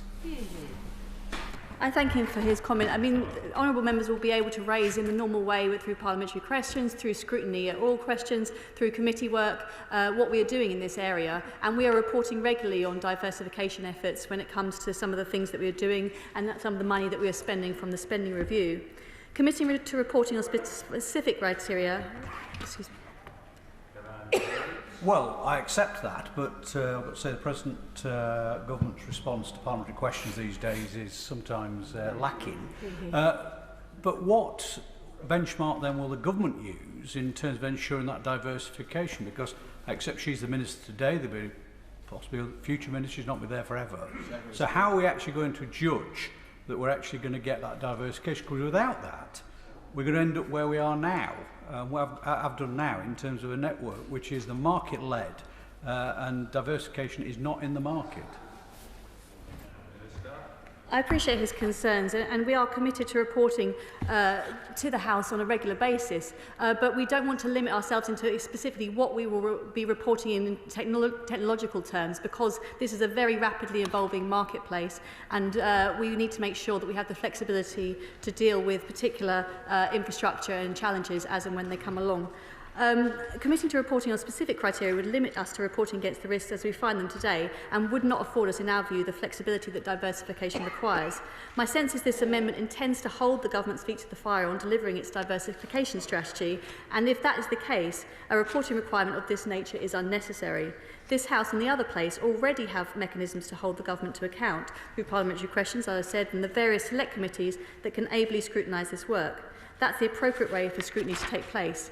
Our second objection relates to focus. This is, first and foremost, a national security bill. It's intended to strengthen the security and resilience of all our public telecoms networks, be they fixed line or mobile, 2G, 3G, 4G, 5G and beyond. Whilst the government's 5G telecoms diversification strategy has been developed to support that objective, it's not the sole objective of the strategy. This is market-making work. It is not a panacea to greater security of our public networks. Moreover, the current scope of the strategy isn't to address the entire telecom supply market, but to diversify a specific subset of it. To conclude my remarks on this amendment, Mr. Deputy Speaker, this extends the bill beyond its intended national security focus and creates an inflexible reporting requirement on a strategy that will need to continue to evolve. On these benches, we've been consistent in this position, and for these reasons, I beg to move that this House disagrees with Lord's Amendment 4. Now, I will now turn to the final amendment made in the other place, Lord's Amendment 5. This amendment would require the Secretary of State to review decisions taken by Five Eyes partners to ban telecommunications vendors on security grounds. In particular, it would require the Secretary of State to review the UK's security arrangements with that vendor and consider whether to issue a designated vendor direction or take a similar action in the UK. Mr. Deputy Speaker, I welcome the intention of this amendment. It demonstrates that all sides of this House and the other place take the security of this country and its people incredibly seriously. While we support the spirit of the amendment, we cannot accept it for 4 reasons. Firstly, the House will recall that the bill will provide the Secretary of State with the power to designate specific vendors in the interest of national security for the purposes of issuing a designated vendor direction. In Clause 16 of the bill, there is a non-exhaustive list of factors that the Secretary of State may take into consideration when issuing these designation notices. That list illustrates the kinds of factors we proactively consider on an ongoing basis as part of our national security work. A decision by a Five Eyes partner, or indeed any other international partner, to ban a vendor on security grounds could be considered as part of that process. So this amendment would require us to do something that has been part of the bill from the outset. We believe, certainly. I thank the Minister for giving way. I think the key remark she said there is it could be considered, and obviously we've seen the government's failures previously in relation to Huawei, so why should we have confidence moving forward that this will be any different? I appreciate his comments. I mean, when the Secretary of State is looking to designate a vendor, she will put an issue in the House for that to be scrutinised, and we will be scrutinised on this issue through the usual procedures that I've outlined in my previous comments. Can I just say that if we look back over the last a few months, even a year or so, we do see very much that the resistance early on over Huawei, when other Five Eyes countries were banning it by the UK government, has now led to a remarkable back cost of replacing all of this stuff because we failed to take an early decision. Can I just suggest, whilst this amendment may not be perfect, it does, however, indicate clearly a big weakness in the government's position, even in this very good bill, that somehow if 5G, who are our main allies in intelligence, spot there is a problem, we should pause, investigate the reasons why, and then come back to the House with reasons why we disagree or agree. This would actually aim at that. So maybe the government should think about amending it in a way like this. I appreciate the comments that he makes. I just think it's important that we do not put in primary legislation specific partners that we should have to listen to on these specific issues. It creates a hierarchy of diplomatic networks. Certainly. With respect, these are not specific partners. These are our closest allies when it comes to intelligence sharing. They don't get any closer than this. And working with them, which we do in sharing intelligence, means that using systems for sharing that intelligence would corrupt our own ability on this. And I very much wonder if we just slightly reset. These are not just partners. I appreciate his comments. I mean, this amendment would require us to do something that really has been part of this legislation from the outset. We believe our existing approach is the right way to continually consider the decisions of our international allies and partners, whether they are part of the Five Eyes or not. That brings me to the second objection, Mr Deputy Speaker, which is that the amendment is unnecessary because we regularly engage with our Five Eyes partners and we're committed to a close and enduring partnership with them. We agree with the other place that where possible, the UK government should consider the actions of other countries when developing our own policies, and that's exactly what we do already. It's what we have been doing before and during the passage of this legislation. The intelligence and security agencies across the Five Eyes maintain close cooperation, which includes frequent dialogue between the National Cyber Security Centre and its international partners. This dialogue includes the sharing of technical expertise on the security of telecoms networks and managing the risks posed by high-risk vendors. There are mechanisms in place for the NCSC to share this and wider information with DCMS. Mr Deputy Speaker, collaboration with our Five Eyes partners forms an intrinsic part of our national security work. The alliance wasn't created through legislation. It has not required legislation for us to develop and strengthen that relationship in the past, and this amendment would set an unhelpful precedent. We don't need this amendment to compel us to work with our Five Eyes partners. So that takes me to our third reason for resisting this amendment, Mr Deputy Speaker, which is that the UK needs to have the flexibility to develop and encourage international relationships in addition to the Five Eyes. Naming individual countries in this way sets an unhelpful precedent for national security legislation in future. As I've acknowledged, it's important that we consider the policies of our Five Eyes partners, namely New Zealand, Canada, Australia and the US, when developing our own policies. However, we also need to consider policies of a wide range of other countries, including those of our European neighbours such as France and Germany, and those of other nations such as Japan, South Korea and India. Stipulating in primary legislation the countries whose policies the UK government should consider when developing its own national security policies, whether these are Five Eyes or other countries, would be unhelpful given the wide-ranging nature of our international collaboration. It would be highly unusual to refer to specific countries in legislation in this way, and this bill is not the right place to create such a precedent. Fourthly, the amendment is impractical because of the many different ways other countries operate their national security decision-making. So, Mr Deputy Speaker, this amendment requires us to act whenever a ban takes place in another Five Eyes country, but it may not be immediately clear when a country has taken a decision to ban a vendor, particularly if they've relied on sensitive intelligence to make that decision. And it may not always be apparent why a particular country has banned a particular vendor. There could be any number of reasons why a foreign government chooses to restrict a company's ability to operate within that country. These reasons may not be purely based on national security grounds. So to conclude, Mr Deputy Speaker, I welcome the intentions behind this amendment, but we cannot accept it because we feel it's duplicative, impractical, restrictive and ultimately unnecessary. So I beg to move this House disagrees with the Lord's Amendment 5. In summary, this House is presented with the strengthened bill as Amendments 1, 2 and 3 will increase chances for parliamentary scrutiny of the Telecoms security framework. But as I've set out, it would be inappropriate to agree to Amendments 4 and 5. I thank very much the other place for their scrutiny of this bill. I commend Amendments 1, 2 and 3 to this House and ask that the House disagrees with Lord's Amendments 4 and 5. The question is that this House disagrees with the Lords in their Amendment 4. Show on wire. Thank you very much, Mr Deputy Speaker. And I would like to begin by thanking colleagues in the other place who have worked so hard to improve this bill. National security is the first duty of any government, and Labour will always put our country's security first. The pandemic has shown just how important telecommunications networks are, and whilst I declare an interest as a former telecoms engineer, I'm sure I speak for the whole House in thanking all those who have kept our networks going during the pandemic. We have been so dependent on them, whether to work from home or keep in touch with family and friends. This House too was able to continue its important work thanks to telecommunications networks, as well as the hard work of House staff and the support of the Speaker. A secure network, Mr Speaker, is of the utmost importance, and Labour welcomes the intention of this bill whilst recognising its limitations. I am pleased that the Lord's amendments we are discussing this evening reflect issues that Labour has been raising. So, Mr Deputy Speaker, Amendment 1 seeks to improve transparency in the use of the Secretary of State's powers to issue codes of practice to communication providers through the negative procedure. It reflects Labour's amendments tabled at committee stage in response to the sweeping powers this bill gives to the Secretary of State and to Ofcom.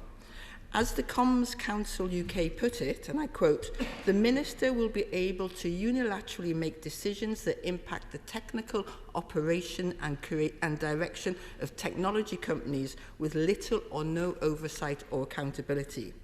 The House has a duty to ensure that these powers are proportionate and accountable." So we are happy to see that the government has bowed to pressure from Labour to strengthen parliamentary scrutiny, even if, in our view, this does not go far enough. The amendment has two consequential amendments setting out the conditions for the 40-day period of scrutiny, ensuring that this time cannot be disrupted by recess or prorogation, and that this House and the other place have sufficient time to scrutinise the code.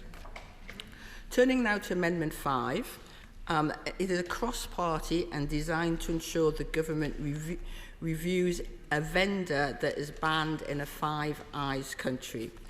We support this amendment and find the government's opposition concerning, as we believe it could threaten our national security. And frankly, I do find the Minister's arguments against this amendment somewhat confused.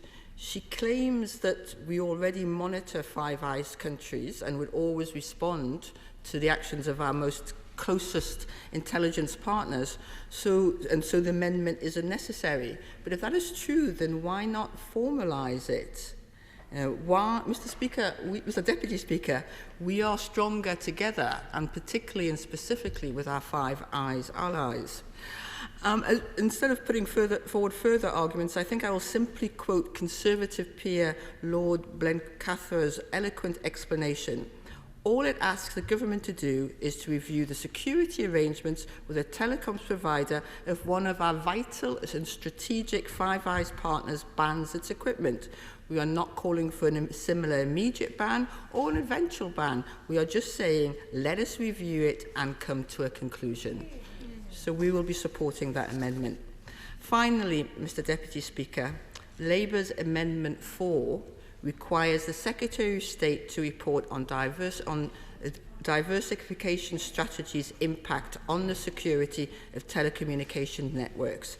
It also allows for a debate in this House on the report, strengthening parliamentary scrutiny further. Mr Deputy Speaker, Labour supports the removal of high-risk vendors from our telecoms networks, and given the grave situation into which successive Conservative governments have allowed our networks to fall, it is essential that the government has the powers to remove Huawei at speed. But we are left with only 2 providers. As we heard repeatedly at every stage of this bill's progression, 2 providers is not diverse. 2 providers is not resilient. 2 providers is not secure. You cannot ensure national security without a diverse supply chain. But I fear, Mr. Deputy Speaker, that the government still just don't get it. And I found the Minister's arguments, let me just take 2 of them. So the first argument seemed to be, as far as I could comprehend, that requiring a reporting would be restrictive and premature. But surely, if it is the government's intention to diversify the supply chain, and we have heard that we cannot have a secure network without a diversified supply chain, the only way a reporting requirement is limiting is if the government has no actual intention to do anything about diversifying it. And second, her second argument seemed to be that it was too technologically specific. Mr. Deputy Speaker, the amendment says the Secretary of State must publish an annual report on the impact of progress of the diversification of the telecom supply chain on the security of public electronic communication networks and services. Would the Minister tell me where in that it is specific as to the technology? Indeed, the only specific aspect regarding technology is a requirement to include future technologies, such as which may be used as a platform, such as cloud computing.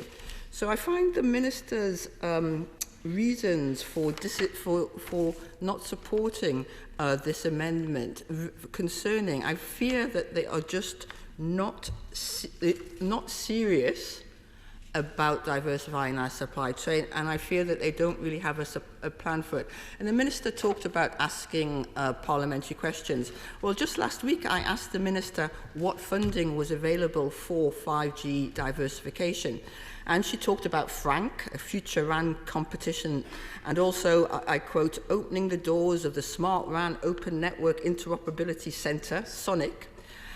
I want to know how diversification is being achieved and how local sovereign UK capability is being built, not an acronym soup which is ad hoc, hard to digest and dangerously complacent.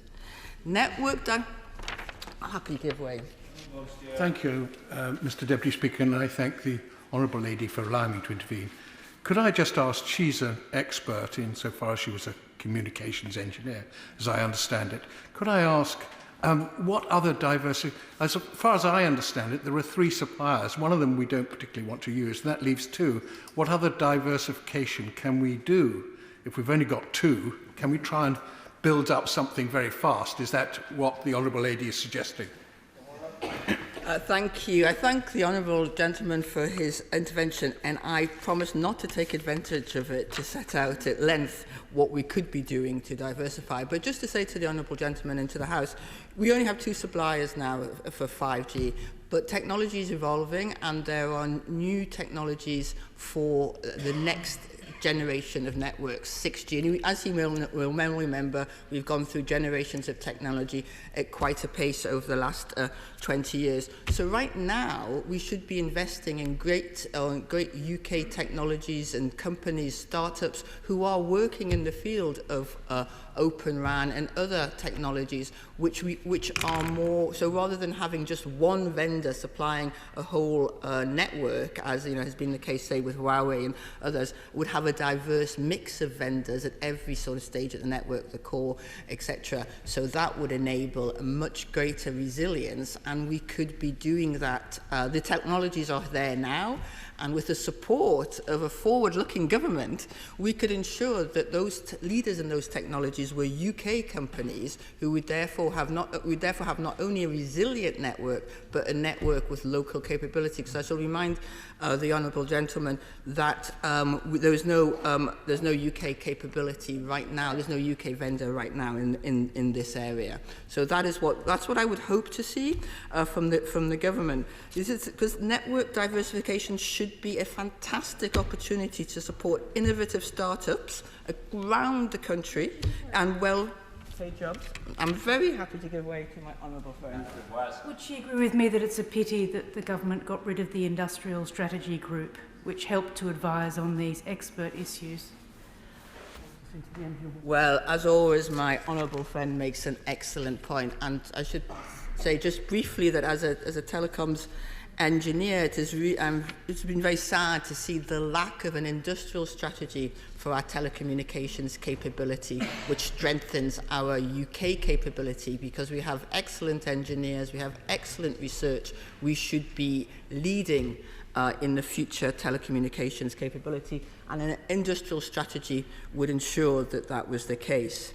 And it would also help with collaboration with our allies, because I should say that we know that the US, for example, does not have a vendor who can provide our 5G networks at the moment. And I think collaboration with our allies, an industrial strategy, a plan could make such a difference globally and locally to our security as well as our economic strength. But unfortunately, I'll go very finally to the... Apologise for intervening on a conclusion. I'm grateful. Isn't the main point, though, in all of this, that this was not a market failure and that industrial strategy was important? The reality is this is a national security failure because Huawei has undercut the market progressively for nearly 15 years through their subsidies, breaking every rule and driving every company out of business. So the single biggest problem we face is having a proper functioning market requires those who are involved in it to obey the rules. China doesn't, and everyone's paid lip service to that. So isn't that the real problem? Yep. I thank the honourable gentleman for his intervention. I should say that I both agree and disagree with him. So I agree totally that national security is not a function of the market. It is not a market. So the fact that we have a network which is not secure, it's not a market failure. It is a failure of government and foresight. But it is true to say also that China had an industrial strategy. That's why it has a vendor that is in all the networks across the world. So not to break the rules, but to work with other nations whose values we share to develop in the long term, to develop and support companies in this area. Okay, I also agree that this didn't come as a great shock to the government, because if you look at the ISC's report of 2013 to critical national infrastructure, it was all laid out there before you. Nothing has been done since then. And my right honourable friend, as always, makes a really good point. This is where industrial strategy would have come in, because it was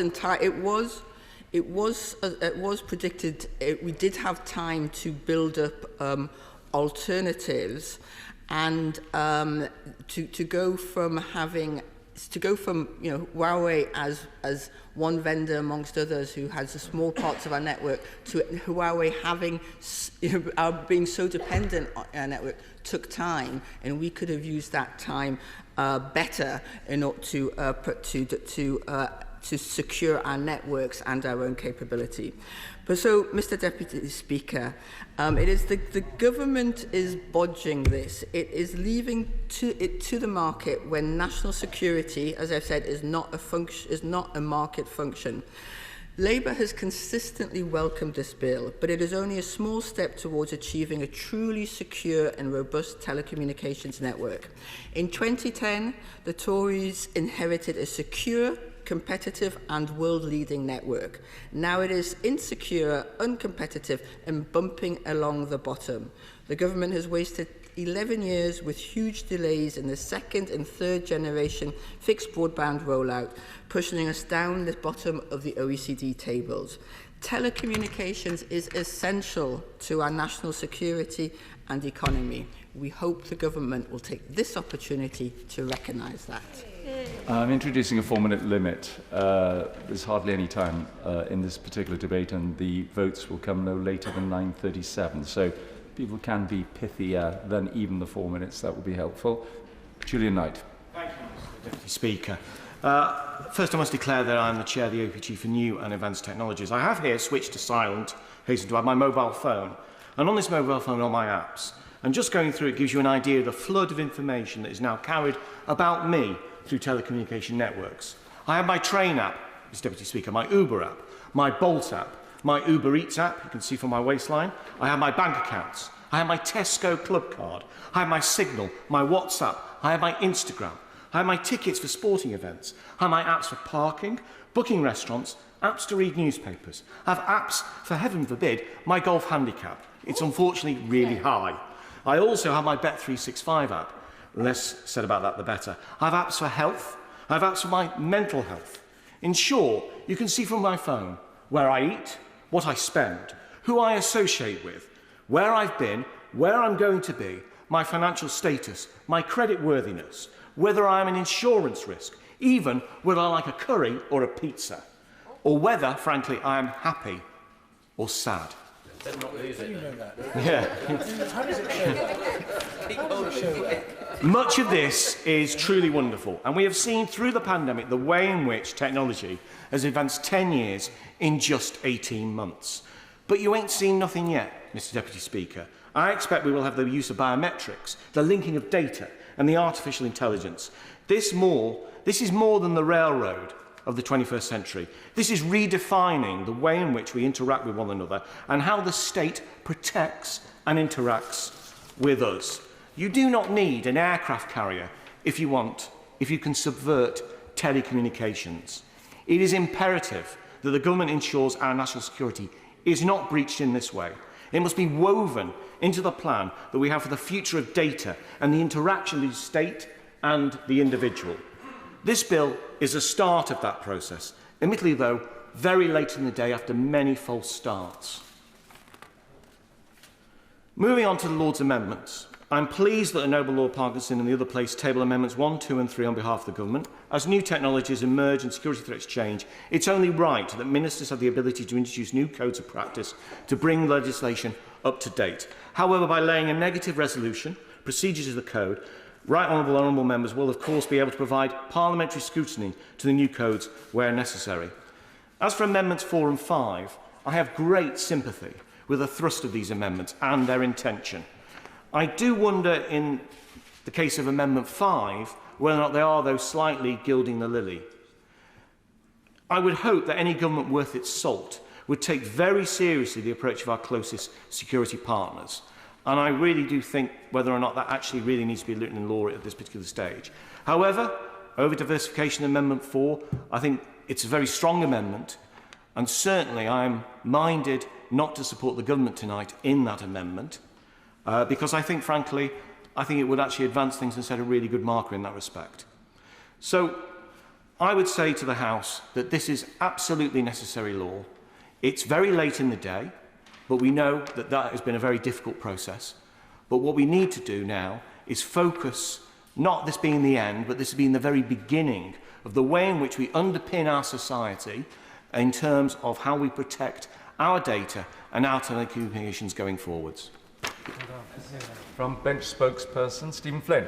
Very much, Mr Deputy Speaker. I am, of course, delighted to follow the member for Solihull, although I am really interested to know now whether he prefers a curry or a pizza. And when I came into this debate, I did not expect that to be the topic of discussion. Mr Deputy Speaker, I'm very conscious of time, and I know that there's a number of people on the back benches who would like to make contributions to this incredibly important debate. However, I will take an opportunity to cast our views upon Amendments 4 and 5 that have came from the other place, but also to just briefly and importantly reflect upon why we are in the situation that we are in. And it kind of actually does tie into Amendment 5 in that regard.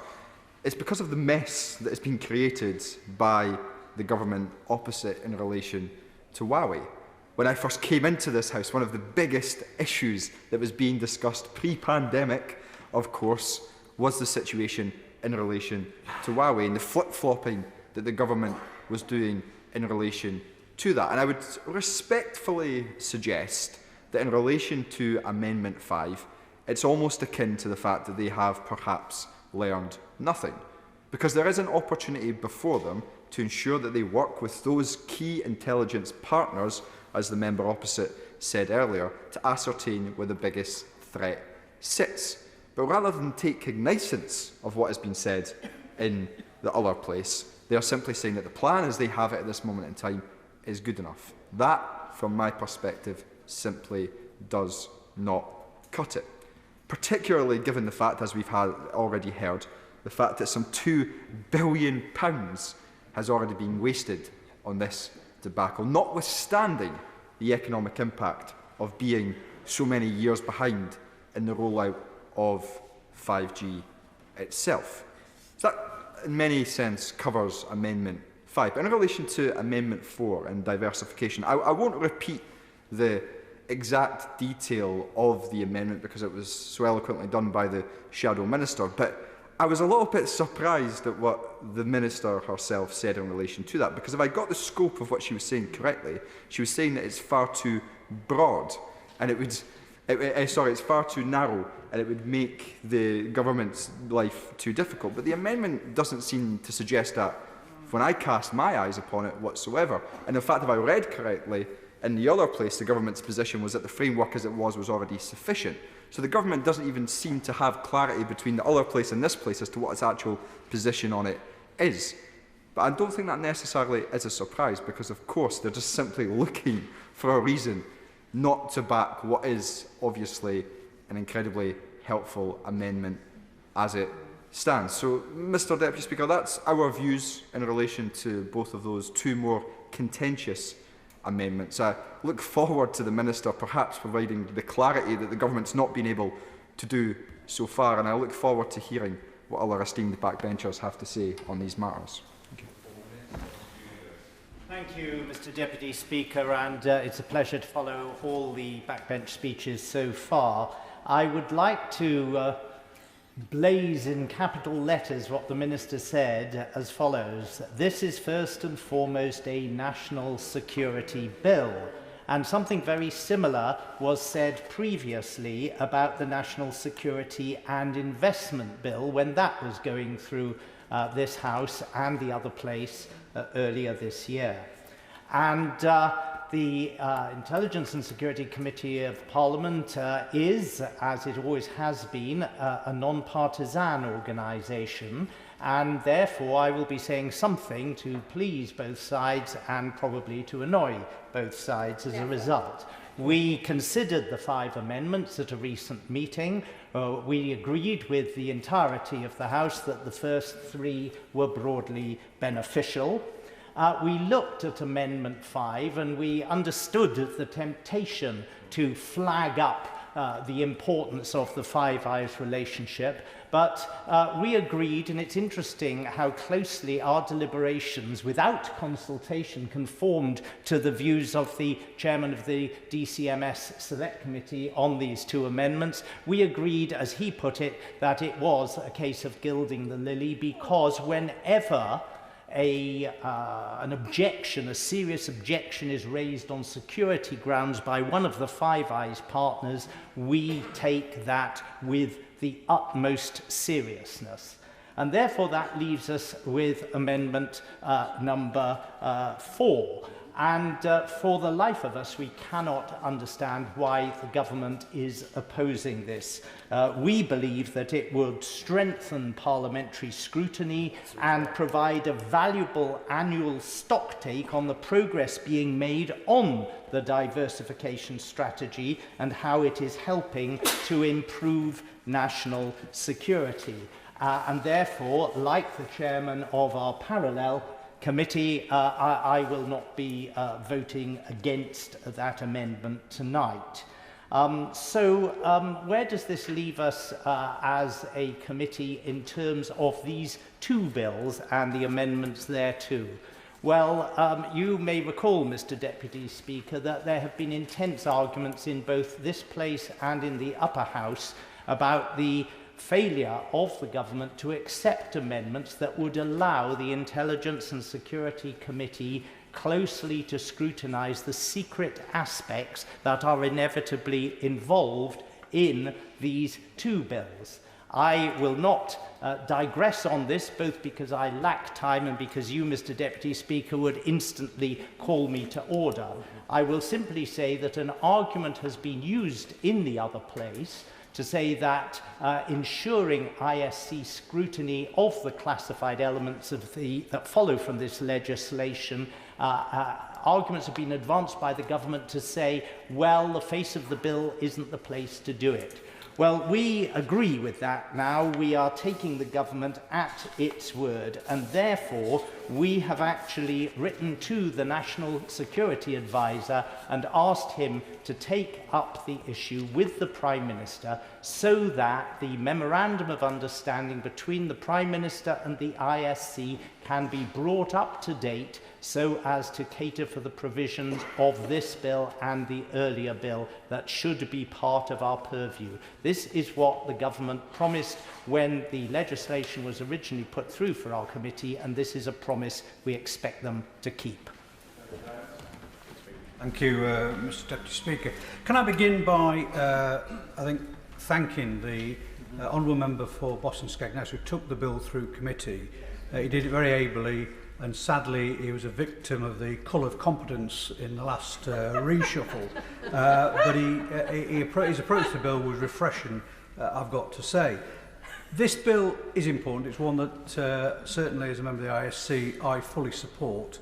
But I think there are aspects to it which do need improving, and I think certainly Amendment 4 in terms of the diversification strategy is a vital one, because I was not reassured by what the Minister told us that this would be kept on track. And when people are trying to give the impression that this issue around telecom security suddenly hit us like a bolt out of the blue because of Huawei, well, I do suggest that people do read that 2013 report from the ISC on critical national infrastructure. It was all laid out there what was going to happen, and nothing did. And I think without this annual stock take, as my right friend, the member for New Forest East says, I think there will be a tendency for future governments to take their eye off the ball in terms of pushing the agenda forward to ensure we do never get into a situation again where we at the building of, in this case, Huawei or any other vendor. The other point which I'd just like to raise was the issue in terms of 1 to 3, and I've got no problems with amendments 1 to 3, but the Minister, I think, rather oversold it in terms of saying this is a demonstration of the government's commitment to parliamentary scrutiny. Now, I accept it to a limited degree as it pertains to the codes of practice, but as my right honourable friend from New Forest East just outlined, there is a whole issue which should concern members of all sides of this House, both in this, the National Infrastructure Bill, where you've got elements of security now into these two departments, which will not be able to be scrutinised by any other committee bar the ISC. As the Chair has just outlined, we've given although we've had probing amendments down both here and in the other place, we've given the benefit of the doubt to the government in terms because the reassurances that have been given that scrutiny will be forthcoming. But can I just say to the Minister, I would like a commitment tonight that she's actually going to feed this back, because without it, there is no other committee which will be able to get the secret aspects of this. And having spoken to members of the BIS Select Committee who are trying still, I think, to wheedle out of the government their memorandum of understanding about what they can see and what they can't see, it doesn't bode well. And it is one thing that we will come back to. If it's not done now, I think the ISC so far has been constructive and responsible in the way it's actually approached this. It's now in the hands of the Prime Minister to ensure that the Memorandum of Understanding is amended And it is in line, as the Chair has just said, in terms of the Justice and Security Act 2013, which envisaged, if security went into other areas, we would have oversight. Without that, I think it will lack the scrutiny which it quite rightly needs. Limerick Tunnel, Bob Stewart. Thank you very much, Mr Deputy Speaker. I too speak as a member of the Intelligence and Security Committee. My comments will, of course, be short because I'm time limited, but many of the views I will express have already been stated by other members. As you've heard, the ISC is broadly in support of the bill, although it does remain concerned about the bill's lack of a role for the ISC in providing parliamentary oversight of those parts of the legislation which select committees are unable to supervise. The ISC has actually made this point to the government, but it doesn't accept it. But as a committee, we want the legislation and we are not going to push the issue.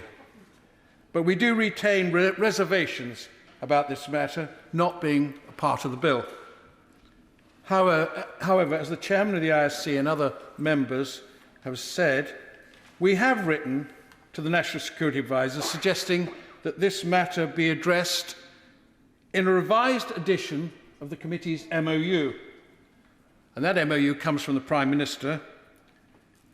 But otherwise, we consider there will be gaps in supervision available to Parliament. And that's our main point. However, the committee does fully support changes to Clause 3, or Amendments 1 to 3 about codes of practice, the new wording at the end of Clause 23, or Amendment 4. With regard to Amendment 5, the Five Eyes review part, we believe naturally the intelligence community will consider the views of Five Eyes partners as part of their reporting, and that clause, although worthy, is not really necessary. Thank you, Mr Deputy Speaker. Extremely grateful for the pithiness there. Jim Shannon. Thank you, Mr Deputy Speaker. And I raise also to speak in this matter and make some comments as well. This telecommunications bill seeks to enhance the security provisions which all in this House must recognise as much needed. And I think that's a clear consensus in relation to it. And this is something that's been hard fought for to achieve in this House. The cyber attacks on this telecommunications infrastructure pose a very significant threat to national security, and that legislation is needed to strengthen the security framework. Government and the Minister are endeavouring to protect the state and its citizens. Absolutely necessary law has to come in. There's a clear improvement, but yet more could and can and must happen. I believe that not only is this bill needed to safeguard this great nation from cyber terrorism, both domestic and external, but it's also needed to ensure that we can continue to attract jobs and investment by those who seek to utilise the skills and experience that our workforce currently has. As I've said numerous times in this House, Northern Ireland is fast becoming the cyber security centre of the world, with companies from Europe, America and other nations making use of our low business rates, our high skill set, for us to continue to attract this investment and jobs, and we must really be on top of our game, and I believe that this bill does play a very important part in just that. And perhaps the Minister can perhaps give us some indication of the discussions she's had with the BAS Minister in relation to the benefits economically of this telecommunication bill for all regions, and particularly for Northern Ireland, as we look at that. We all want to secure the jobs, and however we cannot allow any and all companies to have access to the networks, and I believe that the protection of this bill is imperative as we seek to protect our networks for those who may unscrupulously seek to carry out espionage either on a corporate level or on a national security level. And for this reason I had my concerns, along with many others, over the UAE deal and the impact on the essential Five Eyes agreement. And again, I was pleased that government made the decision that they ultimately made for all of our security. There is a lesson to be learned here, and I trust that we have all learned that lesson. As pertains to the amendments from the Lords, I agree it's imperative that a clear and precise code of conduct is permitted. I am supportive of this further government amendment to ensure that a code of conduct is encompassing and far-reaching. That is right and proper, and for that I am fully supportive. Thank you. Thank you. Andrew Rosendale. Deputy Speaker, I specifically rise to speak in favour of Lord's Amendment 5 as proposed by Lord Orton and Lord Brancathra. The Five Eyes Alliance is one of the most important strategic alliances that the UK shares. It is one of the world's most comprehensive intelligence sharing alliances, bringing together nations that have strong bond forged through our shared history and values. The government has recently taken a great stride towards strengthening our relationship with two of our Five Eyes partners, Australia and the United States, through the AUKUS agreement. So I believe that this amendment would further strengthen our ties with these great allies and ensure that we are looking to the future of security and resilience of our telecommunications network. Telecommunications networks have become the foundation of our economy, allowing business, government and communities to connect and share information. This ability to connect and communicate is now a fundamental part of how our society operates. Yet, it was only last year, Mr Deputy Speaker, that the government was still considering using the services of a Chinese company, Huawei, to manage the introduction of 5G technology in our country. This was deeply worrying due to the complete subservience of the Chinese tech companies to the Chinese Communist Party. This unholy alliance of these so-called private companies and an authoritarian government that has no respect for basic values such as privacy has allowed the CCP to increase internal surveillance to a level never seen before. We would be foolish to think that the CCP would not have used their access to the information accumulated by Huawei through their involvement in our 5G rollout, given the immense levels of intelligence that they would have been able to gain from it. This debacle of Huawei shows how we must be extremely careful in protecting the security of our vital infrastructure, letting companies that are so intertwined with a malign government manage our implementation of our telecommunication system would be no less than an act of self-harm. It is in our close strategic allies makes the decision to ban communications companies from operating within their borders. They will have good reason for doing so, Mr Deputy Speaker. Taking time to consider the rationale for their decisions will cost us little, whereas I worry that not doing so could be catastrophic for our national security. And so I hope this House will approve this amendment today, and it will send a clear message that our technology companies that work against our national interest will not be allowed to operate in the United Kingdom. I hope the Minister will reconsider the Government's position this evening. I beg to support the Amendment 5. Ian Duncan-Smith. Mr Deputy Speaker, I will be brief. Much has been said already. I just want to say about Amendment 4. I say to my honourable friend, I also, by the way, want to recognise my honourable friend who is no longer in his place, who took much of this bill through. I thought he did an excellent job. This is a very good bill. It's long overdue, and there's much to be praiseworthy about. But I think these amendments here, 4 and 5, are worthy of a little bit more assessment. 4, I think, does have merits, because 4 recognises that there is a real problem about diversification. The point I was trying to make to the honourable lady was not arguing against any kind of strategic review or industrial policies. It was about the very fact that if you have a nation that is in a sense rogue in terms of its ability to stay within the markets and subsidises companies deliberately for strategic effect, that is why you go from 15 companies in this area down to 3 in the free world, and that is what happened with this. And I think this amendment makes the point that you need to recognise that diversification, if not pursued deliberately, will lead you into the hands of a country like China, who then forces you to have eventually only one vendor on price because they subsidise it. On 5, though, I do hear the argument of my honourable friend, the chairman of the ISC, but I simply say I wouldn't refer to this as gilding a lily. I don't much like lilies anyway, and I think they could do with a bit of gilding. But the reality is that I think this is more a case of locked doors. And if you're putting in an extra door in this security panoply is about this, I think it's important. And the reason I go back, and I want to be very brief on this, is that last year I and many others had very strong arguments with the government about Huawei. And we were disregarded. They even let out all the great security experts that told them they could control everything. Don't worry, we can manage the risk. Until finally it became apparent to them they couldn't. And so we faced that at the time, and others had already said that it wasn't on in our Five Eyes, and we seem to disregard that. So I simply say it's not a gilding lily, it's reminding the government that they have to abide by this. And the second point I would make on this, which is there are many others to come that we should be doing work on right now that are being looked at, banned by the Five Eyes, Hikvision, Bite Dance, all these others, we really take real consideration of in these areas as well, and I therefore urge the government to think again on these two. Matt Warman.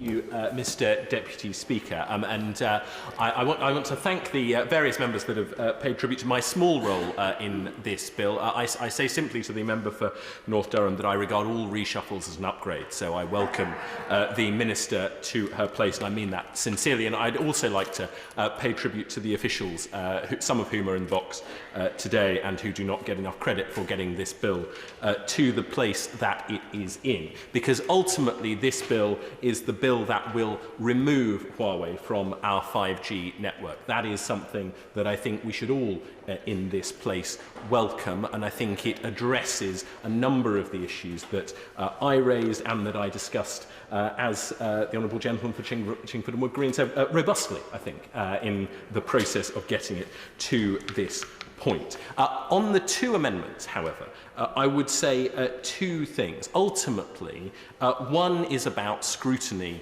of the government's position on telecommunications and on this bill in particular. Ultimately, if there's one thing that this bill has not been short of, it is scrutiny. And whether it is Westminster Hall, whether it is this place, whether it is oral questions, I think the Minister is absolutely right to say that this bill is not going to be short of scrutiny in the future. And even the Honourable Gentleman for North Durham, I'm sure, will continue to be persistent in his desire to see telecommunications scrutinised more. So while I sympathise with the desire to put things on the face of the bill, ultimately I have faith in this place and even in the opposition to get on with scrutinising the government, and I know the ISC will continue to push its bid to even further scrutinise the government than it does currently. And secondly, on the position of the Five Eyes partners, those of us that have seen up close in government just how hard the NCSC, how hard the agencies work with our Five Eyes partners, I think we all know that the position that both select committees have come to is not only the right one because it gilds the lily, but also is the right one because it acknowledges that our agencies don't solely look to the Five Eyes. They look around the world in a way that is enviable, it is deep, it is broad, and it gives us the benefit of huge expertise across the piece. So I think in the case of both these amendments, at the risk of sounding as though I am still taking the role that the Minister takes, I do think it is the case that both of them are actually not required. One, because I have faith in this place, and two, because I have faith in our agencies. So ultimately, this is a bill that I hope does bolster our national security, and it will do so without the benefit of these amendments. Lasgani. Mr. Deputy Speaker, I rise to speak in favour of Amendment 5, which was championed in the other place by my friend Lord Alton, and focuses on the Five Eyes partnership. And as the Minister said that this amendment is unnecessary, I would argue if the Minister was to accept it, it provides a safety net. Last year, the government was forced into committing to remove Huawei equipment from the UK's 5G network, and it followed on from a ban from the US and Australian government, and even led to a situation where one of our closest allies was publicly threatened to stop intelligence sharing with us for the first time in our 75-year partnership. And I would argue, Mr. Deputy Speaker, that this amendment will ensure that we're not in a similar place again. Let me give you an example. Despite being blacklisted by our closest ally for its links to an ongoing genocide in Xinjiang and the Chinese national intelligence law, which means that the company can not only harvest data but also provide data back to the Chinese state, the surveillance company Hikvision continues to be embedded in this country, councils, hospitals and city infrastructure up and down the country. Earlier this year, I led a Bay Select Committee report into Uyghur forced labour in Xinjiang and UK value chain, which also looked at data harvesting. And I was deeply unimpressed with Hikvision's response, and I want to put on record that I thoroughly support the Foreign Affairs Committee's recent recommendation that the government should forbid Hikvision from operating in the UK. My Select Committee continues its work on Xinjiang, and I look forward to meeting with TikTok in the near future. So, Mr Deputy Speaker, it is a fantastic safety net to make sure we're not in a difficult relationship with our Five Eyes partners once again. Why would we want to risk that? And I urge the Minister to recognise the motivation behind the amendment, which enable trust and deepen our intelligence sharing alliances with our closest partners and ensure security at home. Can I also urge the Minister, if she has the time, to read the Uyghur Forced Labour in Xinjiang and UK Value Chain report, and in particular focus on Article 7 of China's National Intelligence Law, which states that any company that's registered in China has to, on demand, provide data to the Chinese Communist Party and also deny it is doing so to any other state. Thank you. Minister. Thank you, Mr Deputy Speaker, and I wish, with the leave of the House, to close by thanking members for their contributions to this debate and for making a number of extremely important points about national security. And I'm keen to address them not just now in this legislation, but in the future through horizon scanning about some of the challenges that are coming up. I appreciate that some of the trust in the system has been undermined by the Huawei situation, and I'm very sympathetic to concerns raised about reporting, diversification and resilience. And my honourable friend for Solihull is absolutely right that this legislation is just one part of a wider security framework. The development of 5G and full fibre networks brings new security challenges, and we have to be prepared for them. This legislation sets up a strong regime for handling and removing high-risk vendors from our public networks. But it is just the start, and specific security measures will be set out in secondary legislation. There's going to be a lot of work to do in the next stage as we draw up that legislation. We'll be publishing a code of practice explaining the technical guidance that providers could follow to comply with legal duties. The final secondary legislation code will be agreed through public consultation, so I hope that will provide another opportunity for honourable members who have concerns in this area to provide adequate scrutiny. As I say, I'm alive to some of those concerns. As the honourable friend for Boston and Skegness has raised, MPs and peers have had multiple chances to scrutinise and feedback on our diversification strategy, and we're going to be continuing to report on developments. Certainly. Thank you very much, Mr Deputy Speaker, and I remind the Minister that the members of the ISC present tonight have reminded the Minister that we've written to the National Security Advisor on actually the revision of the MOU from the Prime Minister to the ISC. We really do expect some changes to that so that we can close the gap of supervision of things that other select committees cannot look at. Thank him for my honourable friend for that point, and this is an issue that's been raised throughout the passage of this bill. I'm alive to those concerns from the ISC. They bring particular expertise and scrutiny on matters which others cannot by virtue of their security importance. I understand the ISC chairman has written to the Cabinet Office on the matters raised, but I wish to engage with the committee with its very important work. I believe I have named... Order. Under today's order of the House, I must now bring proceedings on the Lord's amendments relating to the Telecommunications Security Bill to a conclusion. The question is that the House disagrees with the Lords in their Amendment 4. As many of that have say aye. Aye. Or the contrary, no. No. Aye. Division. Clear the lobby.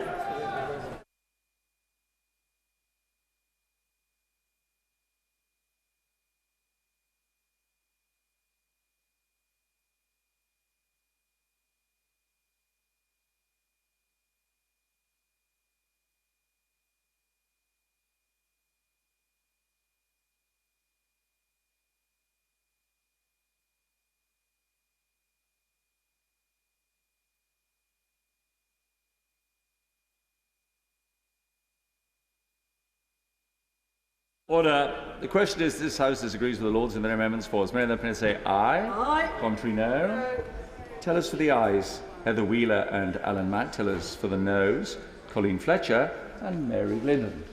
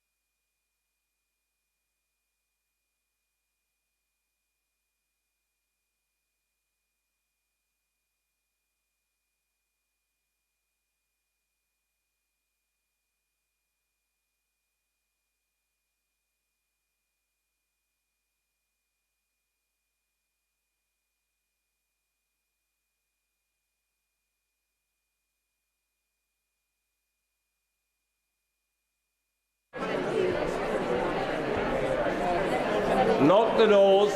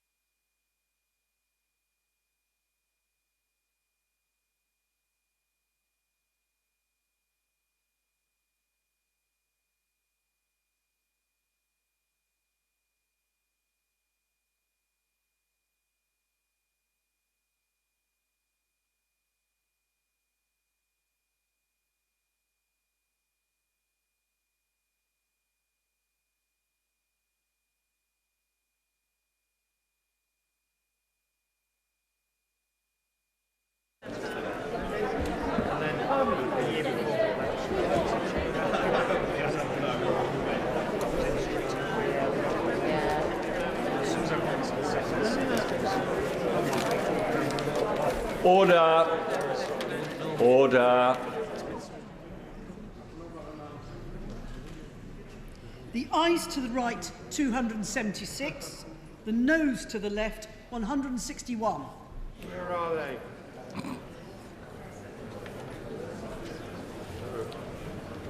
Thank you. The ayes to the right, 276. The noes to the left, 161. So the ayes have it. The ayes have it. Unlock.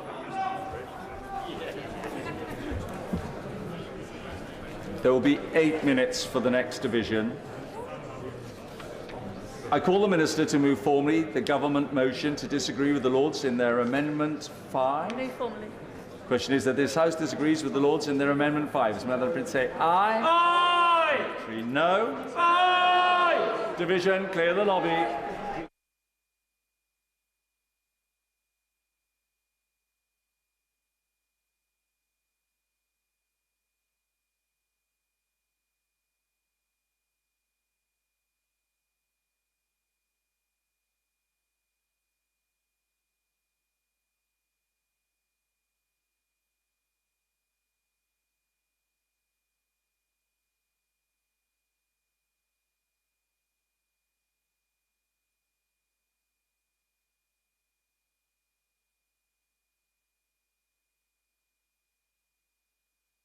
Straight after John. Here we go. The question is that this House disagrees with the Lords in their Amendment 5. Does Madam Prince say aye? Aye. Of the contrary, no. Tell us for the ayes, Alan Mack. Heather Wheeler. Tell us for the noes, Mary Glindon and Colleen Fletcher.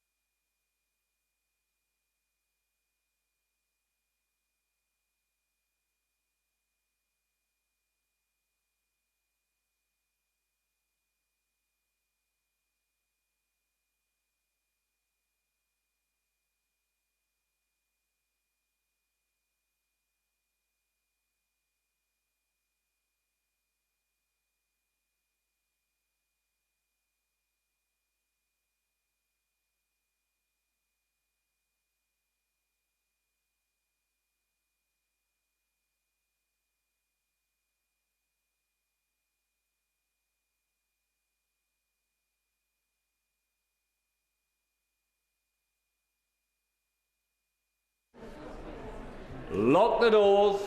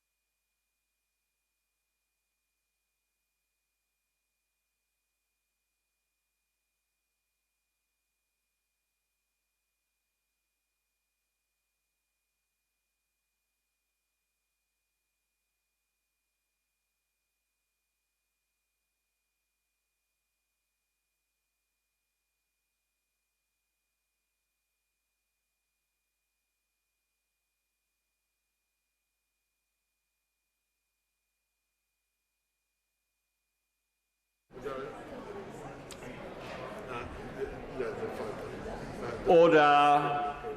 Order. The ayes to the right, 273. The noes to the left, 161.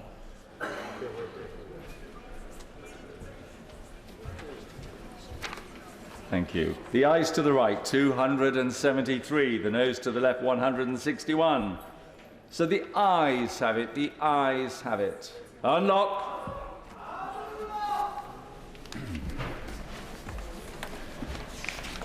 We now come to the remaining Lords' amendments. So the question is that this House agrees with the Lords in their amendments 1, 2 and 3. As many of them say aye? Aye. As you know, I think the ayes have it to the ayes have it. Minister to move that a committee be appointed to draw up reasons.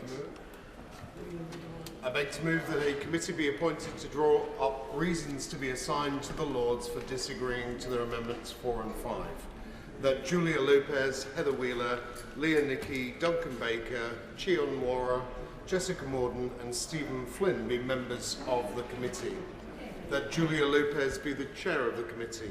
That 3 be the quorum of the committee. That the committee do withdraw immediately. The question is that a committee be appointed to draw up reasons to be assigned to the Lords for disagreeing to their amendments 4 and 5.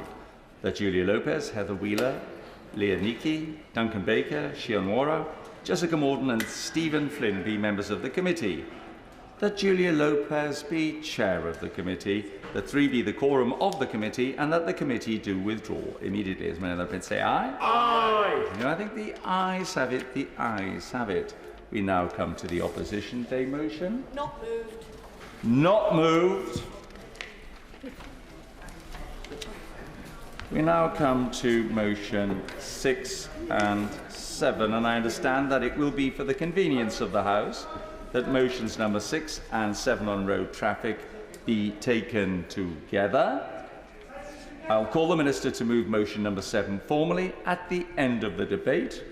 But in the meantime, I call the Minister to move motion number 6 on road traffic. Minister. Thank you very much, Mr Deputy Speaker.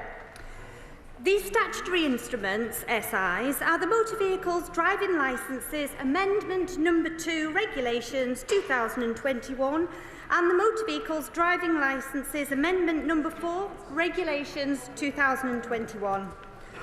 Together with the Motor Vehicles Driving Licences Amendment Number 3 Regulations 2021 that follows the negative procedure, these SIs are part of several ways that the Government is seeking to address the heavy goods vehicle HGV driver shortage. The haulage sector has been experiencing an acute shortage of HGV drivers worldwide for some time, and this has been further exacerbated by the coronavirus pandemic, having suspended driver testing for much of last year, meaning the shortage increased further. This shortage affects the supply chains of not only fresh food, but also fuel, medicines and medical equipment across Great Britain. I'm therefore grateful that these debates could be held at the earliest opportunity available so that we can address this issue as a matter of priority. The overall aim of these SIs is to increase the number of HGV drivers within Great Britain by increasing the number of test slots available to drivers wishing to pass a HGV driver test, whilst maintaining road safety standards for any changes made to the driver licence testing regime. The intention of the Motor Vehicles Driving Licences Amendment Number 2 Regulations 2021 is to remove the need for driver licence category B and E, that's a car and trailer, tests which are currently required by car drivers who wish to tow a heavy trailer. Driving examiners have limited test capacity availability, and this legislation would free up driver examiner time and mean that it can be reallocated to conduct HGV tests instead. This should provide additional availability of tests for potential HGV and bus drivers to help lessen the driver shortage.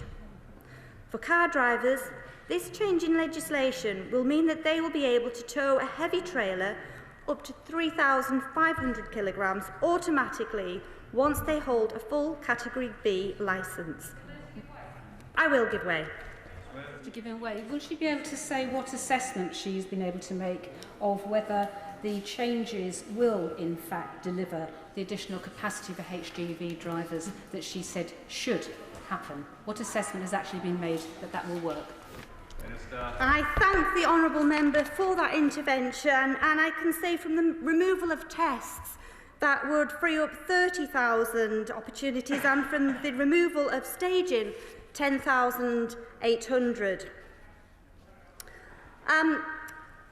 For car drivers, this change in legislation will mean that they will be able to tow a heavy trailer automatically once they hold the full Category B licence. The theory and practical training will continue to be recommended to help maintain driver safety on the roads, which is of the utmost importance. An accreditation scheme is being developed with help from the trailer industry and training providers. This accreditation scheme will provide voluntary training opportunities for car drivers wishing to tow a trailer of any size for either recreational or business use. This scheme is planned to launch early next year and will focus on specific driver needs when towing different types of trailers through the provision of specialised modules. We are already working with trainers and those in leisure and business to develop the training package, and together with these groups and the police, will identify the additional data needed to monitor towing standards effectively. The purpose of the Motor Vehicles Driving Licences Amendment Number 4 Regulations 2021 is to streamline the HGV and bus driving licence regime by removing the staging requirement for a separate heavy trailer test for provisional vocational licence holders. This will mean that once car drivers have applied for and been granted the relevant provisional entitlement to drive a HGV or bus, they can then take a full HGV or bus driving test that includes towing of a heavy trailer without first having to pass the rigid HGV or bus test stage. Road safety standards will be maintained as, in order to obtain this full licence, drivers must still prove competency in all required areas in order to pass the test, and there is no change in the test standards. Together, these measures are expected to free up 3,300 additional test appointments every month, thereby helping to reduce the acute shortage of approximately 39,000 heavy goods vehicle drivers that we are currently experiencing as of June 2021.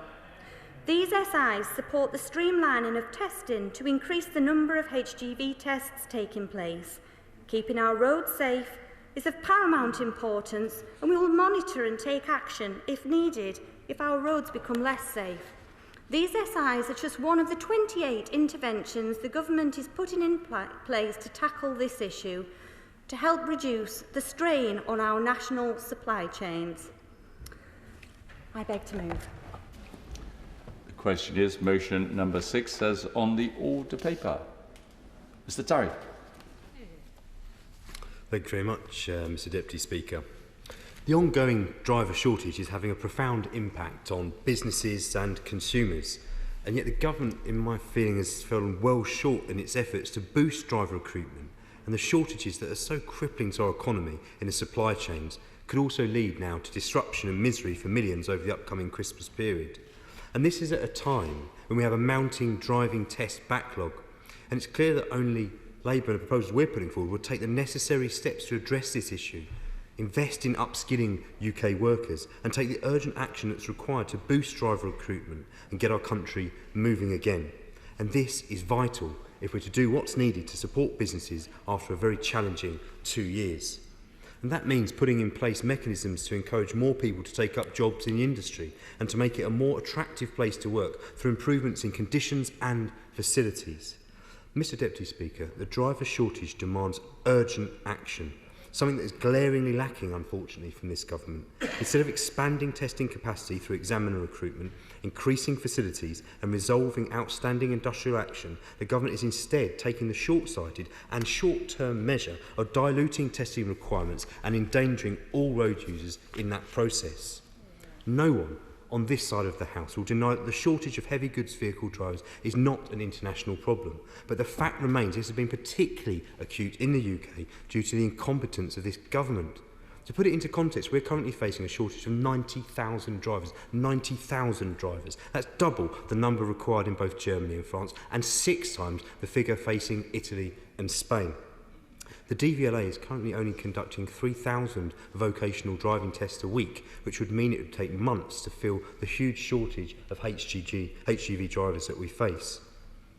Instead of expanding the testing capacity, as I already mentioned, the government's answer to this crisis is to increase the legal working hours of HGV drivers, endangering their own lives as well as those of other road users due to an inability to operate safely if they're too exhausted. They're already working too many hours on too little pay. Instead, the government should be urgently setting out how it plans to remove and improve the conditions and facilities in the HGV industry to make it more attractive to a new, more diverse generation of drivers, as well as retaining existing staff by working with the industry and workers to reset pay, terms and conditions. And it's staggering is not doing all it can to address this crisis given the significance it has to our economy's success. And if that wasn't enough to make the UK roads even more hazardous, the government then announces regulatory changes to driving tests that will apparently speed up recruitment. Well, that's all well and good, but when it involves removing off-road manoeuvres and rigid lorry practical tests from the testing obligations for new drivers, this has the potential to threaten road safety for drivers and for users.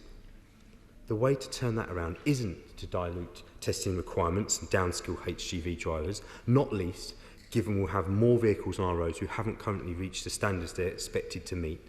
I'd therefore like to hear from the Minister to tell this House what the safety implications will be of that decision to dilute testing requirements, as well as assurances to all those who use our roads about the measures they are being taken to recruit more instructors and expand the capacity of existing testing facilities. A positive measure which would help to boost driver numbers and will be welcomed on this side of the House as well as theirs, I'm sure. Of further concern is the sense that these measures will be made permanent rather than a temporary fix until the driver shortage and supply chain crisis has been resolved. I say this because these statutory instruments provide for 3 yearly reviews before moving then to 5-year checks after that. And all that being said, the statutory instruments do not mandate the collection of any specific safety data to inform these reviews, making it unlikely to be as carefully considered as it should be. And I'll repeat that. They do not require the collection of any specific safety data for these reviews. That's clearly not acceptable. We are very clear that on this side of the House, unless these changes can be proved not to have impacted road safety, we want them to be temporary and reconsidered as soon as the driving test backlog and driver shortages have improved. The government further needs to address the issue of costs, of funding for the training and tests of prospective HGV drivers. This does need addressing. HGV drivers that I've spoken to have said, or prospective ones, that the costs are too high and it's often unaffordable. We need to at least look and maybe have a conversation with the Department for Education about how HGV training could at least benefit from some of the measures that help other students access the courses that they want to access. And all of this, Mr Deputy Speaker, happens at a time when the supply chain crisis risks spiralling out of control. So I urge the government to provide greater clarity on the steps the government is taking to address this crisis in food supply chain specifically. In particular, I would like to know whether measures will be reintroduced to suspend competition laws for supermarkets. And if the Secretary of State needs ideas for how his government can bolster the number of HGV drivers and reverse the current downward trend, then he could do far worse than listening to this side of the House. Because on this side of the House, it's abundantly clear that in the same way as the COVID crisis, a dedicated minister must be appointed for this latest crisis. One who can hold an emergency summit, bringing together all those who can help overcome this current impasse, including the road haulage industry, training providers, affected business groups and transport unions. Industry associations like the Road Haulage Association have understandably been critical of the government's proposals because, like many, they have not been properly consulted. The government must also sit down with the Migration Advisory Committee to assess the extent of the skills shortage in this sector and identify how this could be recognised in the immigration point system. The fact that neither of these have so far happened weeks into this crisis is nothing short of a dereliction of duty and shows how detached from reality this government is from the needs of our country. When urgent action was required, time and time again, this government has either dragged its feet or run out of ideas altogether. And Mr Deputy Speaker, as long ago as July, the Shadow Transport Secretary, the Shadow Transport Minister, the Shadow Home Secretary, the Shadow Work and Pension Secretary and the Shadow Environment, Food and Rural Affairs Secretary all wrote to their counterparts to warn that the measures the government had taken were not enough to address the scale of the crisis. Despite this, the government continued with its short-termist approach and the crisis has scaled new heights, further compromising the safety of already exhausted drivers, increasing their working hours and putting road users in danger by diluting testing requirements for new drivers. And because of government inaction, this crisis is now almost certain to continue well beyond the end of this year, ruining Christmas for so many. And Mr Deputy Speaker, as I've already made clear, the government must do all it can to reverse the HGV driver shortage and the related supply chain crisis. But it cannot do so. It cannot do so by diluting tests and downskilling drivers, increasing their hours, operating dangerous machinery and vehicles, and endangering all of those who rely on UK roads in that process. Instead, we must see positive changes, such as investing more in examiners, expanding and improving facilities, and making any changes temporary. And as the Honourable Member for Bristol East made clear in the summer, these measures just kick the can down the road for another year. This crisis is affecting businesses and consumers now, and the government needs to understand that. But we are determined to ensure this crisis does not continue for any longer than is absolutely necessary. Mr Speaker, Deputy Speaker. Richard Fuller. Thank you very much, Mr Deputy Speaker. I'd like to start by commending both my honourable friend, the Minister, and the Shadow Spokesman, the Honourable Member for Ilford South, for, on this side, proposing some measures, and I think for the opposition asking some very serious and sensible questions about some of the issues here, and I do hope the Minister will respond to a couple of those. I noticed that I should mention that I'm a member of the all-party group for trailer and towing safety. I know that the Chair is here, and I know she will be speaking after me. I do have a couple of questions, if I may, for the Minister. And Mr Deputy, it's interesting, this arises from a constituent just coming to see me in one of my constituent surgeries, and I think just points out the importance that we're able to meet with our constituents. driving has always been a task that's always been quite difficult for me, so issues about driver safety have always been quite key to my mind. And although I'm not too familiar with heavy goods vehicles, it seems to me there must be a substantial difference between a rigid HGV vehicle and one that is with a trailer, and that the driving requirements and the safety requirements between the two should be really rather significantly different. And when I met my constituent, he came to see me, and he just sort of showed me just the reversing test for one of these vehicles and how much more complicated it is when you have a trailer compared to when it is a rigid vehicle. So my first question to the Minister, echoing what the shadow spokesperson has said, is what assessment was made or has been made by the government about the safety difference between those two types of vehicle? Because we are making quite a significant change with this by not requiring people who have had the training on the rigid HGV vehicle then to be able to then go forward to one with a trailer, allowing people to go straight from being able to drive a car to being able to use an HGV with a trailer. So what was the safety assessment that came, not just in the consultation, but separately by the department? May I also ask about the question on the availability of spaces for testing? My understanding is that although increasing the capacity may be an issue, and we hear numbers bandied around over this debate about how, and before this, about how many drivers there are short. And I think the range goes from 20,000 to 90,000. Nobody actually knows what the shortage is. No one really knows how long that shortage is going to last, which is why the government is so right to come up with a range of policies, including some of these being proposed today. But increasing the capacity is not the same as clearing the backlog, because where you have that capacity matters just as much as how much capacity you have. And again, from my constituent, just anecdotal evidence, but I'll be interested to know from the Minister. My constituent said that actually at local facilities there was a surplus of spaces available for tests right now. So what assessment has my honourable friend made about where the capacity shortages are? Is there a geographic understanding of where those spaces may be, or where those spaces might be required? And finally, I must just reiterate the point made by the member for Ilford South. It does look strange that this change is going to take place for a period of 3 years, rather than for a period of 6 months or 12 months. It looks like trying to achieve a regulatory change, sort of, not quite through the back door, Mr. Deputy Speaker, but sort of without actually saying you're trying to do a regulatory change. So it would be reassuring if the Minister could provide some response to what her and the Department's intentions are on that matter. Thank you very much. Gavin Newlands. Thank you very much, Mr. Deputy Speaker. I think it's fair to say that the Government have been warned for years and years and years about the shortage of HGV drivers, yet the speed of their reaction to the issue would best be described as glacial. Although, having recently seen just how quick glaciers are moving these days, that's probably giving the Government too much credit. The situation we face today is a situation of our own making, a combination of the industry not moving with the times quickly enough and the take-home pay being diluted in real terms when compared to other sectors, although often driven by cost demands from the big supermarkets, it must be said.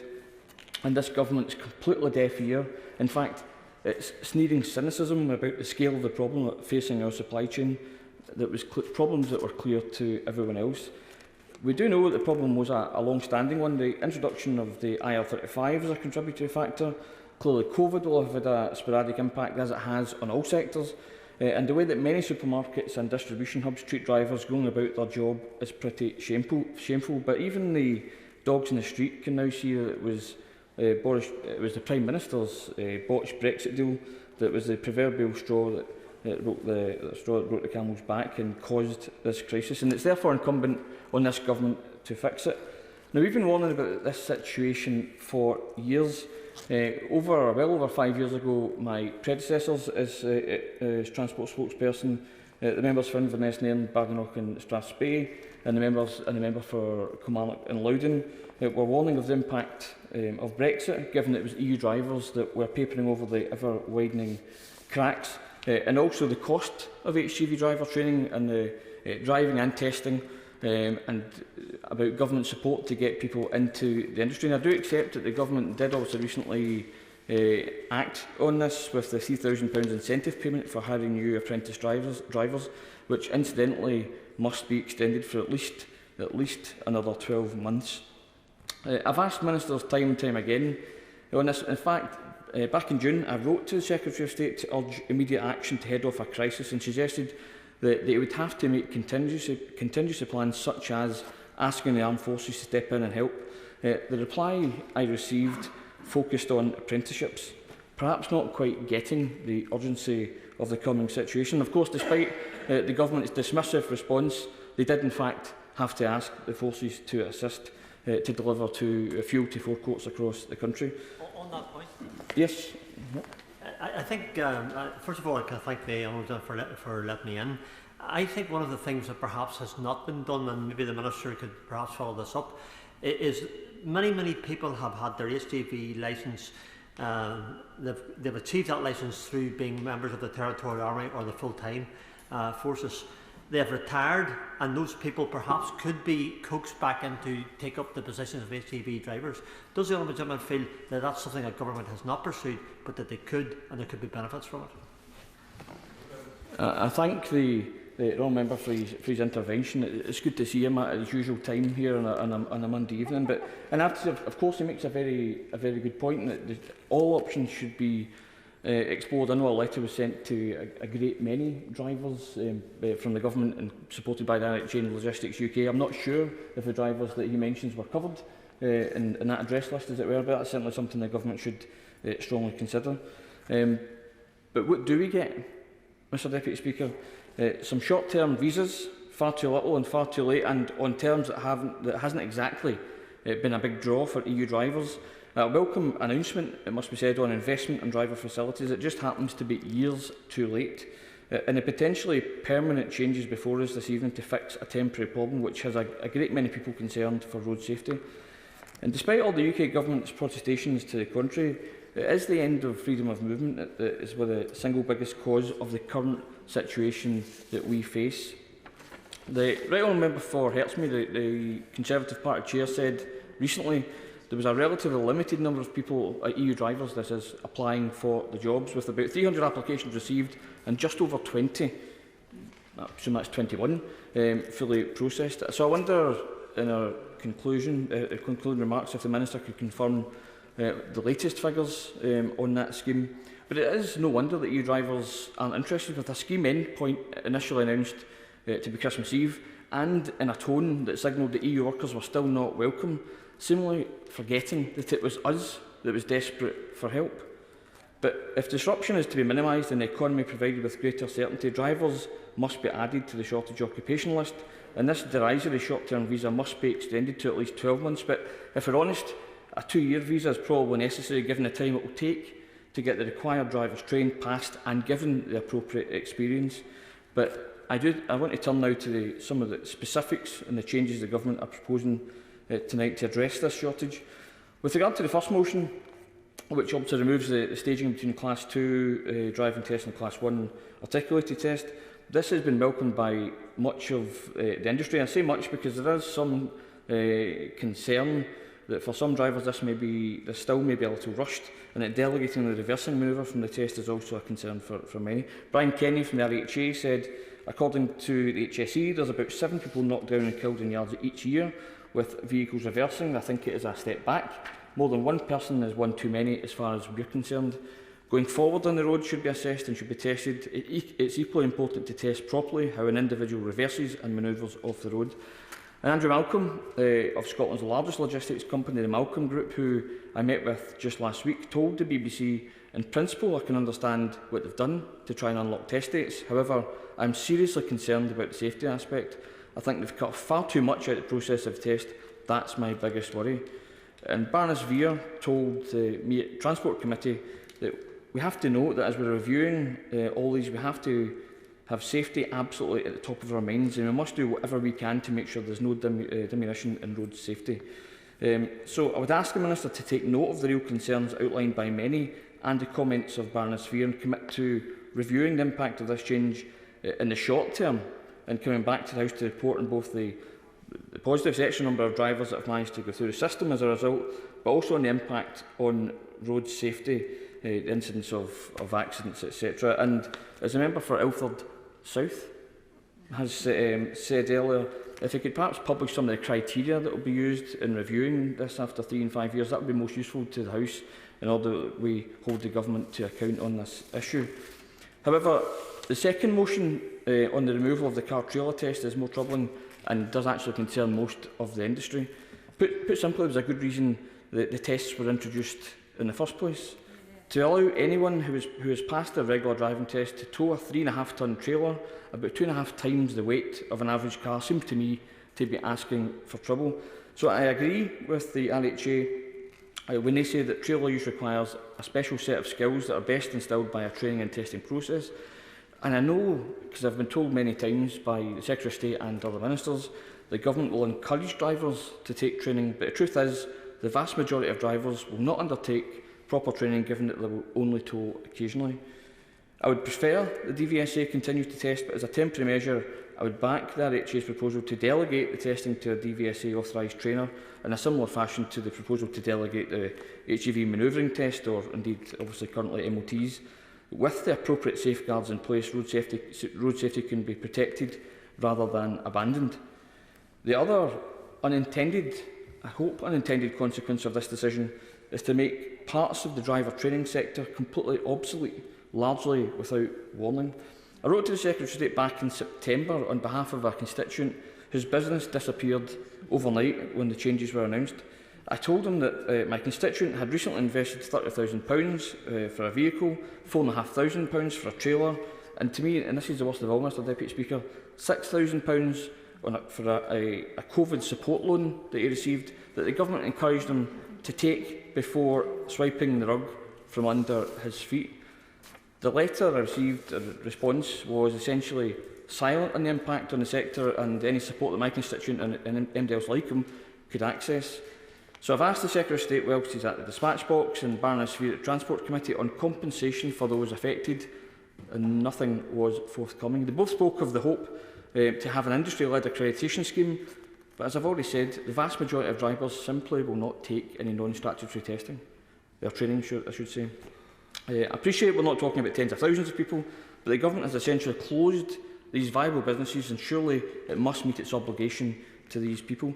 But to conclude, Mr Deputy Speaker, I would like to amplify a point made by a constituent of the Honourable Member for Gordon when he highlighted the clear inconsistencies of this government in respect of this issue and wider road safety decision making.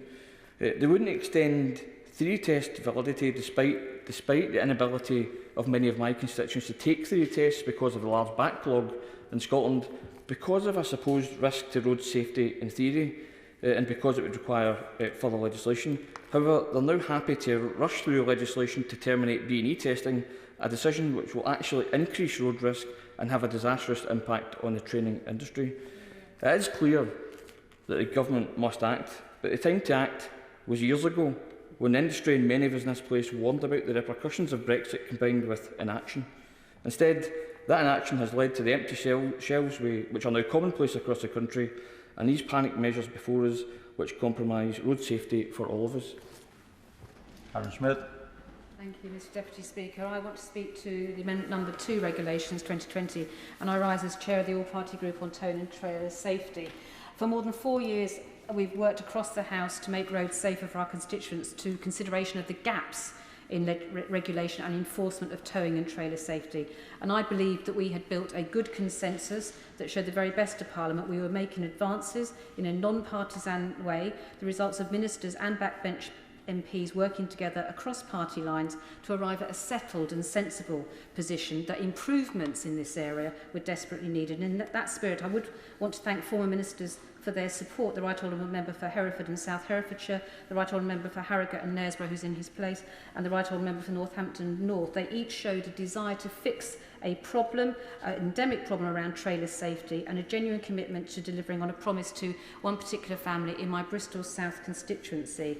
I first met Donna and Scott Hussey in 2016, months after my election to Member of Parliament for Bristol South. And 2 years previously, their 3-year-old son, Freddie, was killed in the most tragic of circumstances when a 2-tonne trailer came loose from a vehicle in Bedminster, driven by somebody who had been trained and who was towing for business. And from that first time when I met the Hussey family, it was all too evident that the loss of Freddie had affected them in ways that I could not imagine. And in the 4 years since, it's been a privilege to campaign alongside them and many other families and other supporters around the little known or cared for issue of towing and trailer safety, and put it centre stage in the Department of Transport, at Highways England and with the DVSA, and with it the hundreds of associated accidents and incidents that occur in this area every year. We have hosted ministers and experts. We have held summits and awareness events. We've taken to the newspapers and airwaves. We've launched the all-party group, and at the inaugural meeting of that group, the National Towing Working Group, chaired by Highways England, launched their first ever safety framework. In the House of Lords, we defied the odds to secure an amendment by one vote, Mr Deputy Speaker, to the Haulage Permits and Trailers Registration Act in 2018 that required the government to collect data on trailer-related incidents and produce a statutory report. This safety report that I brought with me this evening. Meanwhile, the DVSA have also launched the Tow Safe for Freddie campaign to help raise awareness among drivers and honour Freddie's name. And on the roads themselves, we made a real difference working with the National Trailer and Towing Association to promote free roadside safety checks, all of which makes the position we find ourselves in today abjectly terrible. The proposals from the government before us today take a wrecking ball to the advances we have made. It is unconscionable and it is totally unfathomable. The Minister has made a series of unsubstantiated claims this evening. These proposals have come from nowhere, and they've come without any respect or acknowledgement for the work that's been done, and they are an insult to the campaigners who have worked so hard. And it is a shoddy parliamentary practice. It really is a bitter blow today. Because in this statutory report, which is a government report, we have numerous paragraphs stating what needs to happen to the B+E tests around the driver safety issue. Paragraph 5.26 talks about, in order to tow heavy trailers, the driver must undertake the additional test. And given that a range of stakeholders and data sources pinpoint driver error as a key factor in towing incidents, it is sensible to consider improvements to the test.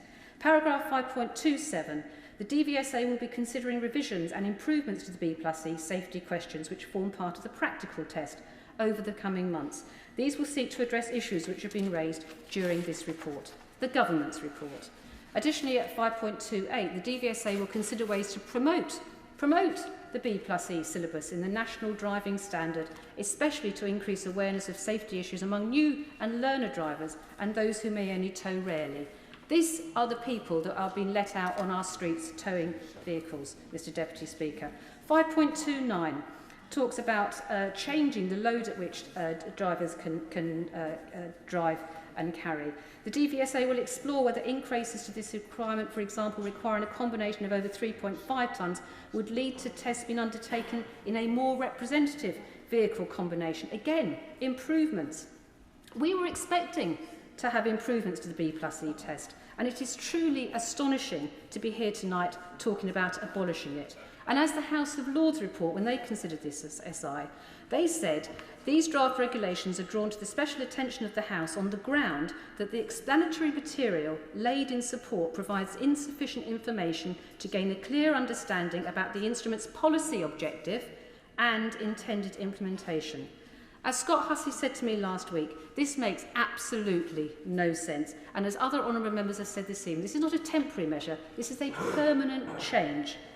Our work in the APPG is based on the findings of the statutory report. We were looking at how safe are trailers over 750 kilograms on the basis of the available data, and then we were looking on the basis of that assessment should mandatory testing and or registration of trailers over 750 kilograms be introduced. Now, the Department of Transport decided that the case for trailer registration and testing and hence the need to ensure roadworthy compliance, that was not made. But they have always said that the level of compliance of some 50% of these trailers are compliant, was a cause of concern. Back to our report, paragraph 5.1 talks about how the report has presented an opportunity to consider trailer safety in a broad context and to consider other interventions which may benefit towing and more general road safety, i.e. more improvements. Paragraph 5.2. Throughout this report, significant concerns have been raised about data availability and validity, the role of driver error in incidents, and ensuring that the current test regimes for drivers and vehicles are working correctly. An assessment of the current regime, not any talk about abolishing it. So we've been meeting over the past few years and collecting more data, working with the department on roadside checks and the DVSA's own checks, which they have carried on through the pandemic, and we are very grateful to the people who have worked closely to make sure we get the evidence to look at greater regulation of these trailers. All of it consistently shows 50% non-compliance. Now, I met with the Minister, the Noble Baroness Fear, and I'm grateful for her support too. But the Minister, and she has done this, will talk about continued working with regard to improving compliance.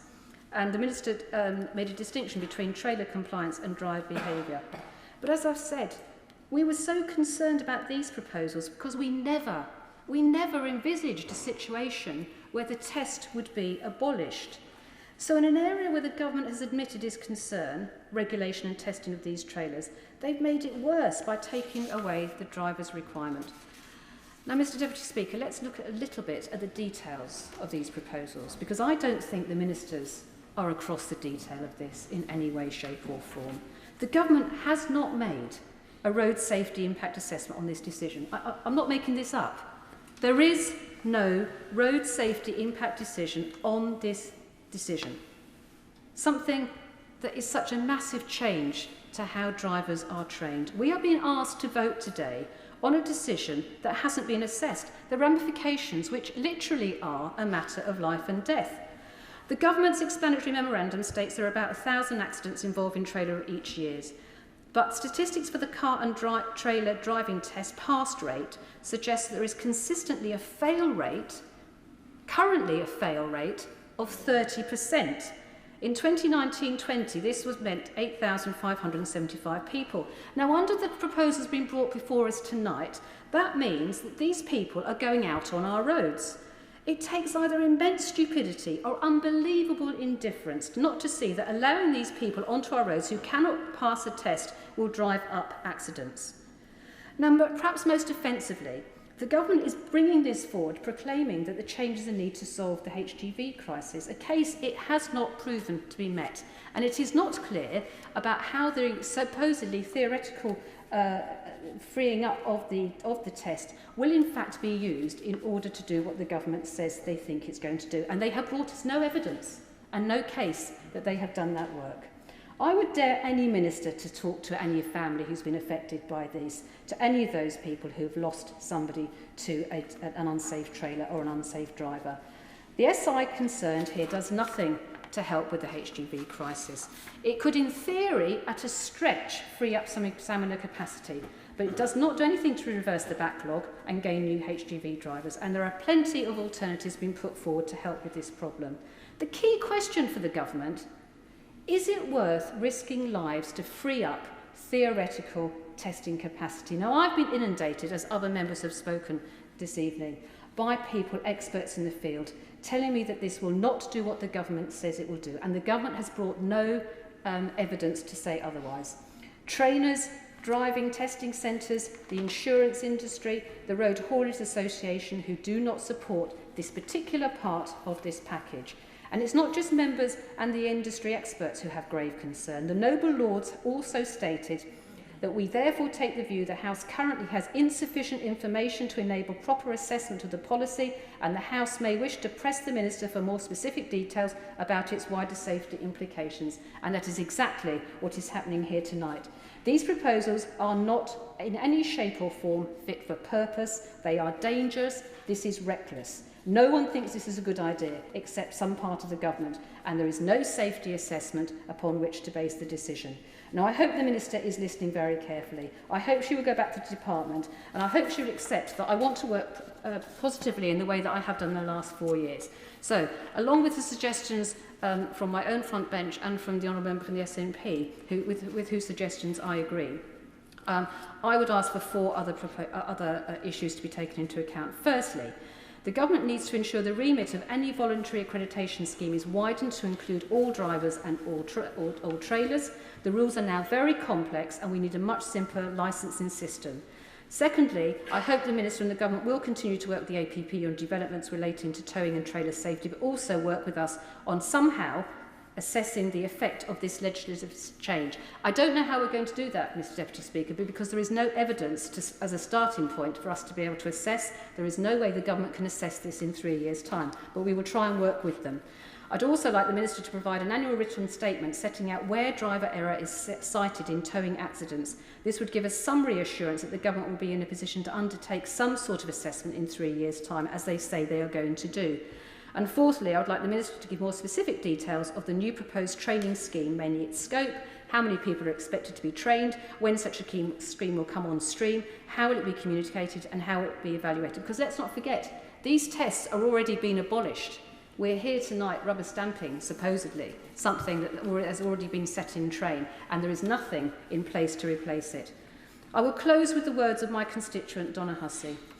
She said, while it has always been difficult for us to comprehend what happened to Freddie, we made a promise to each other and to Freddie that we will do all we could to make sure this issue is given the serious consideration it deserves. If our hard work saves one life, then it is worth it. No family should have to go through what we've been through. We are determined to see this through in the memory of Freddie. We've been promised time and again measures that are fit to serve the memory of Freddie and the bravery of his family. Rush legislation is always bad legislation. There is time still for the Government to pause, to put aside this mishmash before us and make good on its promises. And I would like to support them in trying somehow to retrieve the terrible damage that this proposal is doing. So only.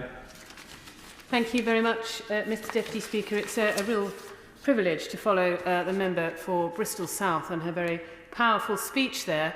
I obviously, like every member in this House, very, very concerned about the HGV driver shortage and the very visible impact that it's been having over recent months in every single community. We've obviously seen it in petrol shortages, we're seeing it in empty shelves. And I think one of the things that really concerns my constituents is that we're not quite sure how it's going to impact next, where, when, is this a short-term issue or is it going to continue for longer? So I support the Government in the measures that it's putting in place to attempt to resolve it, and I give them credit for what they've been able to do so far. I think what we've seen, what we know, is that the shortage is arising from a number of different sources. We know that, for example, terms and conditions in the haulage industry have been declining relative to the sort of general employment market over the last couple of decades. The member for Paisley and Renfrewshire North, beg your pardon, highlighted the issue about facilities and so on. But obviously, it's also very much an issue about how our labour market has changed, both as a result of the pandemic, but also as a result of leaving the European Union. And I'd like to use the opportunity to urge the Government to do more about making HGV driving an attractive occupation, both for new entrants to the market here in the UK, and the member for Ilford South made some very interesting remarks about training, and I think that's absolutely something that the Government needs to take on board. But in the immediate term, we need to make more visas available for HGV drivers to make sure that we don't see the sorts of disrupted supply chains that we have seen over the last few months. So I think both of those things are really, really important in terms of addressing the overall HGV shortage. The Government are hoping to improve, or rather increase capacity for testing as a result of these changes, which is something I'm concerned about, because obviously we should not be attempting to resolve the HGV driver shortage at the expense of road safety for everybody, for motorists, for pedestrians, for all of our communities. I think we all know that the impact of poorly driven HGVs can be absolutely devastating. So we are here tonight to talk about these particular proposals that have been brought forward. I'm anxious about all of them on road safety grounds, but I think the changes that are being made for articulated lorries, rigid lorries, where those are changes that are being proposed to how tests are delivered, particularly for professional and experienced lorry drivers. While I have my anxieties, I think they are mitigated by the fact that they are targeted at a specific group of people who are already professional, experienced and driving lorries for a living. But where I have a real problem is with the abolishing the trailer towing test. And I really feel that I can't say much more on this issue than has already been said so eloquently by the member for Bristol South.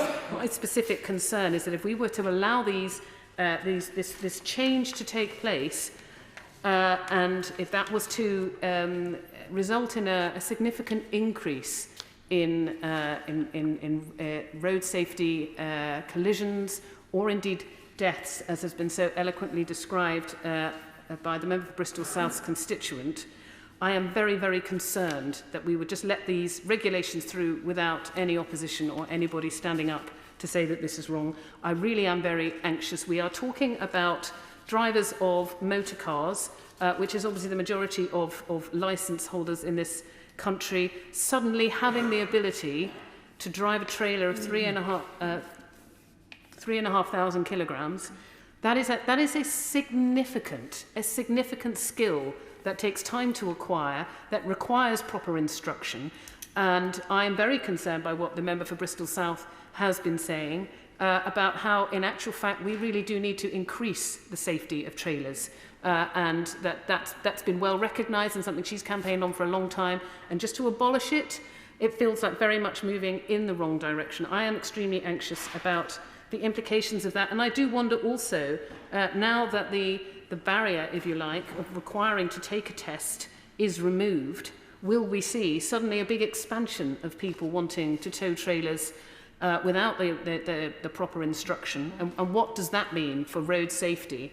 I really am extremely anxious about that, and I will be opposing this statutory instrument this evening. Thank you very much.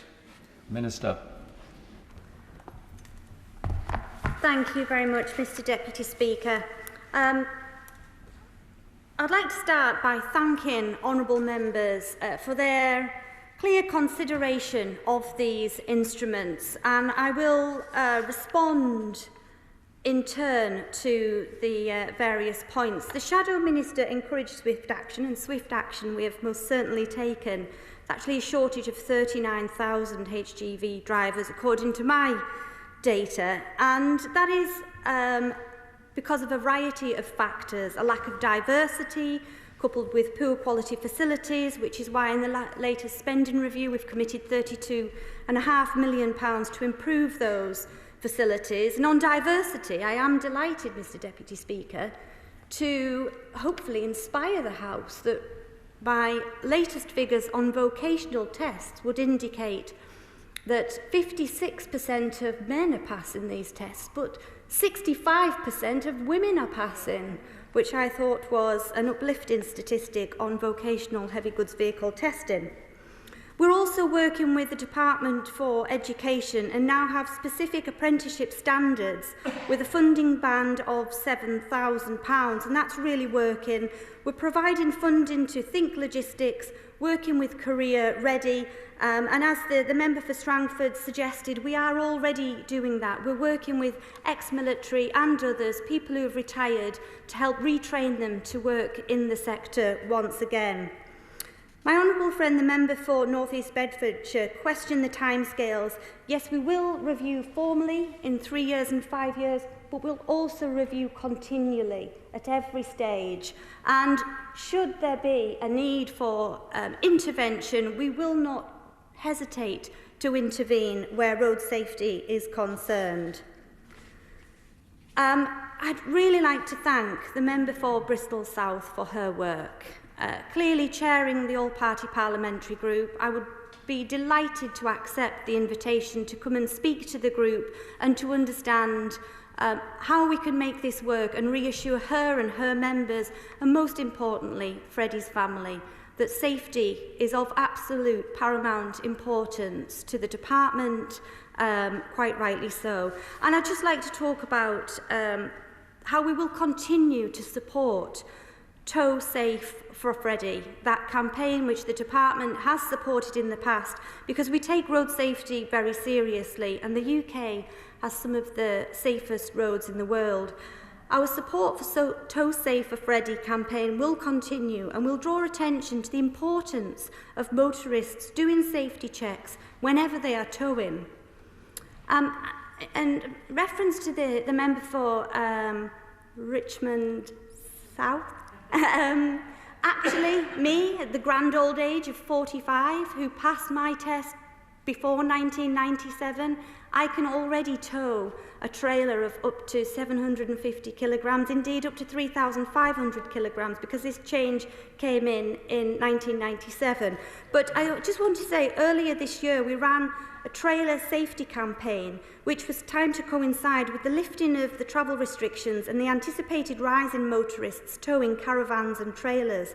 This focused on encouraging motorists to do several basic checks before setting off on their journey, and highlighted the most common defects found by DVSA examiners at the roadside, reinforcing the vital importance of maintaining trailers, as well as, I very much hope, taking advantage of the department's encouragement of accreditation that will also be provided. In terms of the impact assessment, we will shortly be publishing the impact assessment. It's being handled urgently and requires clearance, including the Regulatory Policy Committee. We will keep those timescales to a minimum, but at the earliest we expect to be able to publish the assessment before the end of the year. And we understand the concern that a full analysis has not been published yet. We're working on it urgently. It was a case of balancing the need to take action quickly to address the driver shortage with the need to assimilate evidence and analyse it in full. I hope that the Chamber has found this debate informative. These instruments will play a critical part in ensuring we can rapidly address the acute heavy goods vehicle driver shortage the haulage sector is facing. I'm afraid I won't, nearly there, by freeing up driver examination time so that more HGV driving tests can be conducted. As seen in recent weeks, it's a matter that affects all of us in our daily lives, and action must be taken. Thank you, Mr Deputy Speaker. The question is motion number 6. As on the order papers, may I have that opinion say aye? Aye. For the contrary, no? Aye. I would have called a division, but it is as it is after 10 p.m, the division is deferred until Wednesday, the 17th of November. I call the Minister to move motion number 7 on road traffic formally. The question is motion number 7 as on the order papers. May I have that opinion say aye? Aye. The contrary, no? I think the ayes have it. The ayes have it. We now come to motion number 8 on energy. Minister to move. I beg to move. The question is as on the order papers. As many of that opinion say aye? Aye. No, I think the ayes have it. The ayes have it. Petition, Felicity Buchan. Thank you, Mr Deputy Speaker. I rise to present a petition on behalf of the member for Cities of London and Westminster. The petition of residents of the constituency of Cities of London and Westminster declares that Chiltern Railways should upgrade their fleet to improve air quality. Further, that Marylebone is currently the only station in London which uses only diesel trains. And further, that this usage greatly increases the noise and fumes in the area, much to the distress of local residents. The petitioners therefore request that the House of Commons urge the government to ensure that the new franchise with Chiltern Rail requires that they convert their diesel trains to hybrids and end their lease on Class 68 locomotives.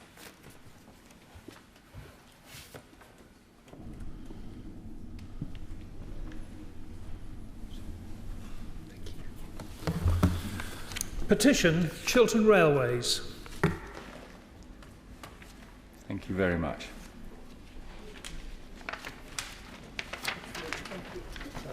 I beg to move that this House do now adjourn. The question is that this House do now adjourn. Sir Paul Beresford. Thank you, Mr Deputy Speaker. After the earlier debate, I think I must make it absolutely clear that I occasionally practice dentistry, and it's relevant to some of the points I'm making today. Mr. Deputy Speaker, the previous Secretary of State for Health, some considerable time ago, set out a change of direction for our health service. It was based on prevention. Shortly after that, our health services, indeed the world's health services, were brutally assaulted by the arrival of COVID from China. I don't wish, in my few words this evening, to run a one-man inquiry into COVID or into the way the UK or any other country handled it. I wish to push the government to jump on the opportunity that I believe now exists because of the attitude of the majority of the population towards the preventative nature of vaccination. Even detractors of the government must give considerable credit to their willingness to invest in prospective vaccines, and that there has been and still is a massive program of preventative vaccination against COVID and flu. I believe this is an opportunity for this country to continue to lead by building on the very best practice and collaboration fostered during the COVID pandemic to utilise vaccinations to save lives and to save damaging people. This would reduce the demand on our own health services. It would introduce a reduction in the financial demand on our health services. We should be rapidly moving towards a broader and a more robust, proactive approach to vaccination. This will protect us against future public health threats and against existing vaccine-preventable diseases, especially respiratory diseases. And I'm looking to health ministers for clear leadership for vaccination to ensure that our health services continue to see vaccination as a top priority. We must drive uptake across all ages, setting clear targets for adult vaccination to bring this in line with our already great achievements on childhood vaccination. This approach could and should create an environment where the value of vaccinations is recognised for our health and for our socio-economic progress. It will keep our patients out of health services, keep them in their homes and in work and, dare I say, play, as well as keeping our children safe and in education. My first personal recognition of vaccine came with the polio epidemic, which hit the world from 1949 to 52. This polio epidemic appeared and swept through selected population centres, leaving its most tragic sign of children, sometimes permanently, sometimes temporarily, in wheelchairs, crutches, leg braces, and with deformed limbs. For children with polio in the late 1940s and early 50s, the disease caused paralysis of 1,500 cases of children aged 5 to 9. Polio also hit adults. There were many deaths. Rescue came in the form of vaccination delivered in 3 doses of injections with stainless steel needles. My early childhood memory of the needles is they looked really like stainless steel 3-inch nails. They had to be thick enough to allow boiling water through them for sterilisation, and they were resharpened on leather strops. Subsequent improvements went on to a liquid dose and ultimately an impregnated sugar cube. In Western countries, if not virtually worldwide, polio, along with smallpox and essentially yellow fever, has been pushed mostly into history. Ideally, most, if not all, of vaccine programs should be administered to a high percentage, probably over 95% of the population. We have a very effective routine immunisation schedule. At least it's effective or fairly effective for children with vaccinations at 8, 12, 16 and 12 months. To my dismay, it appears there's been some slippage in the routine childhood vaccinations for the under 5s. These children should receive 10 vaccines in total, which provide protection against such hideous diseases as tetanus, polio, meningitis and many others. I'm not sure of the latest figures, but I'm sure the Minister can update. But the latest I could find was in the year 2018-19, showed that the uptake of the first dose of MMR had fallen to 90.3%. This, I believe, is the 5th year in a row that it's dropped.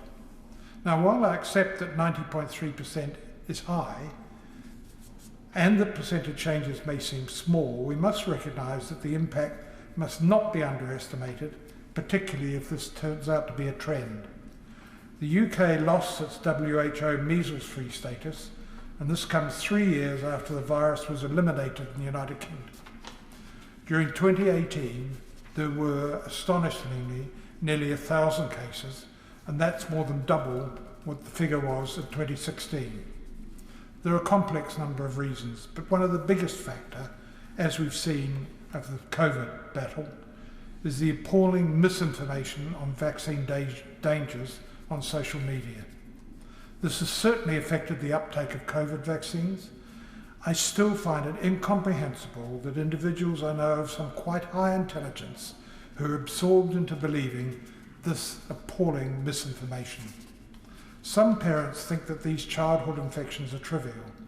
This needs to be vigorously countered at every opportunity. Anybody seeing a child deformed by polio or with badly affected eyesight from measles really needs to wake up. There have been some great successes.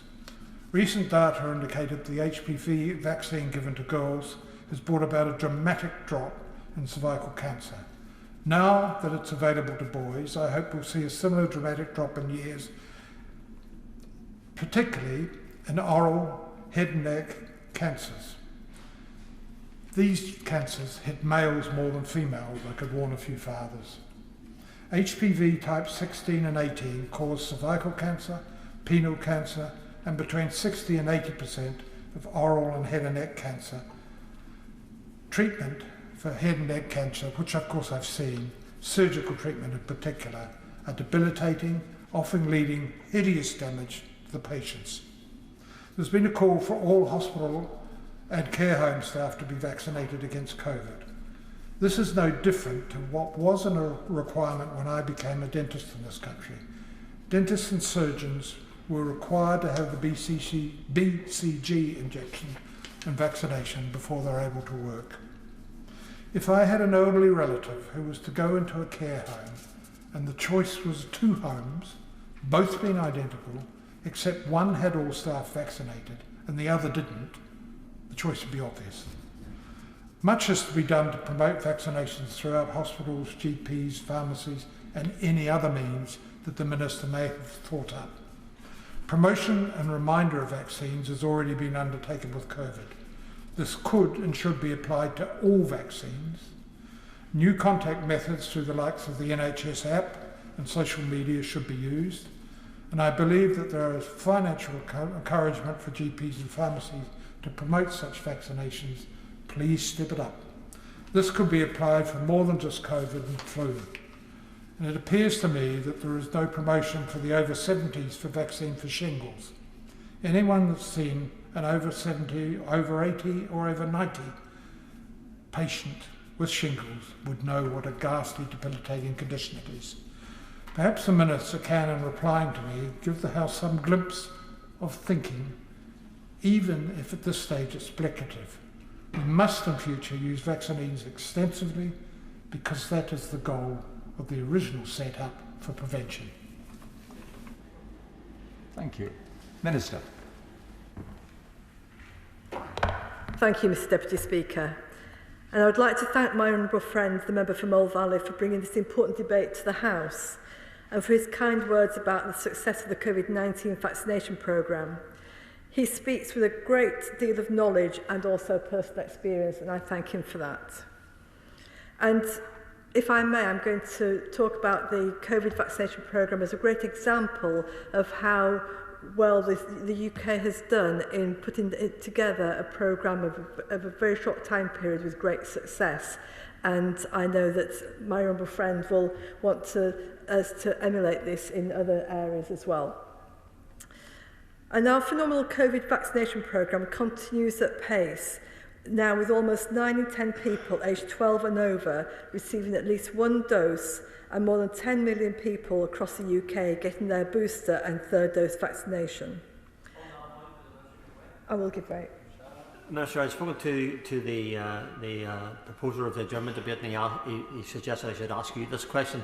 Those over 50, if they've got a vulnerable disease or they're on a priority list, have been told they can get the vaccine. Can I ask the Minister this? If you happen to be aged 40 or 35 and you're a type 1 diabetic and you're in a vulnerable position, should that age group not also get the booster injection as a priority? Thank you, Mr Deputy Speaker. The criteria for who's to receive a third dose is made by the JCVI, and obviously we take their recommendations and roll out according to what they advise. Mr Deputy Speaker, I'd like to thank each and every person who has come forward for their jab, as well as the tens of thousands of NHS staff and volunteers who have made this happen. Vaccines remain our biggest line of defence as we head into a challenging winter period. Vaccinated people are less likely to get seriously ill with COVID-19, to be admitted to hospital or to die from it. There is also evidence that they are less likely to pass the virus on to others. Although the vaccine efficacy against severe disease remains high, we know a small change can generate a major shift in hospital admissions. A change from 95% to 90% in efficacy would lead to doubling of hospital admissions in those vaccinated. Other results from Pfizer show a booster jab restores protection to 95.6% against symptomatic infection.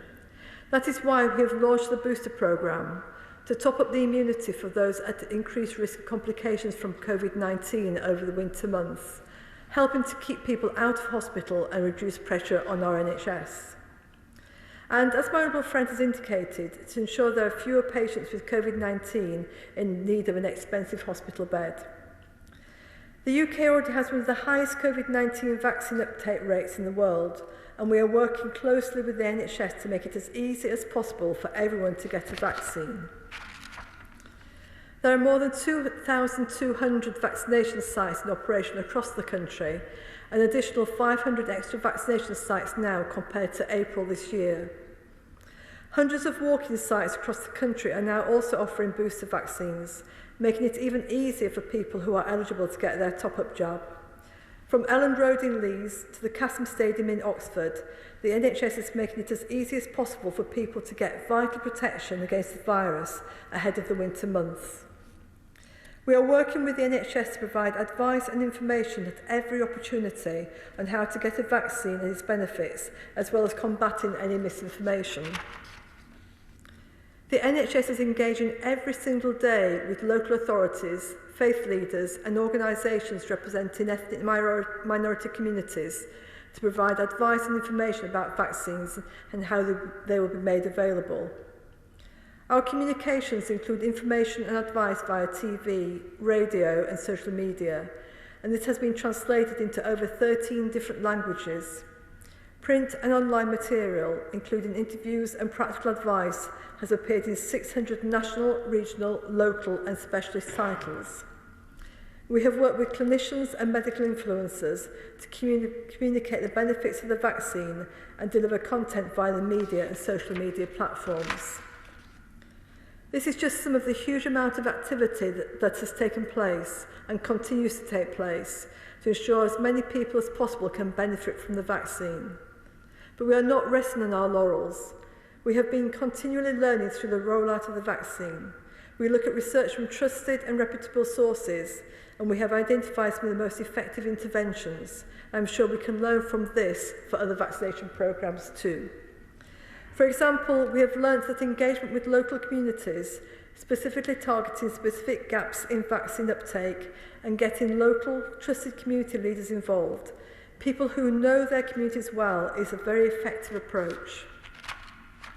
There are countless brilliant examples of local activity around the country, but I'll mention Salford, where they worked specifically with people experiencing homelessness and were able to vaccinate 653 people. Every jab to save lives, and these are some of the hardest to reach people in our society, and also those who would have been most vulnerable to the virus. We've also increased the amount of information publicly available on the vaccine, including more transparency about its benefits, safety and potential side effects. I can fully assure my honourable friend that this government is committed to tackling COVID-19 vaccination misinformation, and I agree with every word he has said so passionately on this.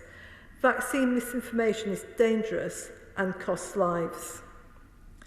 That is why we stood up the Cross-Whitehall Counter Disinformation Unit, specifically to tackle online misinformation and disinformation, and to hold social media companies to their public commitments to combat COVID misinformation.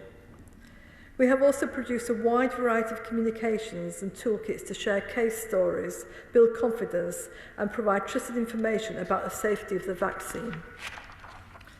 Throughout the pandemic, the government has been guided by the advice of the JCVI and the 4 UK CMOs, and we have consulted a wide range of experts and ensured their advice is embraced and actioned. Trusted experts like our Deputy Chief Medical Officer, Jonathan Van Tam, and so many others have all helped to build confidence in the vaccine in our communities where uptake is traditionally low. And this has made a big difference. YouGov polling indicates vaccine hesitancy in ethnic minority groups has reduced from 63% to 14% from October 2020 to August 2021. But I can assure my honourable friend that we do not have an ounce of complacency and will continue to do whatever we can to stamp out dangerous misinformation. He is keen that we translate the successes of the COVID vaccination programme into all of our immunisation programmes, and I fully agree there is so much learning from our response to the pandemic that can inform and strengthen our wider vaccination programme. The UK already has world-leading childhood immunisation programmes, and vaccine coverage for most of our childhood programmes is generally high. And my honourable friend is quite correct when he indicated that uptake had fallen slightly due to school closures and social distancing. However, I'd like to reassure him that the mitigation measures are in place to make sure that no child misses out on these vaccinations. However, we know vaccination uptake rates must improve to fully protect the public from preventable diseases. We made a manifesto commitment to maintain and improve the routine childhood vaccination programme, and we recognise there is still more that can be done to improve uptake in all programmes. The publication of England's National Vaccine Strategy has been delayed as a result of our ongoing focus on responding to the unprecedented COVID-19 pandemic, but rest assured, the strategy has been kept under constant review and is in the process of being refreshed to reflect the changed landscape that the pandemic has brought, including new developments from the COVID-19 vaccine and the extended NHS flu programme. I know my honourable friend has a particular interest in the use of data and technology. Both offer immense benefits to every individual who seeks vaccination and to the health system that supports them. Our ambition is to make vaccination records easily available digitally so that each individual and anyone treating them can easily access their vaccination records, know which vaccines they have had, which they still need, and when they are due to receive them. The COVID-19 pandemic has reinforced both the importance of vaccines as they offer the best way out of the pandemic and the return to normal life, and our certainty that we can do even better and create even stronger, more effective vaccination programmes in the future. Mr Deputy Speaker, flu is another winter virus that can be serious, especially when combined with COVID-19. And that is why we are running the largest ever flu vaccination programme in UK history. A record 35 million people in England can book a free flu jab this year, the most ambitious effort ever to protect individuals and their loved ones from what can be a very nasty illness. It is vital that we build on the learning from the successes of the COVID-19 vaccine programme and use this learning to improve all vaccine programmes. The COVID-19 vaccine rollout continues to be a success through every single vaccine given. And I ask those people who peddle untruths and misinformation about the benefits of the vaccine, look at the evidence. Over 130,000 lives saved, over 24 million infections and over 230,000 hospitalisations prevented. The facts are clear.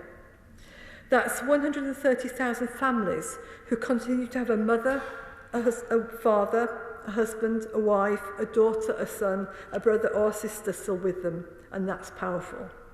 It's for this reason that we will continue to tackle vaccine misinformation head on and continue to promote the benefits of the vaccine to as many people as possible. Finally, And as I've been grateful to have had the opportunity to say many times at this dispatch box in the last few weeks, Mr Deputy Speaker, I would urge everyone to get their booster jab as soon as they're eligible. And if you have not had your first jab yet, it is never too late. Thank you.